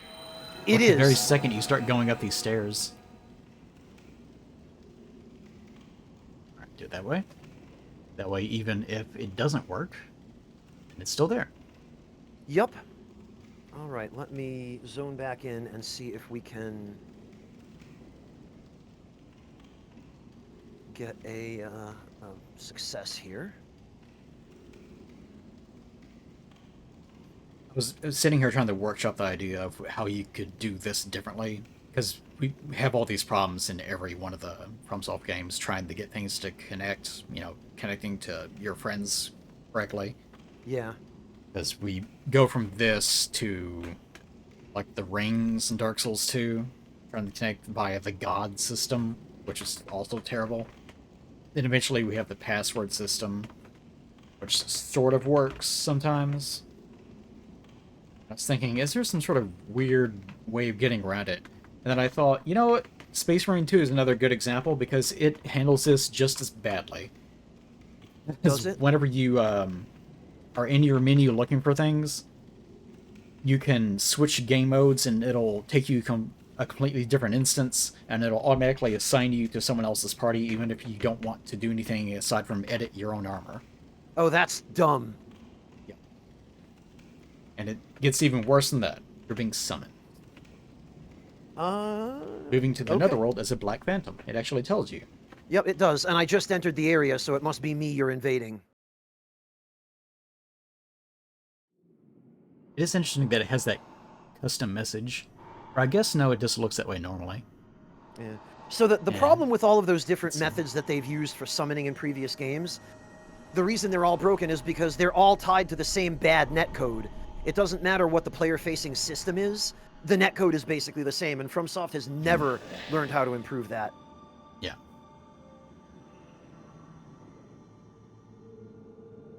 Okay, brings my character in. Yep. And I got the cutscene, so this is almost certainly you. Does it play as you're going up the stairs, or whenever you go through the fog at the top of the stairs? It depends. There is a fixed spot at which it will play if it has not already initiated before then, if you haven't been matched with someone. And if it waits until that spot to play, you'll get the NPC No. version of the Phantom, and then someone else can invade after that, and they will replace the NPC. I have always liked this concept of the evil cloth that is looking for a new host because the current one is used up. Yeah, it's a fairly unique idea. Yep, that sure is you. Okay. What is that noise I'm hearing? Is that You're- you shooting you're things hearing- outside? Yeah, you're hearing me killing the centipedes on the way up. Okay. It is interesting that you start the boss fight, but you're just standing here waiting. Yeah, well, because you are the boss. You're the one waiting at the end of the level for the hero to come fight you. It's actually really interesting to be on that side of the experience, I think.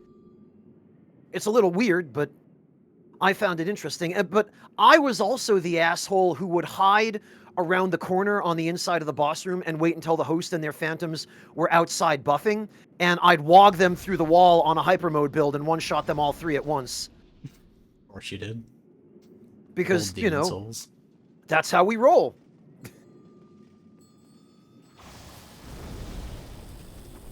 Oh, there you are.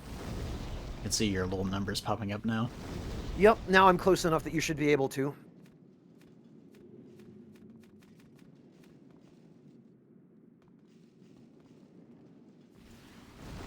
Morchego, stupid at ship least head. they... It's stupid Oh. ship head. Yeah, Overwhelmed by it. it is pretty stupid. Morchego, at least they mixed it up a little bit with the Mirror Knight. Later on in the series, and in fact, even elsewhere in Dark Souls 2, they just straight up reused it, like Elana, that boss fight. Hi, Eli, I see you there. Funny thing is, I can't see you. Oh, yeah, you can't. That's weird. Now, can you actually damage me through the fog wall? Yes, I can. Not there. Oh, well, there, sort of. Yeah. I mean, it's not a lot, but Can I hit you? you sure can. Here, I'll... Okay, yeah. Yep. That's kind of an oversight. No more so than anywhere else in the series, really. I'm not sure how they would fix that, given how everything works in this game, though. Well, I guess that's you why would they have to never have. You would have to have, like, 2 sets of fog walls, or have it so that you go through, but you have to drop down from a balcony or something. Hello. Yeah, that there need to be some more buffer. So, yeah, okay. are we doing the classic fist fight, or are you just gonna cheese? What, Oh, right. That is a thing, isn't it? Yeah. Get rid of that. Yeah, there it goes.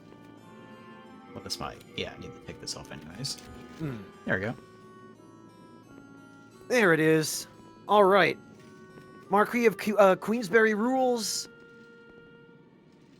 10 paces, etc., etc. All the stuff that people bitch about online. It seems like the, you know, the old depictions of people fist fighting where they have the one arm up and the other hand down. Yeah. I think that was because back then, that was the... God. Jesus Christ. The entire reason for that, I think, was because of how easy it was to damage your own hands. You had one arm that was always ready to go for, like, a gut punch. Yeah, and that was also before they invented padding and stuff that protected people. I've still got a little bit of that old jank. It's funny, like for a split second, because the way I was rotating my analog stick, it, yeah. You can, like, barely pick up on the, BS fish. Yep. Yeah, it's a silly one for sure. Ah, nice. And this is the jankiest it's ever been. It's just so silly. Yeah. It is interesting, I can still see you. It does, functionally remove the, lock-on mechanic, though. Oh, yeah, because it showed you my aura. Yeah. Yeah, Like, you're still that's- very overtly visible. It's not like it was in Dark Souls 1, where the character kind of just stops existing. Well, it depends on whether or not you have another aura in Demon Souls. If you have only the Thief Ring and nothing else, then you do become totally invisible. But I think what you were seeing there was my ghost running in the exact same trajectory that I was. And it gave me away.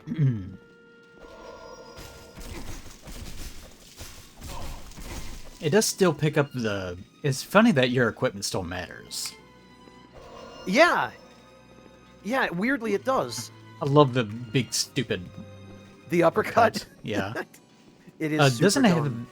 Does the Fist of God, whatever, Hands of God, whatever they're called, do they have a unique animation for that, or does this use the same thing as the fists? Same as the fists. There's only one moveset for fist weapons in this game. That even goes for unarmed? Yes, unarmed is the same as the fist moves. And in fact, even the default NPC Phantom here uses it because he's equipped with a pair of claws.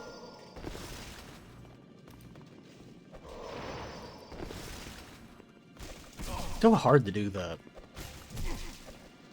input for... There it goes. God. For the headbutt, That's yeah. a huge hitbox, too. Yeah, it's really one of those... Once you learn the input and the timings, it becomes reliable, as you can see, but here, I'll back Well, again, off. on this controller, I have to do it a little bit differently. You have to, like, do Oh, right. forward, and then pause, and then R1. Gotcha. So you can't actually do it fluidly, either, so I don't even know if I would be able to spam it. Well, you got Almost it. do Try. It's very awkward, though. Yeah, what kind of controller are you using again? It's called a Wolverine, if I remember correctly. Yeah, you Ah, can okay. kind of... Yeah, you It seems almost like got it. It's a bit easier to dodge out of it, though. I see. You can see why I it's, don't like inputs. Yeah. I'm never going to be a fighting game player. Even if if you reset my age and maybe 12 or something again, it's not going to happen. I don't know that I would want to be. Daigo can have that, and all the other people who, like the young kids like Sonic Fox, they can have it. Can you, parry unarmed? You can. I just did. That's what just happened to you. Okay. Wait, is this a parry? Oh, it is. Yeah. Wait, what the hell's Oh, and happening there? It looked like you parried my riposte, which is even stupider. I believe you can also parry the headbutt. If you want to try, we can, I'm trying to... As soon as you walk up to me.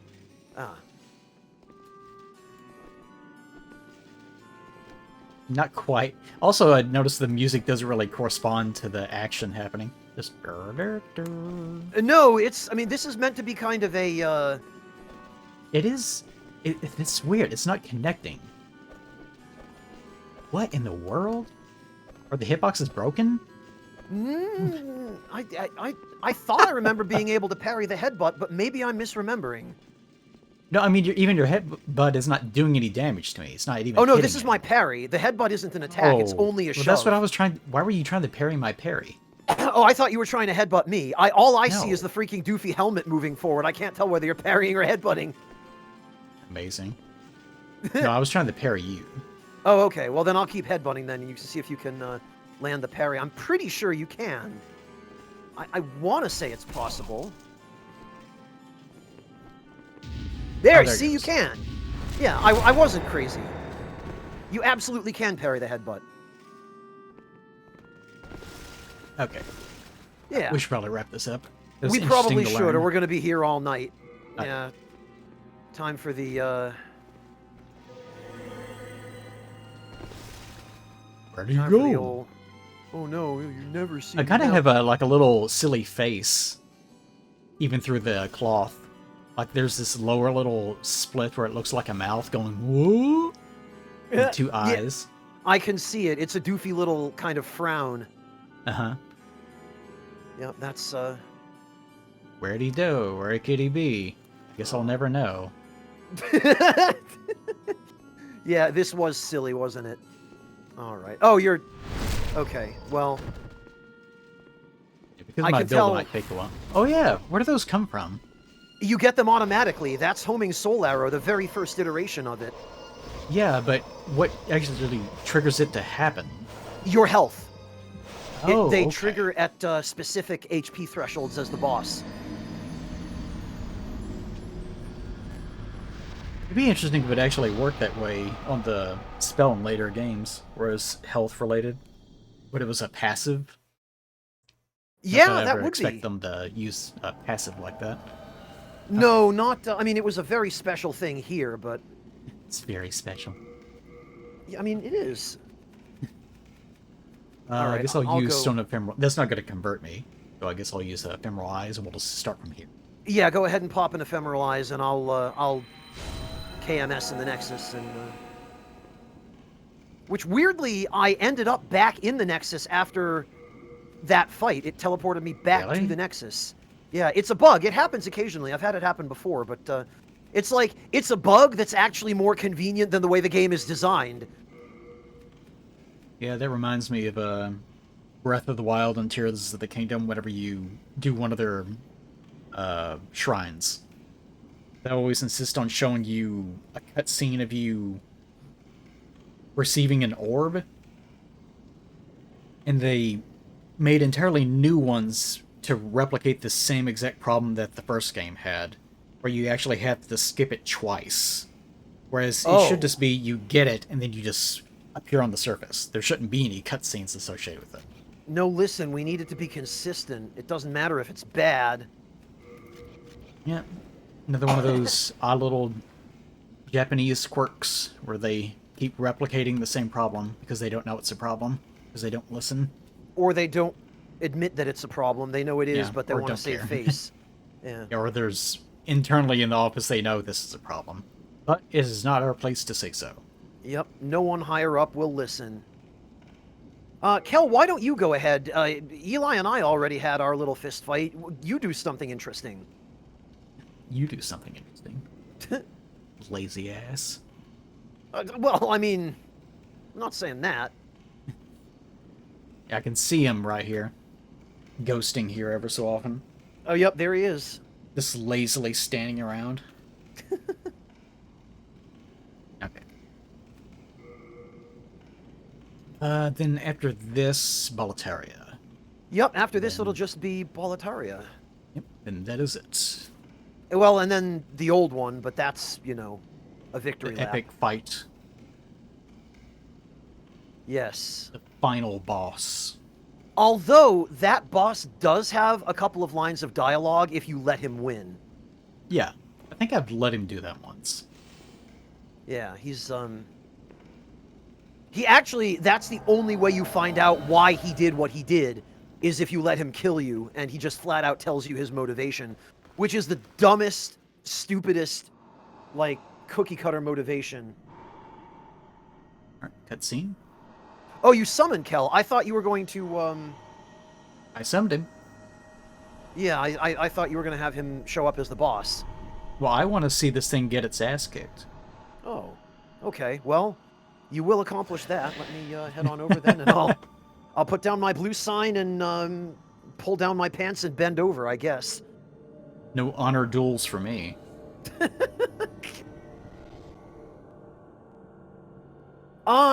Third impact, that's a good question, and I honestly don't remember. I don't believe you can, but I might be wrong. You can give it a whirl.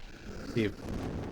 Well, we'll know because we'll open up the menu and just the option won't exist. So. Yeah.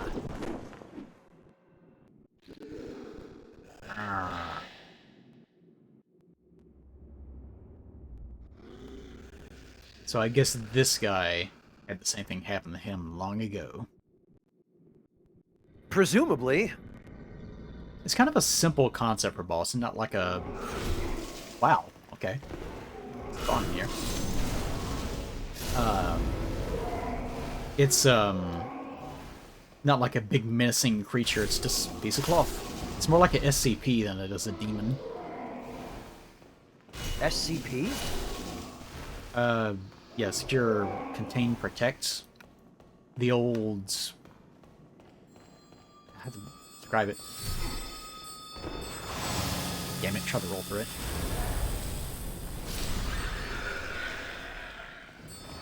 what is this old thing that was popular for a while, writing fan fiction of this protection agency that takes care of supernatural things in the world. Ah. Damn it. I hate it whenever the oh, got it. I hate it when the octopus-headed guys decide not to use their first attack and instead immediately go into the stun. Yeah, that is a pain. I am trying to put down my sign, Claws. but I can't. Yeah, you got the NPC.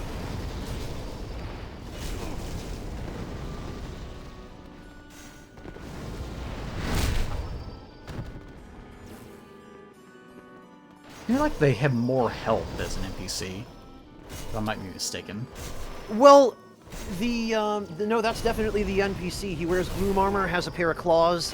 He does have an insanity catalyst that he will occasionally pull out and cast Soul Ray with, but for the most part, it's just auto parries. Remember you? I want to. Oh, it's gonna hit him with my shield. Wait, does it have a second attack? Okay. There you go. All right. S rank for kill. Good job, kill. Yellow demon soul. I like how even the soul looks like the silly,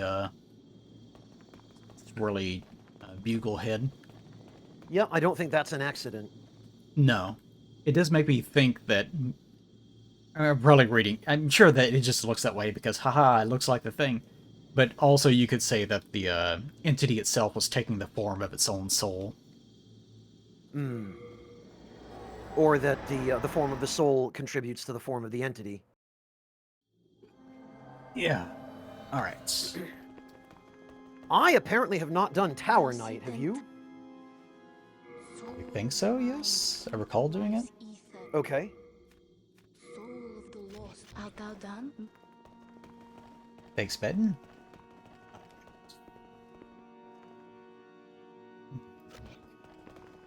Yes, we already did.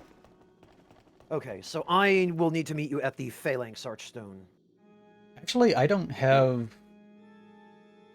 Shouldn't I have Tower Knight unlocked? Yeah, I thought we did that already, but apparently we didn't. So I thought we did too. I guess it's most of the rest of Boletaria. Okay, well, Maybe come on over.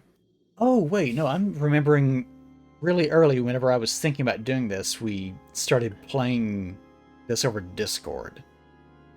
That's what I'm remembering. Oh, we might Okay. have.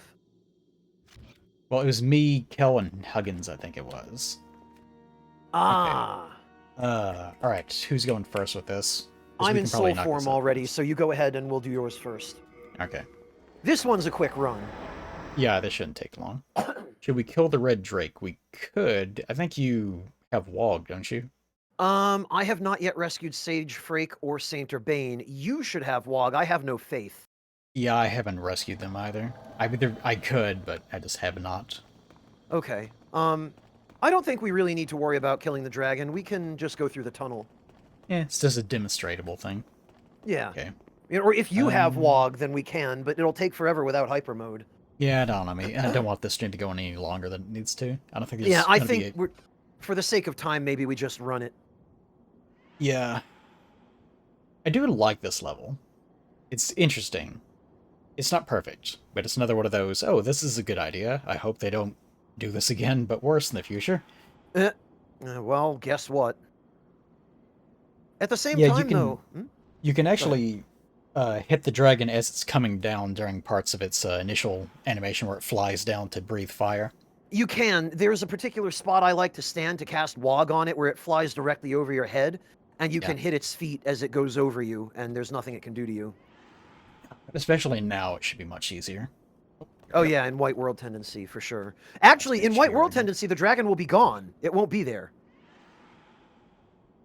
Oh. So it may not even be here? Yeah, in pure White World Tendency, the dragons are just not here.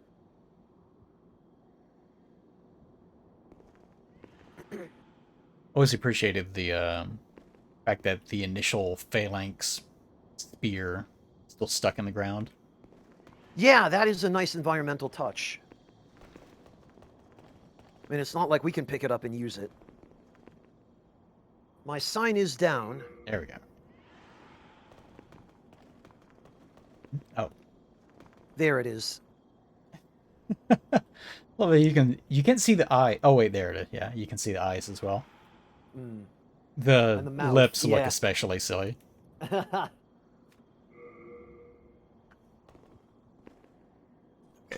Joel, you can demonstrate that if you want.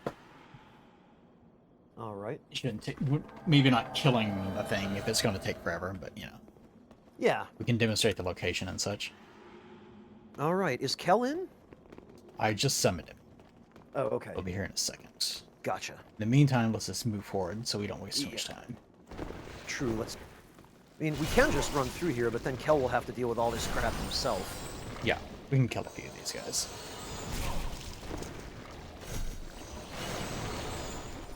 Good. Probably kill most of these guys in one hit. Yeah. I did want to show this, just because there's this little balcony up here. These guys...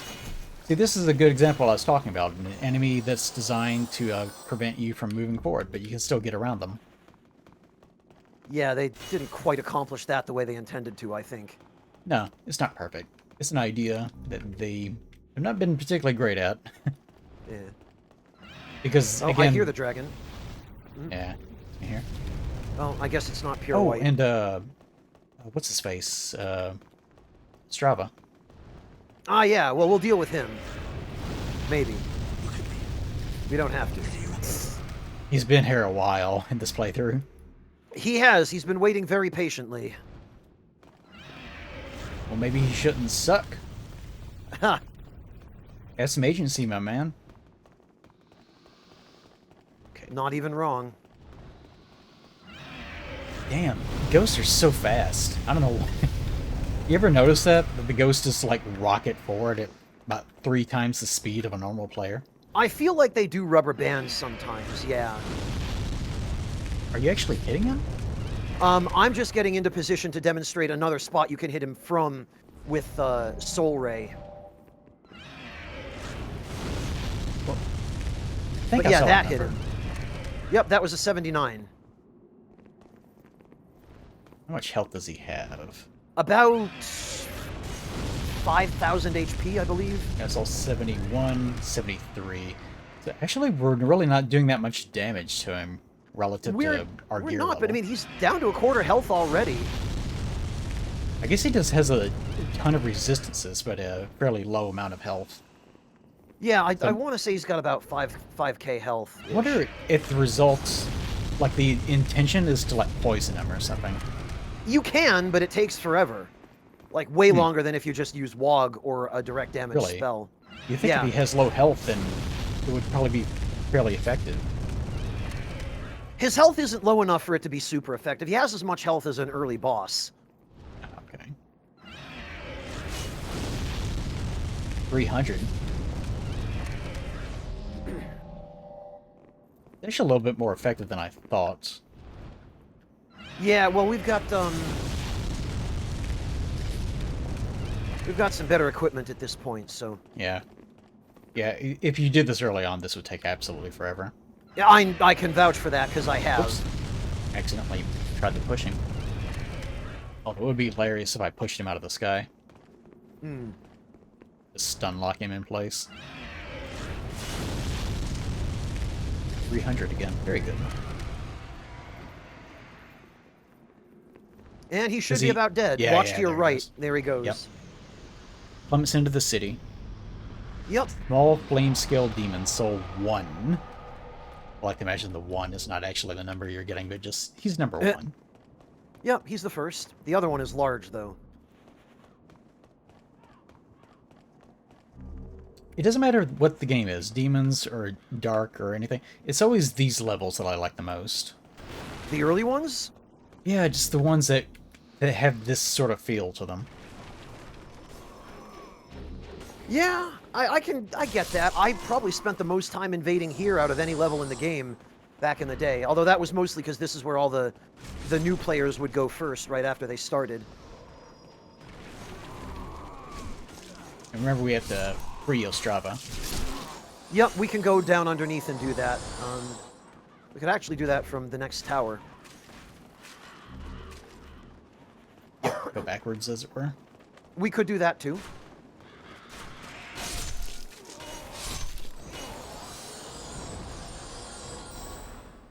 Nasty. So, Nasty man. Oh, also. you know me. Oh, actually, that merchant will be here too. Yes, as well as the dogs. Yeah, those are going to be to the left. The merchant will be to the right. Alright, got the top. One dog down. Two. Hooray. There are a total of 5.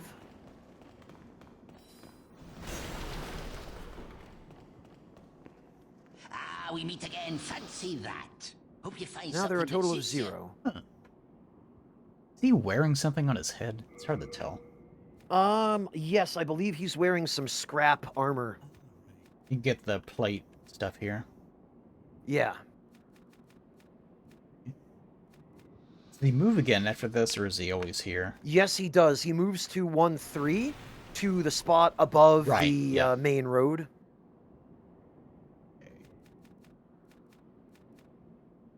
Okay. Hard times, eh? I'm sure you'll turn things around. He looks terrible. But he does got some crud on his face. Yeah, I mean, he looks believable at least.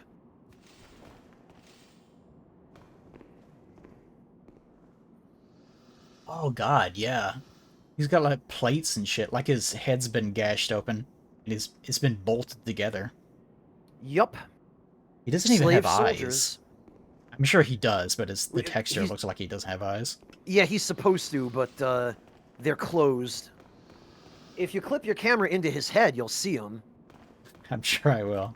Yo, what are you cheering about over there? Oh, Kel loves the view.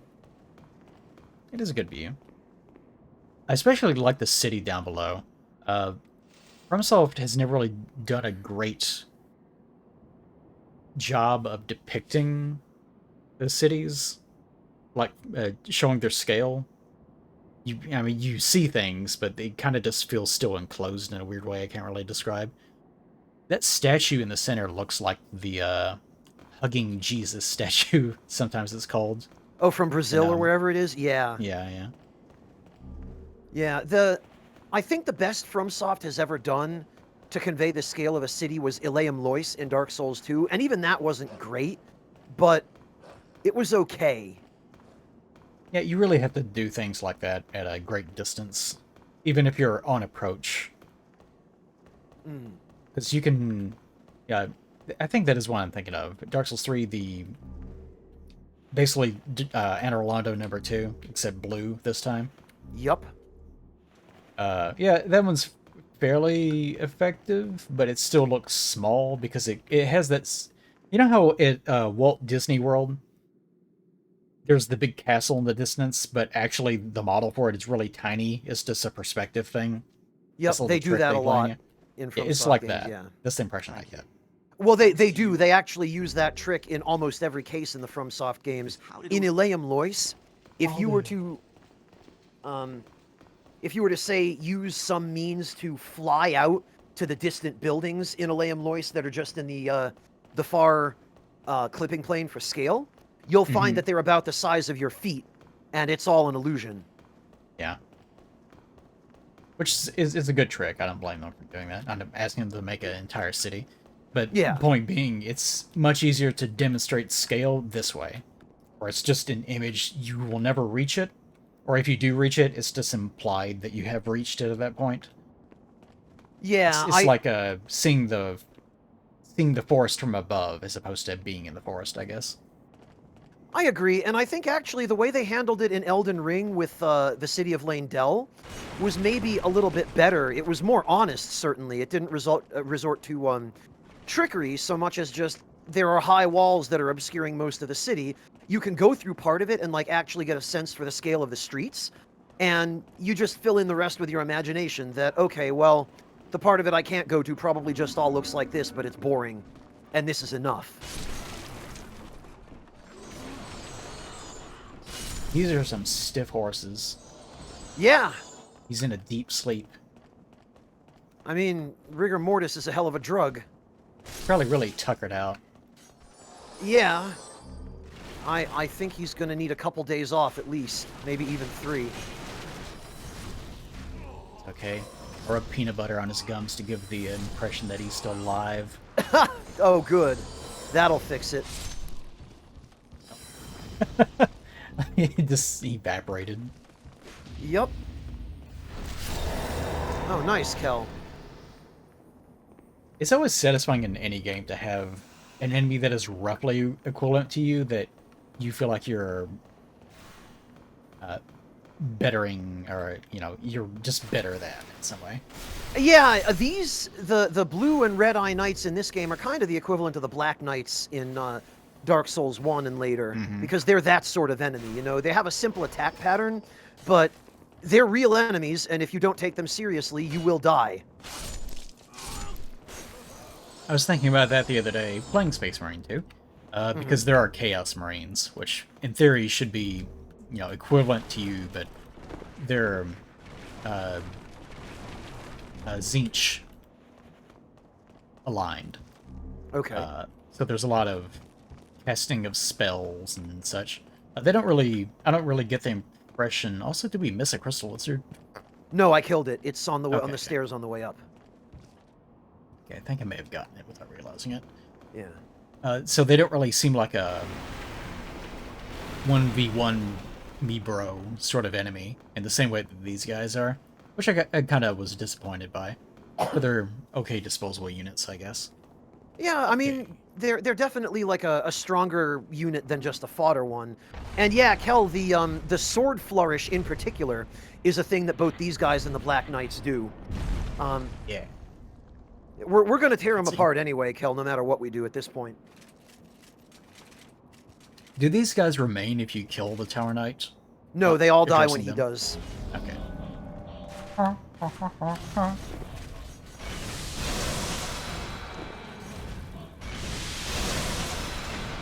Timber. God damn it, I thought I moved out of the way of that. Uh, Fuck him up! Oh. uh, I didn't even get a chance to hit him. sorry. There are like 1 or 2 items, I think, up there. I'm not that They're concerned yeah, about they're it. mostly healing items and stuff. I think there might be some soul remains too. Okay. Oh, yeah, I forgot. Moving close to this causes it to dissipate. Yep, so we're good to go now.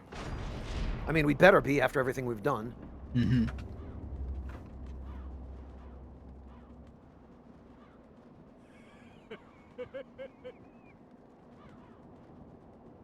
I don't know why you would make these guys not smile. That's the whole point. I mean, the smile kind of makes Look them at more him. intimidating. What a rascal. You never guess that he's committed atrocities beyond human imagination. No. I mean, he looks so friendly, and he's welcoming you. He wants to invite you in. Mm-hmm. Okay, you want me to go back to Phalanx. Phalanx? Yep. Yeah, Kel, sometimes it just doesn't show up. That's another one of the quirks of this game's wonderful netcode. I love it. Okay, let's hurry this along. I wish you could just make yourself... Yeah, I guess you can just make yourself a corpse, but you know what I mean. Yeah, I do. Like if they're gonna do this, then this is enough. Good. It's... Yeah, I like how he jiggles. And he kind of runs very, not effeminately, but very playfully, I guess. There's a flamboyance to daintiness. his run cycle. Yeah. Yeah. Oh, wow, it appeared way down here. Good. Nice. This one. Alright. Oh, no. Come on, there you go. Yeah, alright. Back to balance. Sorry, Sage Frey. I'll get to you one day. That's fine. He's safer there. Oh, worse about the guy that just wanted his wife's memento. Right, El? Yeah, his is a sad story. I like it whenever they just have ordinary human stories. It's not about the main through line of how the world works or anything. It's just, no. I miss my wife and child or something. How can one person have so much power? Hmm. Yeah. Especially like, what's her name? Siegland. Who's not even undead. Just shows up. Huge badass. And survives, oddly. Yeah. Just fucks off and goes back home to Katarina. Yep.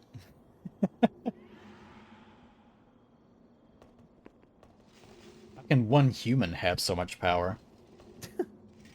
Cheat engine, that's how. Also love that she has a very sweet voice as well. Sieglin? Yeah, you'd never think that she'd be as tough as she is. Hello, have you seen my daddy? Sure. He's I over just there. cut down 12 crystal golems to get here. Yeah. I wish that she was Tarkus. Secretly the whole time. Yeah, I can appreciate that. I mean, it's too bad you don't get to summon her ever. Yeah, it would be very fitting if you summon her into a boss fight and she just solos it. No problem at all. Yeah. Yeah, they've got a couple like that in DS1. There's Tarkus and there's Leroy. Oh, yeah. Well, technically, yeah. Yeah. I'm just gonna blitz this. Yeah.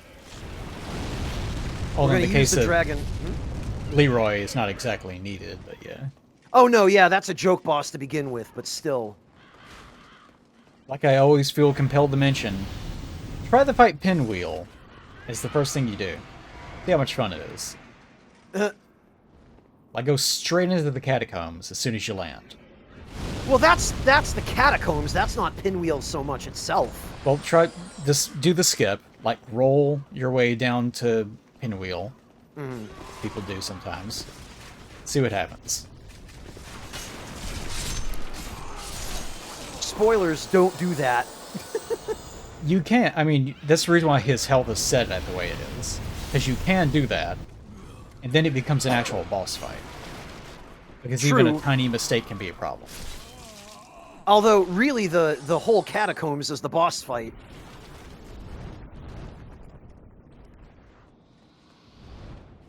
Yeah, that's another example of earlier in FromSoft games not really being about the boss fights.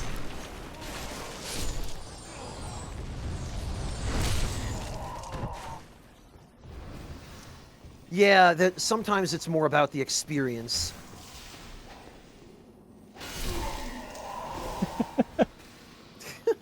Poor guy. Poor guy indeed. Come on, Kel. You're really buffing your weapon for poor Tower Knight at this point. Kel just wants to get all the credit. That's what he wants. Pulling an Elden Ring, casting... It is kind of a mute. Like, I do sort of like the idea of a wizard just standing there casting 500 spells, Yeah. each with its own unique name. There's a And scene then you like go that in, that and they silly... last for one attack and wear off. There is a scene like that in that silly... I can't remember its name. Little anime about the skeleton man in the MMO, because of course it's an MMO. Where he's just casting a shit ton of spells in a row. Yep. That's... Oh, yeah, Kel, you've never run this before? You've never just blitzed the whole thing and ignored all the enemies? Overlord. Yeah, that sounds about right. It's pretty fast, if you just blitz through the whole thing. I tell you what, these games are very different when you are not a completionist. Boy, are they! Like, I think it's not even a speed run, but if you just run through each level and don't pick up any items and don't explore, you can finish the game in a few hours. Oh god. How do you want to handle this last level? You mean in terms of who goes first? Yes. I mean, it's also possible, like, if it's for the stream, I could just do it we could just do it and then not do it on yours, but that kind of defeats the purpose as well. Oh, Whatever Strahva's you'd back. like. Yeah, I guess it just depends. Let me do it first, and then we'll see how we're feeling. Because if we were like sick by the end of it, then it would be a good place to stop. Okay, But I'll head. Ideally, we would do it on both ends. All right, I'll head back to the Nexus and. At its peak. Well, they put Paladin Leroy in there to solo him, Kel, after you get through 99% of the catacombs. So, Yeah, Leroy is more of a reward for not only getting down there, but risking falling that far and recognizing that the sign is there in the first place. Yeah. Plus, you have to be human in order to see it. well, yeah, that too. I really think that that's not a specifically intended thing that all players are going to do. I think No, it's more of it's- like an Easter egg or like a Yeah, secret there's a little- ton of barriers for that happening at all. yeah. They Especially on want the you first to, playthrough, you're not gonna know that he's there. for sure. Like they deliberately designed that area in a way that just constantly tells you no, turn around, leave, go somewhere else. Oh, there's another thing we never did. Ostrava? The first area with that blue knight and the door that you have to open. Huh? 1-1, I think it is. Old King Doran. Yeah. I mean, it's side content. It depends on. Yeah. What happened with that? You open it up, he's in there, You get the and key he has first. a ton of health. He has a ton of health. You only have to get him down to about 70%, and he gives up. And then Yeah, and you can keep going, and if you actually kill him, he drops something. he drops his armor and his ring, and also I think his. No, I think that's it. It's the armor and the ring, and then you get the sword just for beating him in the duel. Okay. Yeah, I'm glad that they... That's one thing that they have very slowly stopped doing over time. Is What? forcing you to kill NPCs you don't want to kill just to get, their look, their style, or some specific weapon or key or something. They're better about it now, but there are still a few instances, still even do in it, Elden yeah. Ring, yeah, where Yeah, here. Miscreant, it's the thing is, it's more significant regen if you have heavy armor that impedes stamina regeneration. If you're on a build that already has a fast roll and you're not wearing heavy armor, you won't see as much of a return from it. You get more of a return if you're fat rolling and like wearing full brass shod armor, and which was mistranslated as brushwood rather, and like using the shield and a big fat weapon. Wait on you. Well, yeah, Kel, exactly. There's a single message here that just says luck. It's not Not wrong. good luck, just luck. All right, I'm on my way over, and I will put my sign down in just a moment.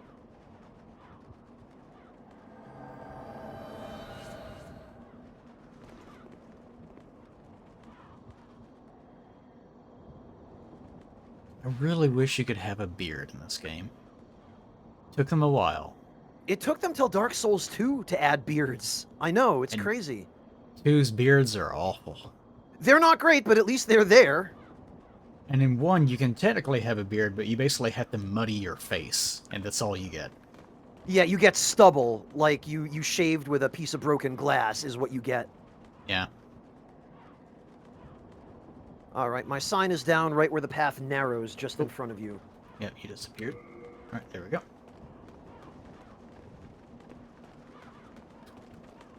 These are very reminiscent of the lower Undeadburg doors that you would attack through to kill the assassins, the thieves.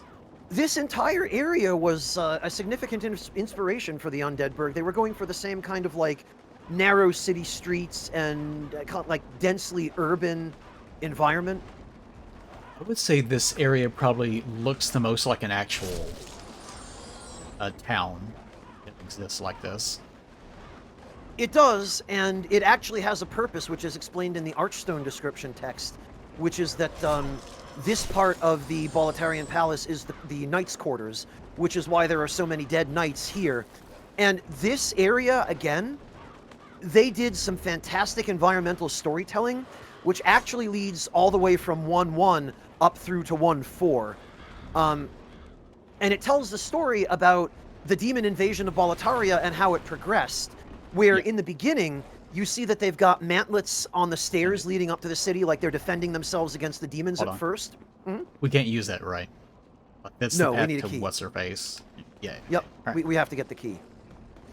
So in the early areas of Boletaria, you see that the Boletarian army is mounting a coordinated defense, but the further in you go, like once you start getting to where we are now, you see that the knights are starting to have their souls taken by the demons, and now they're fighting each other, and chaos is starting to ensue. There's a You lot okay, of Kel? damage.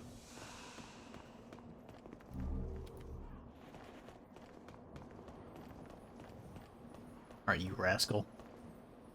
Oh, right. See? Yep. You're just not allowed to get near him. Nope, it's automatic. He has the You power can- of cutscenes. Like, if you hit him with a ranged attack, it will damage him, and the damage will stay, but it'll just instantly trigger the cutscene. Yeah. I wonder if you could stack enough damage that it just kills him outright. I haven't been able to, and I've used all kinds of hyper mode and all sorts. I think what it does is it just leaves him with 1 HP no matter how much damage you do. Oh, hello. What the? Oh. The camera does funny things sometimes. Oh, great. It does. Oh, the burden system. God damn it. I haven't uploaded anything in a while. Oh, you didn't do that back at the Nexus? Well, No, I keep forgetting about it. don't worry. There's nothing too important here.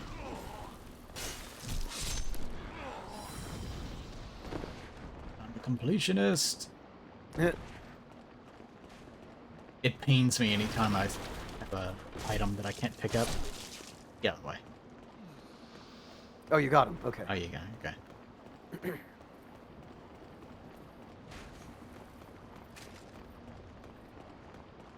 I do like this area. It has a nice layout, where it's things to do and how to backtrack. And you can fairly simply back. see where things are. Yeah, you can, and it's interesting. It's not just like a big open empty field like every damn thing in Elden Ring is. Yeah. It has, in some cases, alternate paths, and in some cases, each path has like little sub-paths. Like just behind us there, we could have gone on the upper platform where that item is, or we could have gone below and avoided the dudes shooting crossbows at us. And here,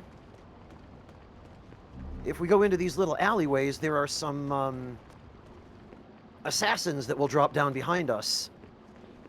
Like so. Oh, you killed him already. Not this one. Ah, okay. It is satisfying to kill them, though. I'll give them that. It is. I'm sure they appreciate that. Tell your mother you're fun to kill. What? Makes no sense. Ah. Oh, get fucked, sir. Nicely done. So if you talk to the merchant in 1-2, he'll be here in this building. Yeah, yeah. And he will have an expanded inventory. Strike them down. This guy's accent I absolutely adore. Like, Frog Nation His seems original. like...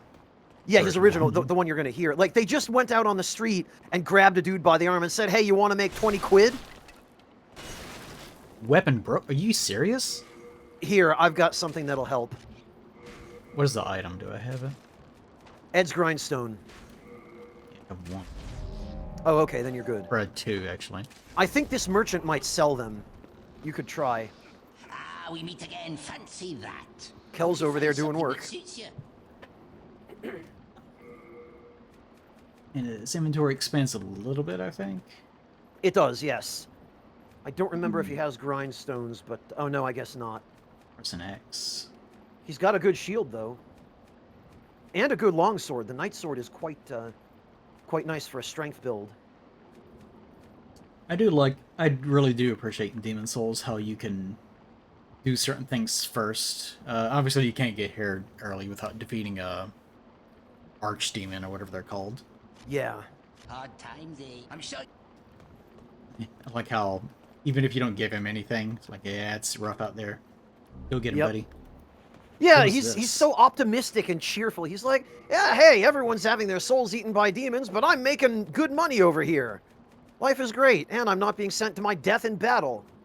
Mm-hmm. What is this? That is a great sword, which you're probably not going to use. Although it is a fun weapon for a faith and or regen build if you want to go heavy with that. A great sword. Anything I can drop that's... Oh, yeah, it's always the upgrade materials, isn't it? If you want, I can carry some upgrade stones for you. Yeah, the Moonlight Stone. Whoa, one of these is 5. Holy shit. Pure Yeah. Dragonstone. Dragonstone is heavy. Spiderstone can be kind of heavy. Greystone is the heaviest, and then Clearstone is fairly heavy as well. So, Great sword. all right, and I will You want grab to see these. this? Did I remember correctly? Yes, it's exactly what you think it is. Yep. Pretty thick, too. It is. It's this game's Zweihander is what it really is. It's the Yep. the Zwei before it was properly localized. The funny thing is, though, the pairing lugs are way... Actually, they're kind of appropriate for... They're That's kind of the funny proportional, thing about but it. yeah. Well, the pairing lugs would probably be where they would be in real life if the sword was actually sized correctly. Mm. But it's oversized, so as a result, they are actually a little bit too low. Although, you wouldn't... It's hard to describe, and I'm not going to go into it because we don't have the time. Yeah. It's just funny. It is. I tell you what, that weapon, the greatsword, was really fun with the move swap glitch, where you could give it the move set of like a long sword.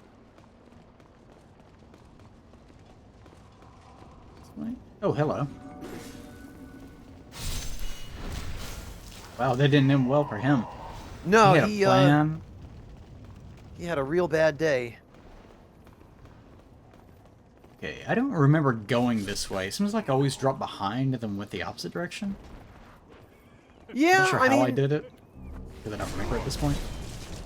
well, this is the only real way you can go here, but there's a branching path up ahead, a little ways. You want the keys this guy drops. That's what gets you into those locked doors earlier. New Moon Grass. There.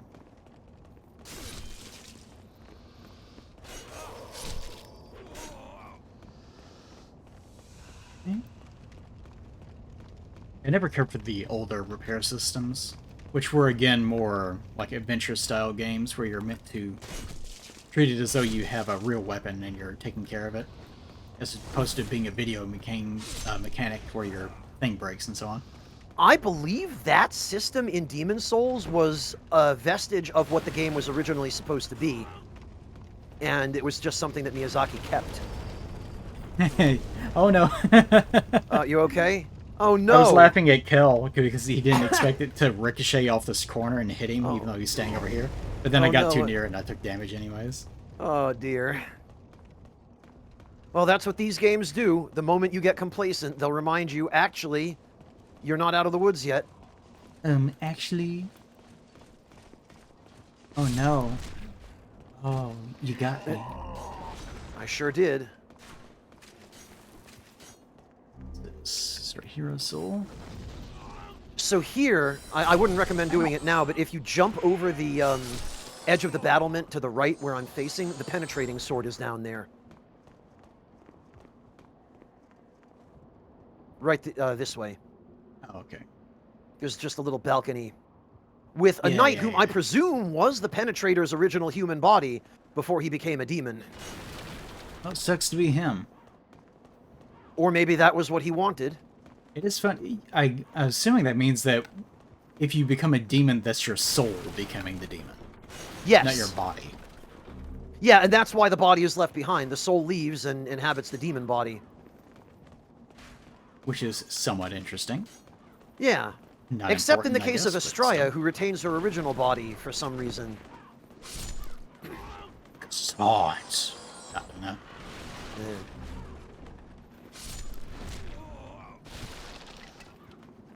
All right, so Kel, do you remember how to snipe those idiots up on the stairs from here?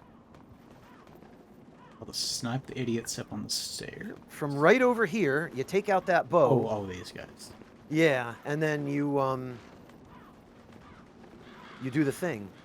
And they come over, and we trigger the cutscene. And there he Losing goes. frame rate as a walk. Yep. He think that's his best attack is lowering the frame rate. So what we do is we throw a few of these. And those guys just run over there because they're stupid and dumb.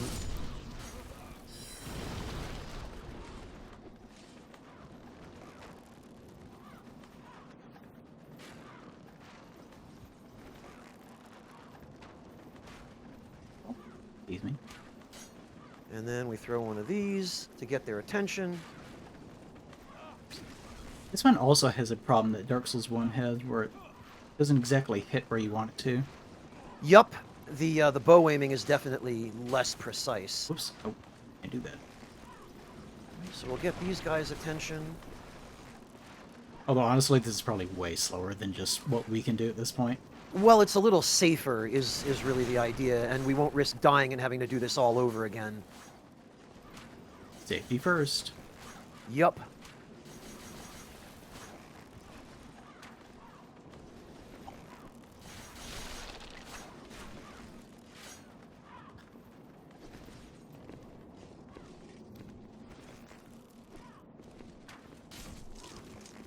Love headshotting things. It is satisfying. I love the sound it makes. Oh, wow.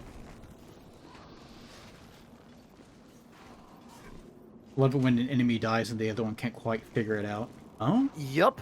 Where'd Oh. they come from?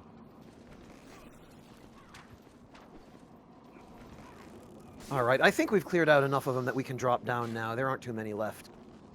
Yeah, should we go the penetrator sword route? It's up to you if you want to spend the time. Well, Alright, I will put this over here so that we Here it have a comes. bit of a diversion. diversion. What? Yep, soul remains. And that stops them from attacking us. What's this over here? Oh, what we should do is open the shortcut, though. Shortcut. I don't remember a Yes. shortcut. The gate. Oh, yeah. I'm so used to taking this level very slowly. Yeah, it's actually kind of different to speedrun it, or sort of. And I think this minister might have a key, too. Or at least he has the hat, I think.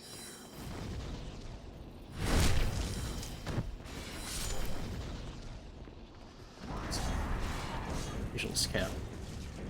Oh yeah, that visual scout. Yep. Also, what the hell's... What is going on up there? Oh, Ostrava's, Ooh, where Do the we hell is help he? I don't him? see him. up there. What? Why is he up Above us. there? I don't know. He's not Did we supposed to help him? be. Let's try. We have to run through the whole level again, don't we? We might be able to reach him from here. He shouldn't have spawned up here. He was supposed to... I'll go this way. Wait. No, that's right. He was supposed to come running through the gate.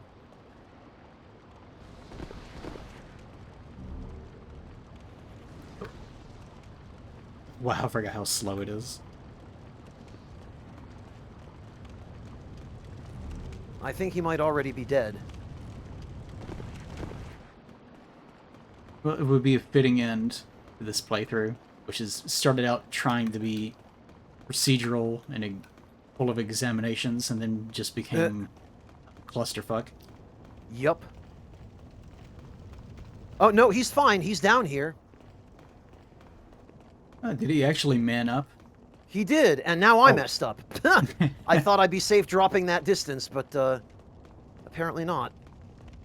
Let me come put my sign down for you, or honestly, you and Kel could just go finish it. Where's that sword I was promised? So from up on the battlement, you want to continue on the path ahead further. And keep going, and I'll tell Right you... there. Yep. Yeah, it's on this battlement overlooking the road. You just press against the ledge and jump over it. There it is. Ah, thank you, Kel. Kel, where the hell did those enemies spawn? Were they actually down on the street where they were supposed to be? I can just... I'm not gonna... No. It doesn't matter. It doesn't matter, man.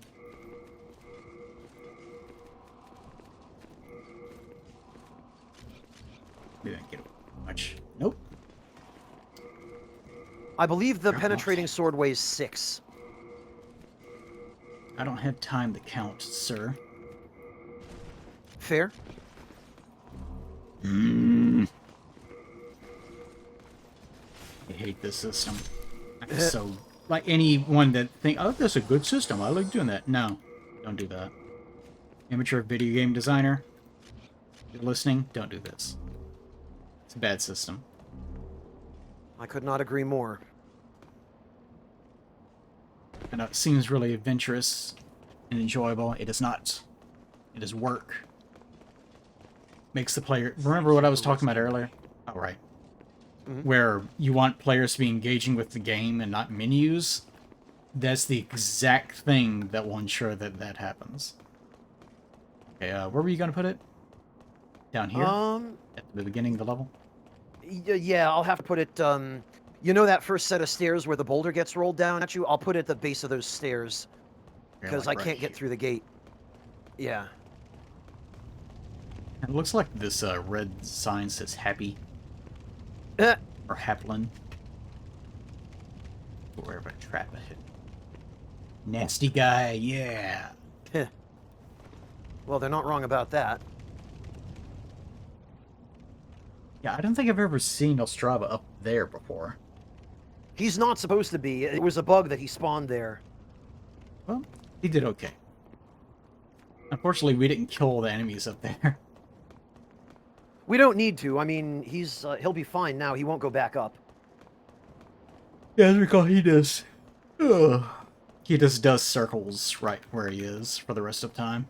Yeah, he Or patrols. up until we move to this final area, anyways. Which is a problem if you die to the boss while he's patrolling, because he can run into some very strong enemies on his patrol, and he can get killed by them when you're not looking and you're not there to save him. Yeah. Still hasn't spawned. There we go. Into the pog. On my way. This poor guy. Mhm. Kel, do you see the same thing on your end? It'll be different. Their physics won't be synced, sadly. Yeah, have been times where they're stuck in the exact same position because the physics just so happen to work out that they get stuck in the same wall. Oh, there's no one there? Aw. Yeah, oddly enough, the tight corridors, it seems to have the effect that the physics work just so. Really nails them into the wall in the same exact way. Well, when you're killing an enemy in their starting position, there are only just so many variables for what direction they can go flying off in. Right. Yeah. Okay. All right. Now we'll have 4 people in this fight, if I remember correctly. We haven't rescued Bjor, so 3. Right, yeah, that's right. Thing 2. Oh well. Oh well. Eh. It's all right. We're here to show the game. And he's not part of the game. This guy, no, he thinks he is, but They lovingly modeled his man tits, too. they did. Oh, he doesn't like it. I mean, I understand how he feels. He was ruining the frame rate. Be gone. Eh.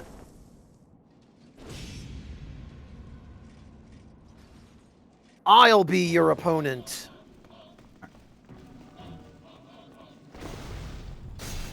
I have seen this guy referenced as being the first example of delayed attack animations. He does I do mean, that. technically that's true, but he's not as egregious about it as pretty much anything in the later games, Yeah. especially from Dark Souls 2 onward. And he telegraphs his fairly clearly, whereas later designs were deliberately intended not to. Also appreciate that the corpse left behind by the Fed official is still one you can interact with. Yep, it's ragdollable. Do you get the souls for him dying? The minister? No, I don't think so. He just gets killed in a cutscene, so... That would be pretty funny. Alright, I'll run back. Obliterate Alright. my body. Still got a ways to go, unfortunately. Okay, Oh, I wait, will I better- be waiting when you're ready. Soul of the mind, to life's ether. Soul of I the feel lost very becomes underpowered for the vessel. point that we're at in the game currently. Normally, by the time I get here, I have the Morian Blade and the Clever Rat's Ring and all the dumb shit that increases magic attack power, and I'm going through with 3 health, one-shotting everybody. So Yeah. I'm not used to actually playing the game fairly. Well, I wouldn't exactly describe the level we're at as fair, per se. I mean, maybe, but things can still kill us. Yeah. My build is probably the most difficult to kill just because of the nature of the regeneration. Yeah, and you've been putting a lot of points into HP, I think, haven't you? No, I've been putting it all into faith, actually, to Oh, okay. raise my damage on my weapon. I think that's how it works, I hope. You're correct, yes. Blessed Weapons Okay. scale on faith. So say if I've been doing it the whole time and it hasn't been doing anything, then I wouldn't really notice either way. No, you're good. Okay, Tower Knight Hearthstone.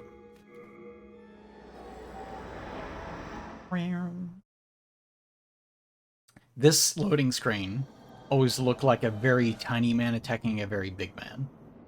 Yeah, I was never able to figure out for a long time if this was meant to be the same person. But apparently it is. They just put 2 different angles of him. Blue Sunstone, there we go. Alright, I am down. Okay. I will use the bathroom while you do that. All right, It's I gotcha. down right as Okay. looking for it. Ha. I could sure go for some chili. That's fine, though. I have other stuff. I've got a whole bunch of groceries I bought a few days ago that I haven't had a chance to even prepare yet, and I've got some prepared stuff that I did make several days before that. So I'm going to have my work cut out for me just using up all the stuff that's fresh before it goes to waste, which I hate doing.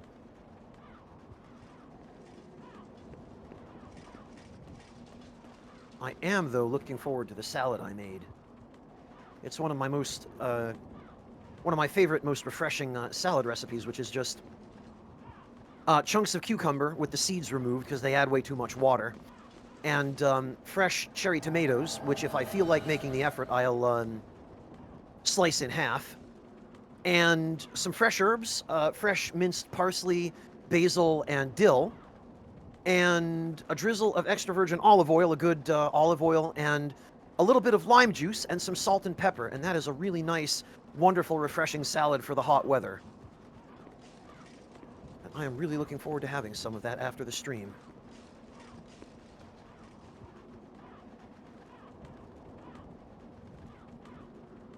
Ah, thanks, Squish Bar. It's loosely based on the Indian kachumber salad, but slightly modified with a little bit more of a, I don't know, kind of a hybrid Italian or Mediterranean twist to it. Or Caribbean, maybe, with the lime juice.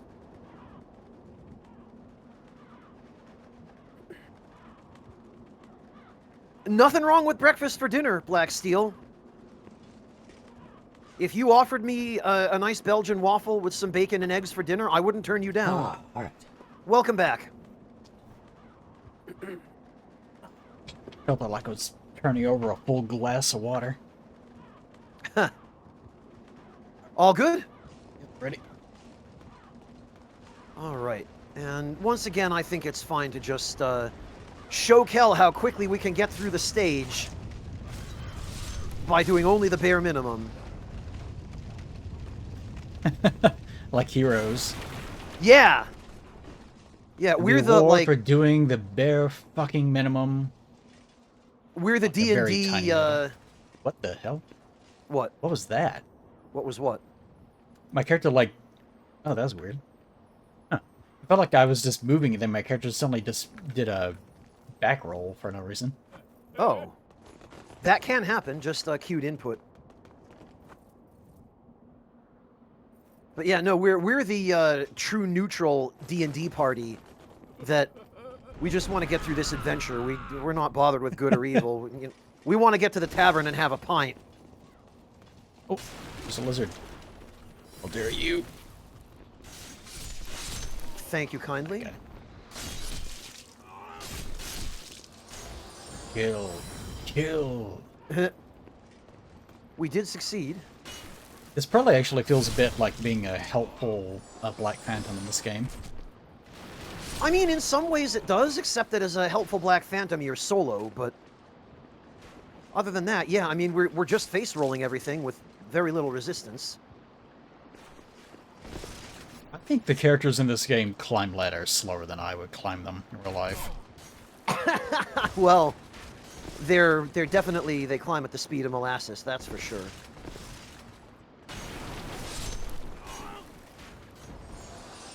I'm really glad it only took one game for FromSoft to figure that out.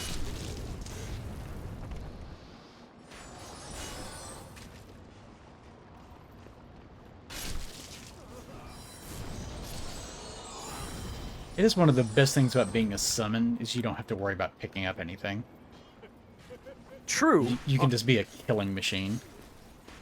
Yeah, it does limit what you have to focus on, although in some ways it's a shame you can't interact with a little bit more.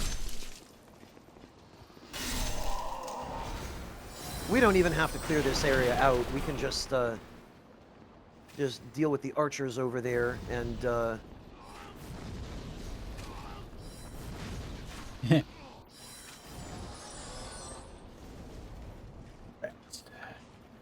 right, off we go. Come here, fucker.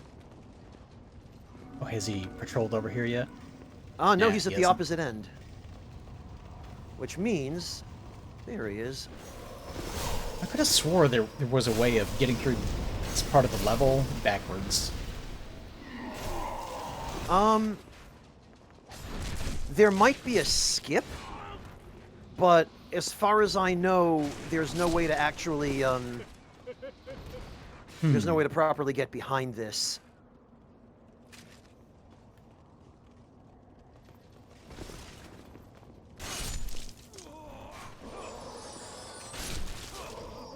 Been a while since I've used grass. Yeah, well, at least you're not in danger of running out of it. Nope. The funny thing is, I've barely gotten any of it. Which is weird, because normally the enemies here drop it like a marijuana dispensary. Actually, that's not a good metaphor. Marijuana dispensaries don't just hand out their product, do they? Unless the shit is, marijuana dispensary is a guy named Jeff.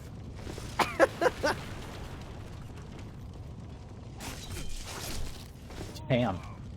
They really flew. Yeah, they do that. I like it when they do. It's fun to watch. Okay. There's something to be said about habit. You know, Habit, the physics engine trying to be reined in so it doesn't look so silly is sort of like that thing we were talking about where people get too preoccupied balancing TV experiences. Yeah. Like, we want it to be look serious. It has to be respectable. No, it doesn't. Fuck it. Well, they finally, in Dark Souls 2, they finally threw up their hands and said, we can't figure out a solution to this, so corpses are just going to disintegrate after you kill them.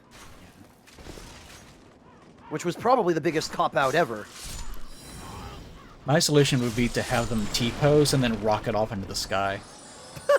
Like, literally just, like, jets shoot out of their feet and they just fly away. Like if you throw a bomb at a gossip stone in Ocarina of Time, you mean? Because Well, yeah. I could get on board with that. Oh yeah, no plunging attacks. Nope, Keep not in forgetting. Demons. Dark Souls 1, those were introduced. That's a great addition. There's an innovation. They did that once. I mean, yeah, you could call it an innovation, I guess, but really it was something obvious that the game lacked, I think. Maybe it's easy to Innovation. say that in hindsight. Hmm? But sir, that's so obvious. You'd have to be a real dunce not to think of that. Innovation! Yeah. Ooh, wow. Holy shit. Oh god, you okay? Yeah, I got hit like 3 or 4 times in a row. No worries. Here, we'll... You're not able to achieve your goal. We'll come open the gate and get you. You can... or actually, you can put your sign down right in front of the boss arena, in fact. Yeah. So, Kel, I'm going to just throw some soul remains, and you and I can... Where am I? Okay.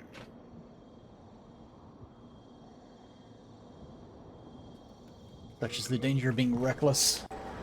Yeah, like I said, enemies here can still kill us despite our relatively high levels.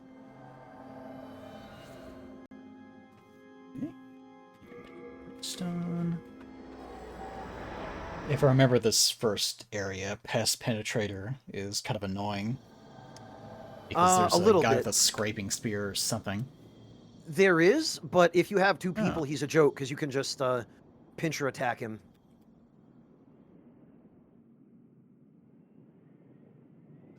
Yeah, I'll just put it right here.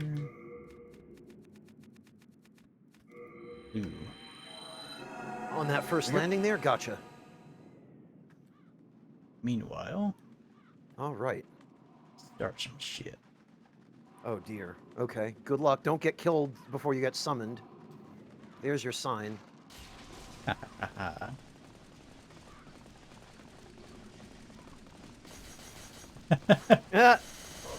Oh god. oh, you've done it now, Eli. It's funny watching them all do it at the same time. Yeah, you better hope they don't all polearm you to death. Okay. Alright. Well, you got out of that in the nick of time, didn't you? Were you sitting there watching? Yeah. I've got the stream up on one monitor and chat up on the other. And then the I game also up on find the it third. funny that locking on causes your character to not want to roll around the enemy. Yep, It like this was refocuses before... and makes you siphon into them.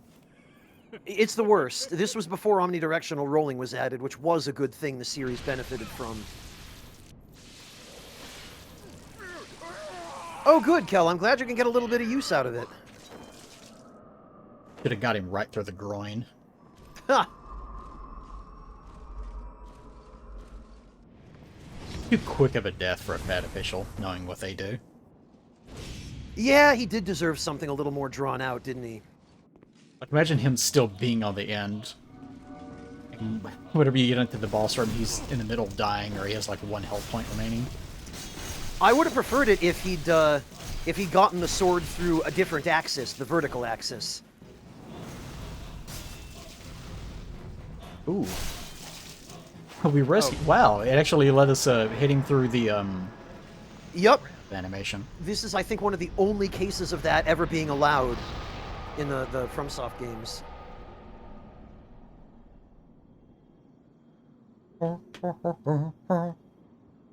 Yeah, Black Imagine being Steel, at the that. club and hearing that shit. Come on. Well, that's how I know I want to go back to that club. I actually, a number of years ago, I was at a random pizzeria in the US when I was back visiting, and some FF10 music started playing over the loudspeakers, and I was like, this place gets it. Which one was it? It was the Besaid theme. Oh, really? Yep. It's a really good theme, too. Thou I love seest that in music in 10. Such a good soundtrack. of the mind They really killed it with that soundtrack. They did, yeah. Right, who's going first on 1-4? Is there anything after... It 1-4, then you get to what's-his-face, the Nope, fake this is- Allant, right? False King is what we're about to go do now, and then after that is Real King Right, slash okay. Victory Lap. So, me first, and then if anyone is dying at the end of it, we could stop. But otherwise, yeah, then you. Okay, I mean, you can just, since you're the one streaming, you could just move straight on to the Victory Lap from here and finish the stream if you want. I'm okay with That's that. what I if you mean. prefer. Yeah. Okay. I'm here, waiting. All right, I am about to go remove my human Wait. form. Wait. Store things? Ah, good. Good man, you remembered.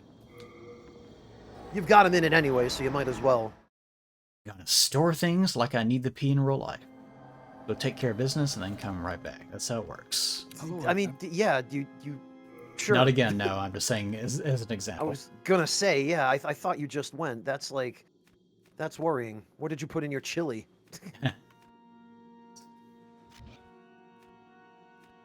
Most of these are. It's mainly the upgrade materials, and I think I'm still carrying around some armor. It's the main problem. Yeah, the armor and weapons are the biggest burden. Yeah. Baby snail, penetrating sword, plant bird. Oh yeah, I was carrying around everything. Here. Yep. Technically, President Pariah, it would be diuretic chili. But that aside, Oh. yes. Oh, that's what I bought. I bought crossbow ammo. That's why. I did that. Oh, okay. I could pick some regular arrows up for you if you want. That's fine.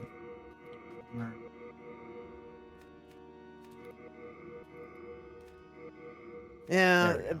Black Steel, that's what I get for having a useless occupational therapy degree that I'll never use. I will keep the official hat You just in have a heart case. of gold. I Got a mean, heart of gold, right? despite its very singular story purpose, the official's hat is actually some pretty good fashion. Yeah, I do like the... Didn't even consider actually putting it on for non-practical purposes. Wow, Yeah. look like such a doofus. Yeah, and more like a douchebag, right? I could look at this thing. It could be worse. It could be a lot better. I really hate it whenever hats in any game kind of float off your character model's head because they're afraid of it clipping. Or So they it just clip through ends your up looking hair. Stupid. Yeah. Yeah. Okay. Here. There's a sign. This is Kells. I will put my sign down right where Kells is. Get some here. You don't say. Good guy. I don't like when people leave messages reacting to other messages, hoping that you'll see both. Yeah, Just that leave is. your own message. It's a crapshoot for sure. Although that pretty much always comes up with the illusory wall here. Oh yes, yeah. I completely forgot that was there. My What are sign you is right where horfing Kel over is here? standing. First, what is all this you horfed up? It's your upgrade stones Oh, that you right. dropped in 1.3.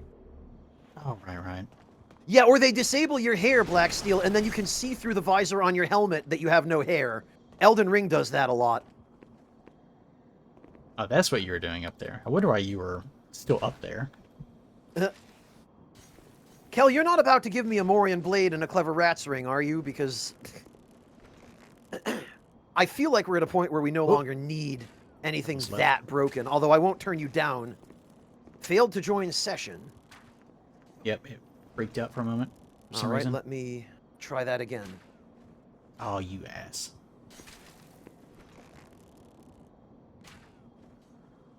Ooh. Aw. Nice. Oh, pure dark moonstone. Thank you, Kel. I don't have enough other materials to make use of that, but I appreciate it.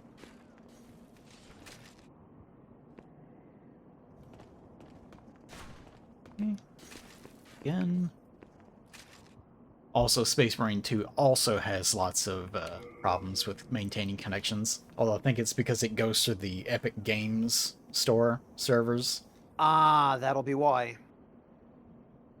I despise having to interact with that crap hole of a store in any case. But I'm not a fan either. Summoning failed Oh. again. maybe I'll need the... Well, let's see if Kel shows up. Okay. If he also fails, that means it's time to... The old reset-a-rooney. Yep. I mean, we've really lucked out with how long it lasted for us Summoning before we failed. had Yep. to. Okay. Case. All right, Back. I'll do the same. Okay. Yep, we got fairly lucky tonight. Starts. There we go. 26 minutes remaining. Yeah. God, that would be something. Yeah, let me restart real fast. Update available. Oh, okay. 5 hours remaining. Oh. If it were Steam, yeah, because they throttle downloads, the bastards. Let me use my damn fiber internet that I waited 20 years for. Mm-hmm. Amazing how things have gotten worse in that time. By the time I had the speed to be able to catch up to everyone else, now it's the services that can't get their shit together. It's always something. Okay. Back. Very good. I am back as well, and I will put my sign down in the same spot. This guy maintain his health. No, no, they'll heal if you leave and come back. Aha. Nice shot. Played, sir.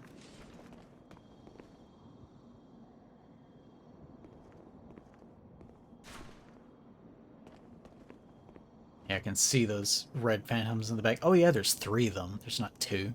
There's one corresponding to each of the previous bosses of Boletaria that we fought. There Yeah, we the go. rules on that, Let's see. I don't... Whoop, summoning failed. Other users no longer able to be summoned from their last soul sign. What? Okay, maybe it's registering an old one and not my new one. Try again. Or I'll move it and, Don't. Get in Okay. touch. It says that the sign keeps moving. Well, maybe if I move it, Yep. it'll fix it. I'm being summoned. You got me. Hurry up. Let me do it. Well, that's the problem with this game's netcode is that you think, oh, I'll put the sign down in a new spot, it'll refresh it, but then it just makes it so that it fails again. The good part about the stream going on for so goddamn long is it frees other people from having to worry about Voyager tonight. Oh, were they not all on board with being subjected to it? Not just in general, it's a nice reprieve not to have to worry about having to watch Star Trek Voyager. Ah, okay, I see. It's that version of the show. Well, it's getting a little bit better. Season 2's pretty bad, in my opinion. Ah, Then once you get past Season 2, it starts getting a little bit more interesting. Summoning failed. God damn it. Careful. Don't go too afraid. Not sure what you're doing. oh, I'm pulling. It's an MMO technique, you see. Mm-hmm. It's called kiting. Again. So these guys do also read inputs, but they're nowhere near as aggressive about it as the NPCs in the later FromSoft games. Like they'll read I do think maybe this encounter is a bit much for one-player experience. Oh, it is. You inevitably end up cheesing these guys because, you know, why wouldn't you? But He can't seem to make up his mind on who he wants to target. Alright, he's coming this way. That'll give you a chance to... Oh, no. Take over with me. I'm gonna get rid of the archer first because that one's the most dangerous. Although, okay. Got him. I love it whenever you kill these guys, and they have to stand up and remember to die. Yup. That's just a Souls game for you. That's par for the course. White bow. I forgot the white bow exists. Ah. Wasn't me, Kel. I have been getting some hurried ranks, but I don't think I've given you any sub S's. Now it'll be a stain forever.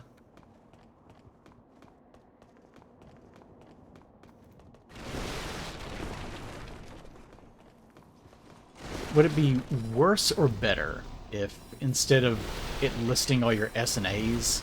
Instead, it was like a grade rating where you start at 100 and you get like one sub 100 ranking, and then it just stays at 99.9 for the rest of your life. I mean, that's how the Pantheon works. Remember the Pantheon? If you're talking The about Hall of Cheaters? Yeah. Yeah, in the Nexus, the Hall of Fame, basically.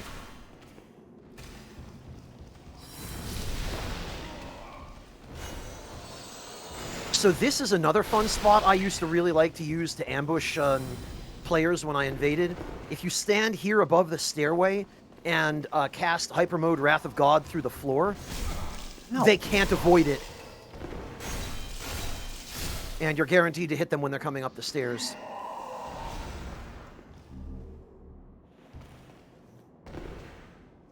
Kel, you are not Cali Savage 735 or whatever that guy's name was. Shut up. That is not you.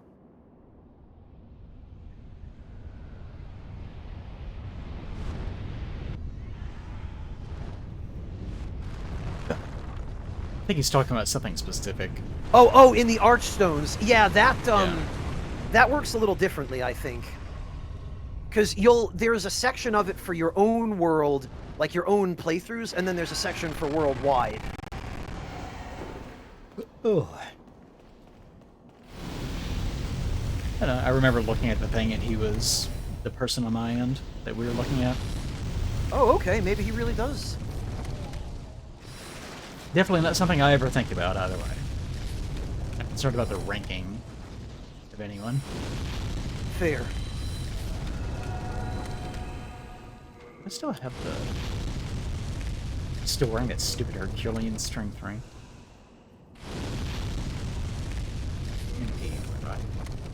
Yep. This is another, this could have been handled better style encounter.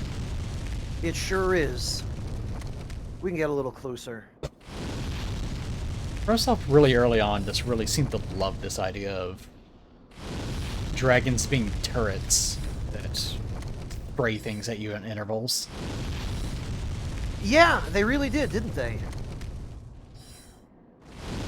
I don't think I do enough damage. But I think that was partly because they just didn't have the technical capability to make dragons a real fight.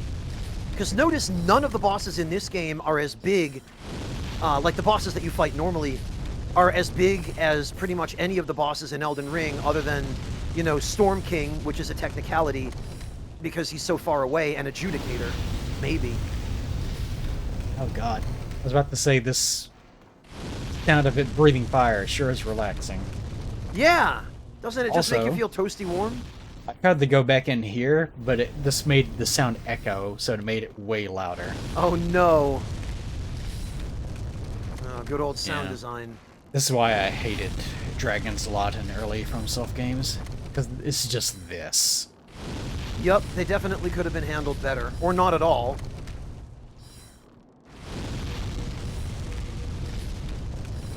But we're not going to have to deal with this for too much longer, because he's... Yeah, there he goes. Odd.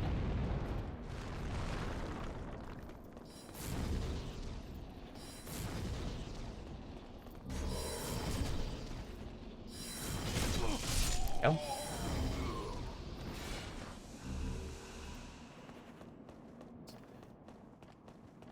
Plus now we don't have to listen to that crap the whole way through. True. Oh, right. And we've got this guy that now is safe to kill. Another demonstrable piece of evidence that these lizards are designed to get you killed. Yup, as if it wasn't clear already.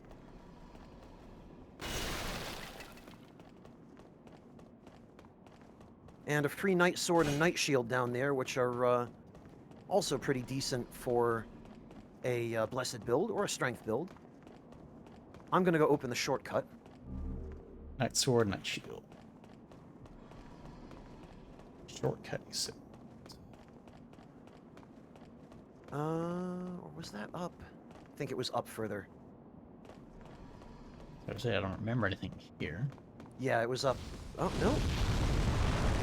Ah, yes, the second one. Oh, wait a minute. That shortcut was in the remake only.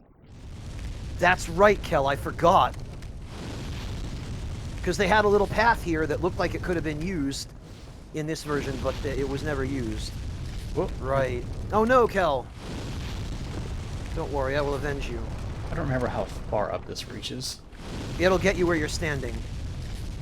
We want to wait for him to sweep it towards us. Basically, run when I run. Nope. Is that different? No. Oh, well. It's a little... Yep, too late. Sorry about that. You didn't actually say anything. You just stood there for a second and then started running. Yeah, I figured running would be the cue, but that was my bad. We'll finish what we started, at least. Alright. Alright, get off. God. I hate it when people put messages directly on something you're trying to interact with. Right? Oh, shit.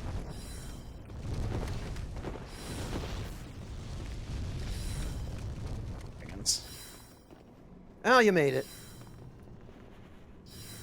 And now I can just do the incredibly exciting work of ending this. Okay, Kel. Yeah, I can really feel the sheer intensity of your volley. Yeah, it's so intense. It's doing a whole 47 damage. This is a great example from Self Magic. Yup. Linear projectile. With a slight drop-off in this case, but... I kind of get the impression that if you walked up to one of their employees and told them, you know, this is unacceptable, you know, however you want to, they wouldn't get it. Like, what else are we supposed to do? You know, you can do pretty much... It's magic. You can do anything. It doesn't have to be just a bead that you throw at someone, but that's what works. Yep. That's what everyone else does. That's the way it's always been done. Why would we change? It's tradition. I will say, Inferno Plus's Dark Souls 1 mod adds some really interesting spells that that do really change it up in fun ways. Alright, I think we're about done here. Yep, there he goes. What an epic No more fight. dragon. Huh? Not that I want an epic fight, but you have earned the bronze trophy. Thank you. Right. I think Black Phantom Ostrava should... Yep, there he is.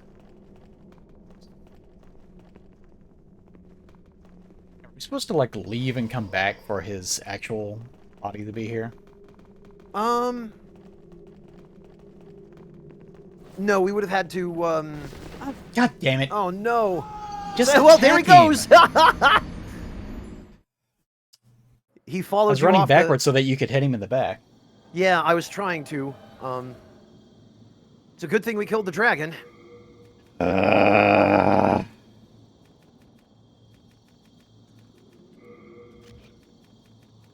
Where's the thing? Remember?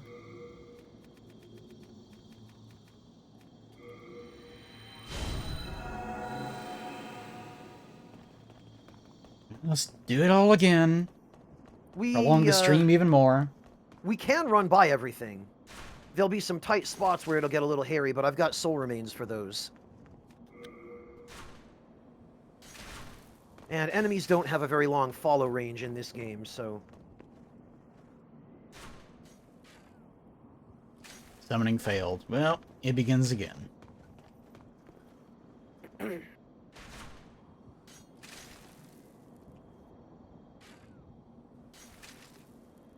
Right, I'll put it down again in the other corner. Maybe that will help somehow. Yep, right over there to your left. What? Straight ahead of you, it'll be.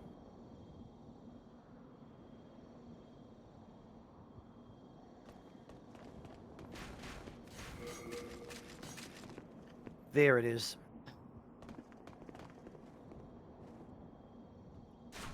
And there's Kel. I'm being summoned. Looks like it worked.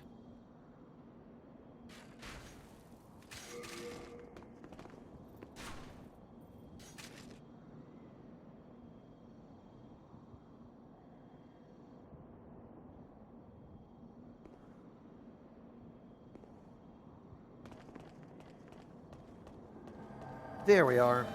Okay.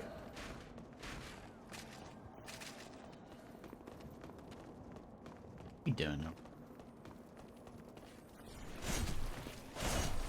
All right. If you want to let me go ahead, I'll take care of the idiots in the tunnel. Oh, that was a really resilient one.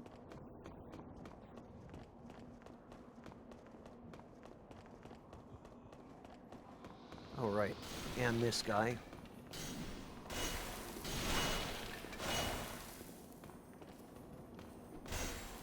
All right. Soul remains are down. We can just run this.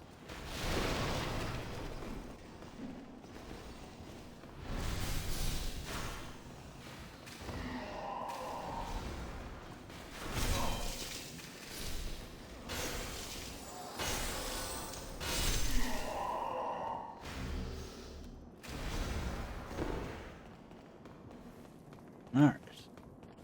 Visual. And, yep. Yes, very funny. Don't care. Damn it. Here, I'll backstab this one. You guys can just run by.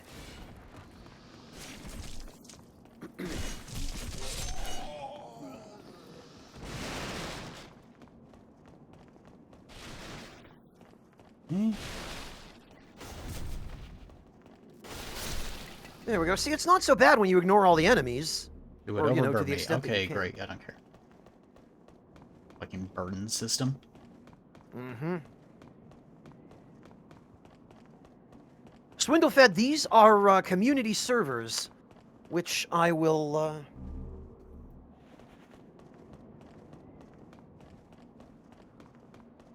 I will link for you here in chat.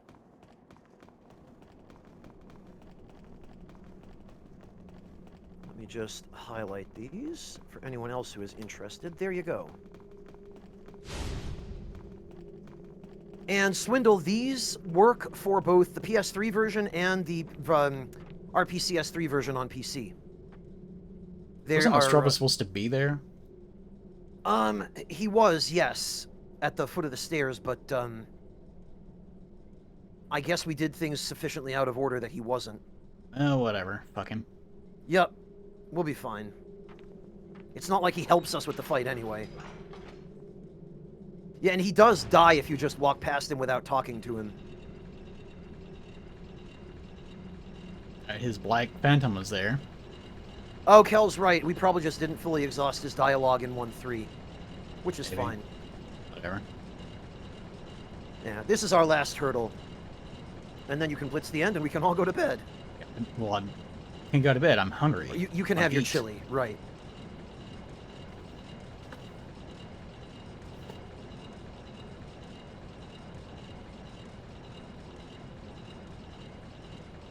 There are a few My things it's God. missing, Sanders. Some of which were patched out compared to the original version, which should have had them. No, listen, Eli, this has to be a dramatic lead Oh up. my god. The fucking option. Saw it for a second and disabled it because it's trying to be more dramatic. Yep. Okay. This still looks pretty good. Yeah, it That conveys the... doesn't. Well, Zoom in on the polys. yeah. And the cloth physics before they were actual cloth physics, when it was all pre-rendered. This is his VTuber. Pretty much. What if he ever actually looked like this, or if this is his own self-conception? This is the implication that this is what he once looked like, yeah. Alright. There will be no soul-sucking. Not Definitely with not us. something I'm gonna demonstrate. Oh, here he is.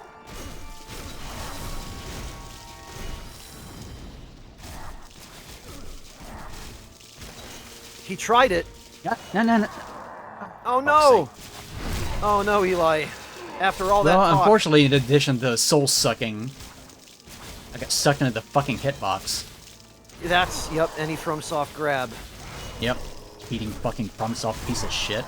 Eat Well, my ass. problem Yeah, solved.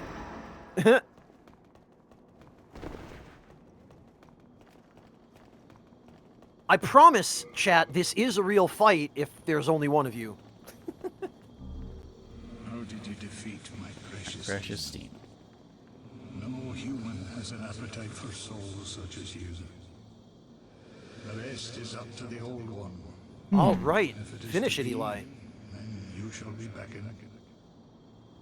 So, in this case, his demon, I guess, was not someone else's soul that had been transformed. It was just nothing. It was a separate demon that was based on him. Yeah. Completely different entity. Okay. Turn the Nexus.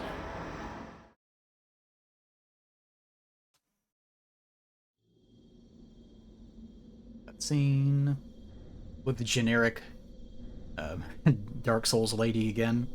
Yup. Is this statue supposed to be anyone specific, or is it just another case of generic lady?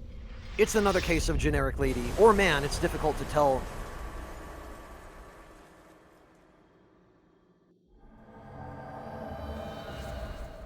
Alright. There she is.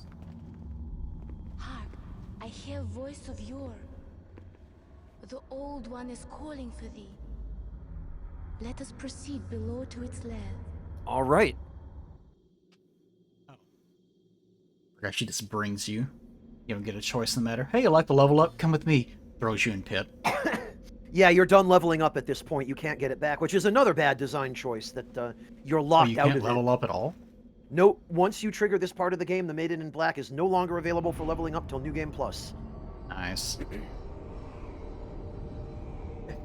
It's such an obvious problem. You can't just say it's old. Like, even someone that was coming up with the idea, but like, well, you can't level up? Like, no, fuck it. But why would you need to level up when you only have the victory lap left? Why would you care about that? It's not like you're going to do co-op and play with other people. But you're done with the game. There's something, like, I was not exactly praising it, but I was mentioning early on, earlier games from especially the 90s, even the 2000s and such, you're expected to be done with them. Play them, then you're done. Yep. And you can replay them if you want. And that's why earlier FromSoft games even had this mentality of doing different runs as opposed to like a singular character.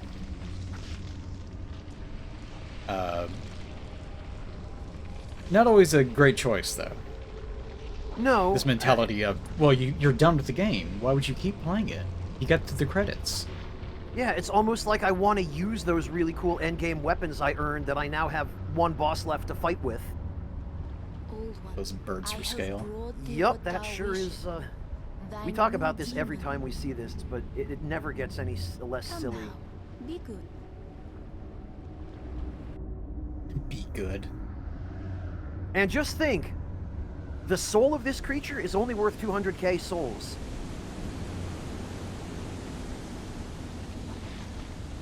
It has a bunch of things in its back that are somewhat reminiscent of the Ballista arrows that you were using earlier on the Dragon God. Yeah, they appear to be intended as some kind of seals. And there are similar things up above in the Nexus, similar structures. I wonder if, because this thing looks a lot like Lavos to me, in the sense that it has that same similar shape and it's meant to just be a big thing. Looking at it head on especially, yeah. So it makes me wonder if it's just some sort of imagery that's common in Japanese media or not. Well, Lavos had a specific reason behind its design looking like that, which is that it was, excuse me. Ugh. I'm not dead, I promise. Okay, well, I'm gonna it was- talk to her Let us while you proceed have below your to its reaction. lair. Okay. Go ahead. Let us proceed. As I recall, you can clip out of bounds in specific places here, but I am not gonna try. You can, but you just fall through the world. Has reeds growing inside of its mouth. Yep. I feel like I'm going to the bit of chaos. Yeah, there is that similar passageway leading in, isn't there? Everlasting demon souls. But this fight is infinitely more interesting and better done than the Bed of Chaos. Our first visitor. May you be welcome here. Our first visitor. Surely you have seen for yourself the pain, suffering that Welcomes you, and then in the next breath, life bar. faith poisoned. God is merciful, and so created the Old One. The Old One will feed upon our souls and put an end to our tragic realm of existence. Hey, he's pretty fucked up. Yep. He's got, like, 4 big eyes that themselves seem to have multiple pupils inside of them. Yeah, and he's still got his favorite sword stuck in his arm. Still see comments to this day of people angry that the final boss is not some epic challenge. Actually, I think this is one of the more interesting final bosses FromSoft's ever designed. Yeah, I like it whenever games do this. Yeah, he really is just pathetic. Yup. I especially don't like this one little gooey strand that he's got from, like, his ass up to one of his limbs. Yeah, it's pretty gross. I think it's meant to be the remnants of his clothes. Yeah, that's what I was kind of thinking. How did he get this way, though? Did something conceptualize him as this? He conceptualized himself as this, is the implication. I'm Because, guessing. That'd be the only person that could. Yeah, and also, if you hear his words when he kills you, he says, "I am tired of this rotten world." So it's just complete nihilism is the force behind him manifesting as a demon, and this is what you get, I guess, from that. Also, he describes the old one, the thing that you're in, I'm guessing, is not Yeah. being God, but being created by God. Yep. Which is consistent with other things you're told, actually. Like the description of the Northern Regalia.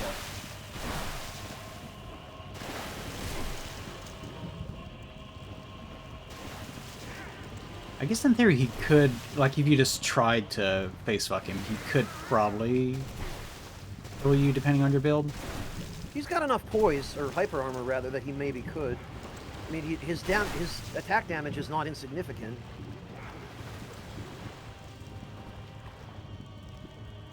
Ooh, nasty man. He's pretty Ew, gross. Like his like little winglets on his back.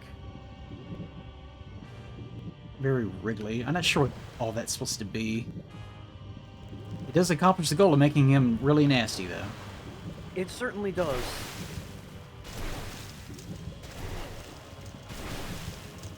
I think if I had to change anything, I would probably give him a little bit less health. Yeah, probably. I think they're figuring that you get here with a super overpowered weapon, though, and he'd need to be able to survive long enough to deliver his dialogue, because one firestorm will still kill him. Yeah, they probably, honestly, is probably just enough to where they were certain that he would be able to get all of his dialogue off. You wouldn't want him to be a one-hit. You don't want a bit of chaos situation for this particular kind of enemy. Well, yeah, I think that's exactly the reasoning. Don't attack as a message. Yup. Now, it seems like there's 2 endings or 3? 2. Good and bad, quote unquote, because they're actually a little bit more ambiguous. Oh, well, okay. 3 if you're counting actually losing, I suppose. Yeah. Cerazor, it's not just implied. Sage Frake, or rather Saint Urbane, has a line of dialogue at the very end of the game if you've rescued him, where he flat out says that the old one sounds like a crying child, and if you speed up its cry, it is just a baby's cry pitched down. Okay, let's finish him off. Just like a stream, potentially. Yeah, do it. To understand, no one wishes to go on. Chili time. No one wishes to go on. Sounds like something a narcissist would say. A narcissist who's also a nihilist, yeah. Yeah, someone that's completely unable to imagine anyone thinking anything that they don't think. Yup. Thank you for weapon. I'll put it to good use on nothing. Can't carry it, overburden you. How fitting. It'll be a nice paperweight. Or not, yeah.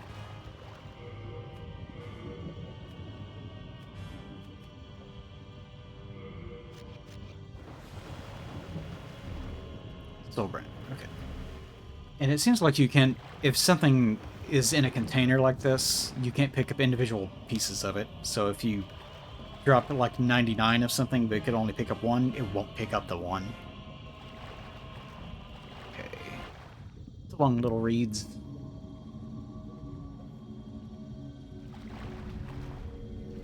Thine work is done.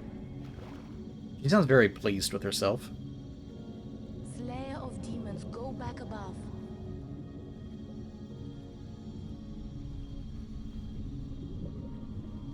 She actually kind of looks like 7 of 9 in her outfit because it's so The Nexus damn shall tight. imprison thee no longer. The actor making a Star Trek Voyager reference. Her outfit was so tight she needed assistance, like a supplemental oxygen during filming, because it pressed into her rib cage, made it impossible to breathe correctly.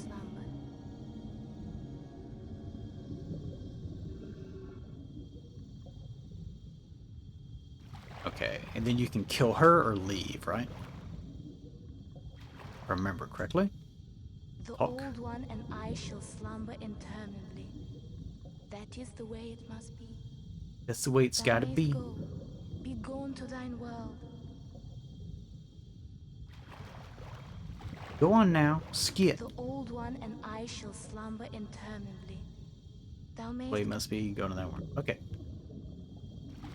So we get the decision to either murder or leave. Correct, Spy? Spy is gone, apparently. Oh, I'm sorry, that's correct, yes. I think I muted myself to cough and didn't... yeah. Uh-huh. Okay. Okay. Well, level me up. Look what well... you get.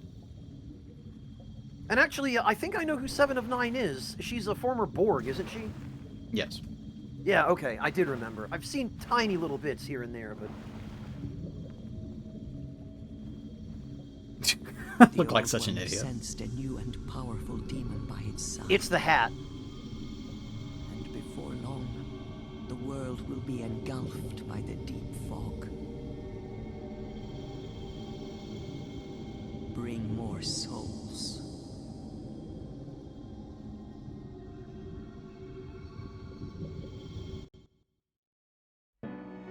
Bring more souls. Well, my self-conception will probably look a little bit different. I won't be a weird slug man. Aha. Assuming would that's you how it be? works. Considering my final statement, maybe I'll look like a huge douchebag instead. Well, I mean, that'd make a fitting demon, I suppose. Yeah, imagine getting there and instead of fighting the final pathetic slug, it's like a final pathetic milady guy. A neckbeard? Yeah. Yeah. I mean, I've seen stranger final bosses.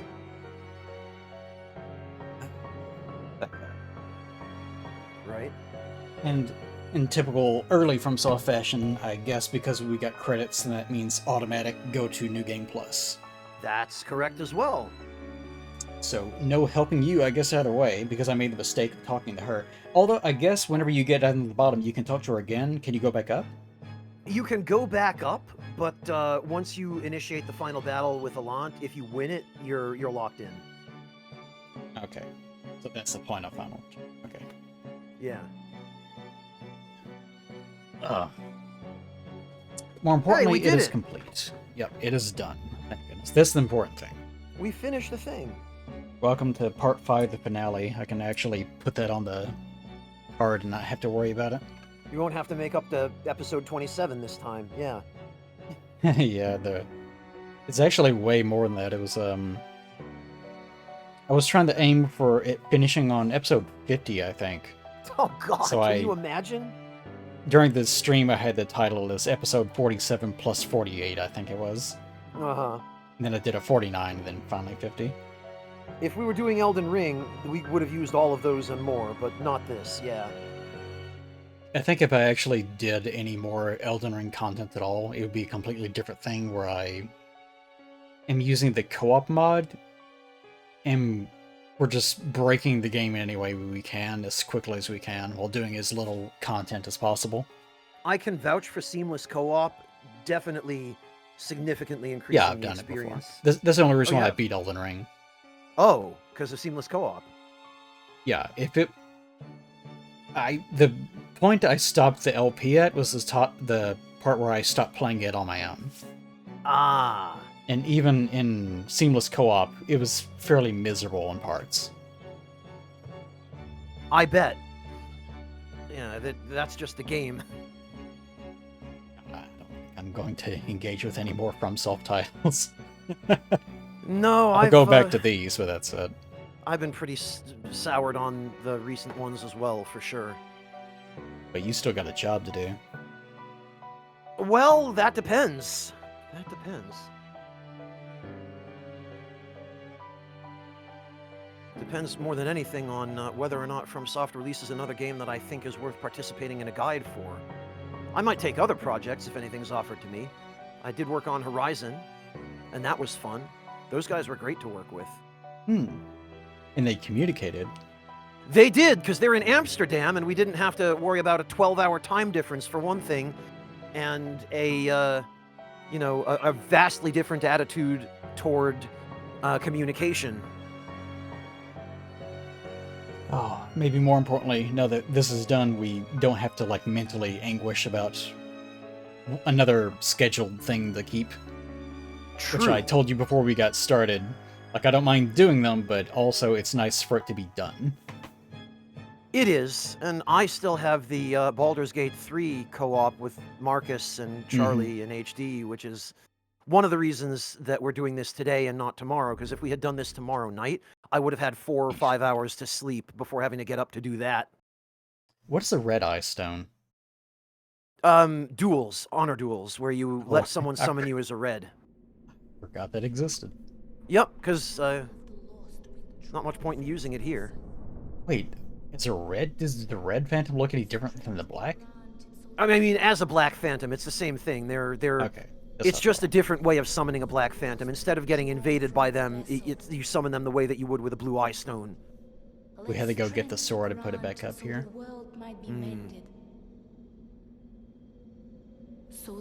Yeah, I don't think she can actually move too well in that outfit. It looks incredibly impractical. We're technically in this playthrough we're meeting for the first time. Wow, you look like a huge douchebag. That's exactly what I was going for. Thank you. Nice to meet you. If I had a nickel for every time I've been told that, I haven't actually, because I don't dress like a douchebag. But I guess if you get told every day of your life that you look like a douchebag, you can either dramatically change yourself or completely commit to it. That's right. Fair. That's exactly what I was going for. Thank you. Alright. You can watch her waddle on the beach before that final boss. Yeah. Yeah, there's a lot we missed in this play. This is not a comprehensive playthrough like I normally do. I just thought it might be nice to do something that is sort of fast, where we could kind of just crank out something real fast that's sort of LP-ish. Because I know a lot of people have been missing that sort of content, especially just in general on YouTube lately. One of the most common comments I was getting on the videos as I put them up on YouTube was, wow, it feels like 2016 or whatever again. Or, this feels nostalgic to me, which is really weird to me because, you know, I'm in my 40s. This is something I did just a few years ago, so it's like, really? It just happened. Time escapes pretty quickly, doesn't it? But if you're, 14 or something, whenever you're watching LPs on YouTube, when those are more of a thing, which they're really not that much of a thing anymore, then yeah, this probably feels like something that happened when you were a kid, when you were an itty-bitty baby. I mean, Demon 6 Souls years ago, was whatever. 2009, so yeah. But I thought people would enjoy it, so it's been nice to be able to have something on the channel that I could just plop down. It's not overly complicated. Yeah, you didn't have to do a ton of editing. If it was like a typical playthrough for me where I just read through everything, we'd be here forever. Be here absolutely forever. So, it's fitting that it turned into, at the end, just sprinting past everything. Like, and palming fat ministers out of the way, pushing them over the ledge. No time. No time. Headbutting everybody. Yeah. No, I mean, we got to show a variety of different ways of handling the game, though, which is good. I feel like we did it justice, even at the end. Yep, this is the Demon Souls experience. It's not the Dark Souls experience of arduously going over every last detail and such. It's, wow, this is broken. This is broken too. Should we deal with this? Nah. It's Demon Souls. Yup, Very different experience. And using my, I didn't even really talk about it that much, my broken regeneration ability, or a build. Regenerator Ring, Adjudicator Shield, the ability to heal myself whenever I want to as well, and so on. You can still die from it, but you really do get way more relaxed. And you don't even have to stand in front of a boss fog for 5 minutes buffing yourself to make it work. You just have it. Yep. And it just works. Oh, alright. I think we're complete. Now I can finally go get some chili. Yes, please go eat. You can finally not have to worry about your Fridays anymore. Or Thursdays in this case. Yeah. Yeah. Although, I'm gonna miss you, but we can always catch up. I'd still be here. Yeah, I mean, you know what I mean. Yeah. It just An won't excuse. be the same, man. You got anything else you want to plug? Your thing coming up on Saturdays? I mean, it's not really relevant to this, but if you want me to. Yeah, go ahead. I am doing a co-op playthrough of Baldur's Gate 3 with one Marcus, also known as Epic Name Bro, as well as one Charlie Bit Me and one Half Damage. And it's Marcus is in charge of leading the party, so it's complete and utter chaos. What kind of playthrough has it been, anyways? So, like, as far as alignment goes, I mean. I'm gonna go ahead and say chaotic neutral, only That because I sounds don't about right. know how else to describe it. Yeah, there's we have a little video actually that Marcus and I collaborated on to introduce the characters that we're using. So if anyone is curious about it, I will link it in chat so that you can all. I was actually doing a Baldur's Gate 3 playthrough here on Twitch for a while it was Really? popular. Yeah. But I got up to the big city at start of Act 3. I never got past it, though. I've never played past that point. Because I thought, well, I'll get back to it eventually, and I probably will, but it might be one of those games as well where it requires a co-op playthrough to force me all the way through. Mm-hmm. And in the case of Baldur's Gate 3, my impression of it is people love doing co-op playthroughs of it in the first act. Yep. Because there's probably going to be more than 2 people. Eventually, everyone's schedules fall apart and it becomes way too difficult to just get everyone organized. Gotcha. Yeah, that's fine, because Act 1's pretty good. It is, and I've heard people say that it falls off a lot in Act 2 and 3, and from my experience, they're not wrong. But I think that in the right co-op group, just your group shenanigans is enough to keep it going.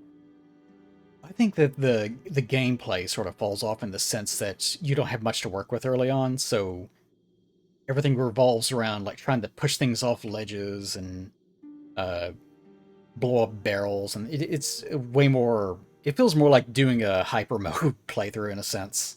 Whereas as time goes on, you get a little bit more outfitted, and the circumstances for creating those sorts of interactions don't exist as much in the later acts. They're still around. Yeah, they definitely, you can tell that they had a little less time later on, but yeah, and those old VODs will be on. Like with these, I'm making these public, which I usually don't do. Whenever I do stuff on Twitch, it's just there, and I put them in an unlisted playlist that you can find. It's, publicly, you can see it. The playlist is public, but the videos are not. So if you want to go find my old Baldur's Gate playthrough, it's in that same playlist with everything else, all my old Twitch VODs. So they're all there, including about 500 other videos. So you might have to, wade through all that, but they are there. Okay. It's fine. People will find it. Yeah. None of it's monetized, though. So, fuck it. Yeah. Yeah, boy. All right, everyone. Let's call it there Yeah. so we can all eat and retire. That's a good idea. I like that idea. And then in my spare interim time, I will maybe do a Demon Souls playthrough over Discord with random people where I don't have to actually commentate. I can just quietly watch Star Trek Voyager off to the side while we Well, that'll be kill fun random still. enemies. It's worth Yeah. doing that as well. I've always enjoyed doing FromSoft games a little bit more like that. I'm just fidgeting. That's the reason why I love hanging out in the Berg-style areas so much, is you can just sort of hang out and casually murder. I don't know what I'll be doing next. Well, I know what I'm doing now. I'm doing an O'Brien video, Chief O'Brien. But as far as like Let's Plays, I do plan on continuing to do some Let's Plays. It'll either be Dark Souls 2, as far as public ones, or it'll be like one of the Zelda games, whether it's Majora or Ocarina. Probably one of those two. Those have been my ideas anyways, but nothing for a while. Okay, anyways, thank you guys for watching. I'll see you guys whenever we see you. Yeah, have a good one, everyone. Thank you. Adios, everybody. Goodbye. Press A, hold, wave. Actually, I probably should have decided that'd be more fitting. Alright.